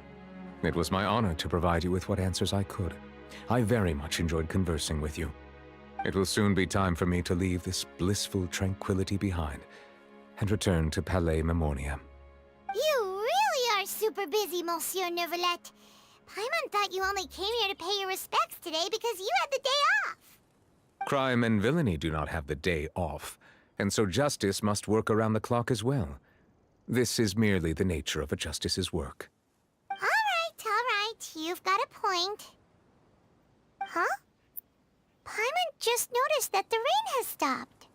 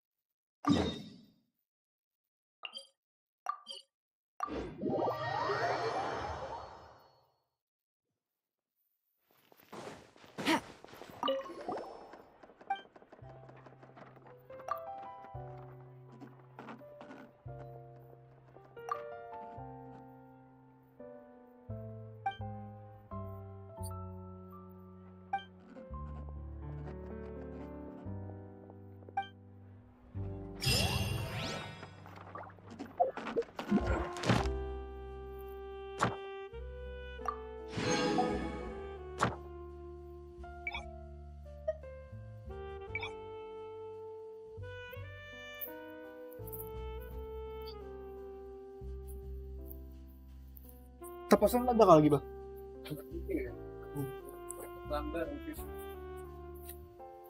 Apa yang lihat?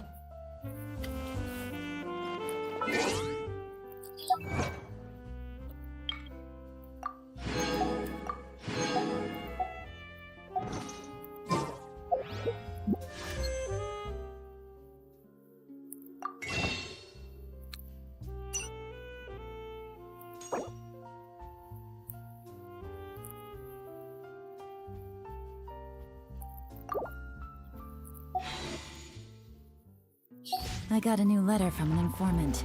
Looks like the situation has changed again.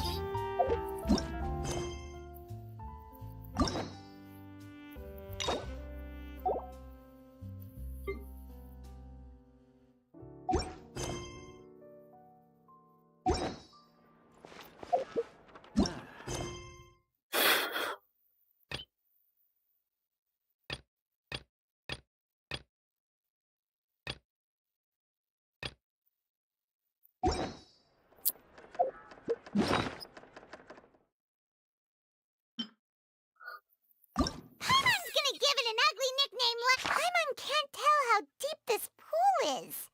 And Paimon's not about to dip her toes into check.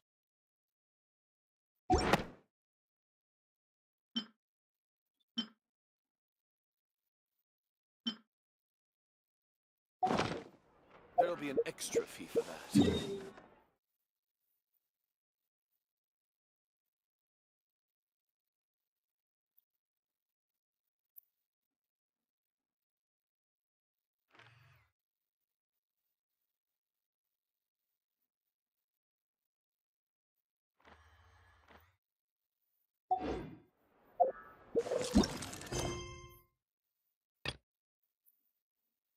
Paradis diai. Paradis diai.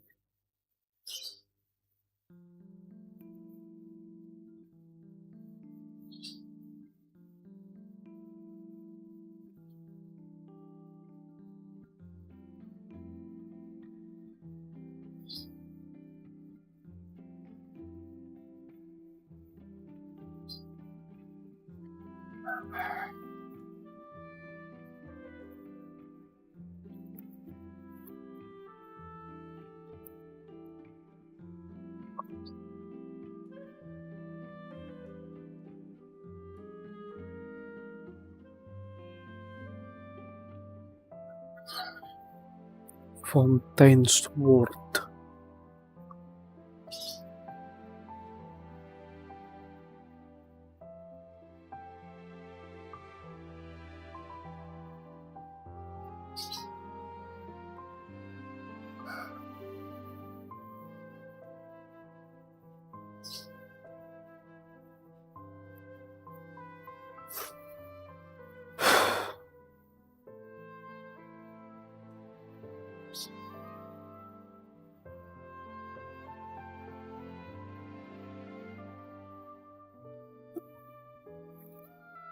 Oke lah, off stream dulu.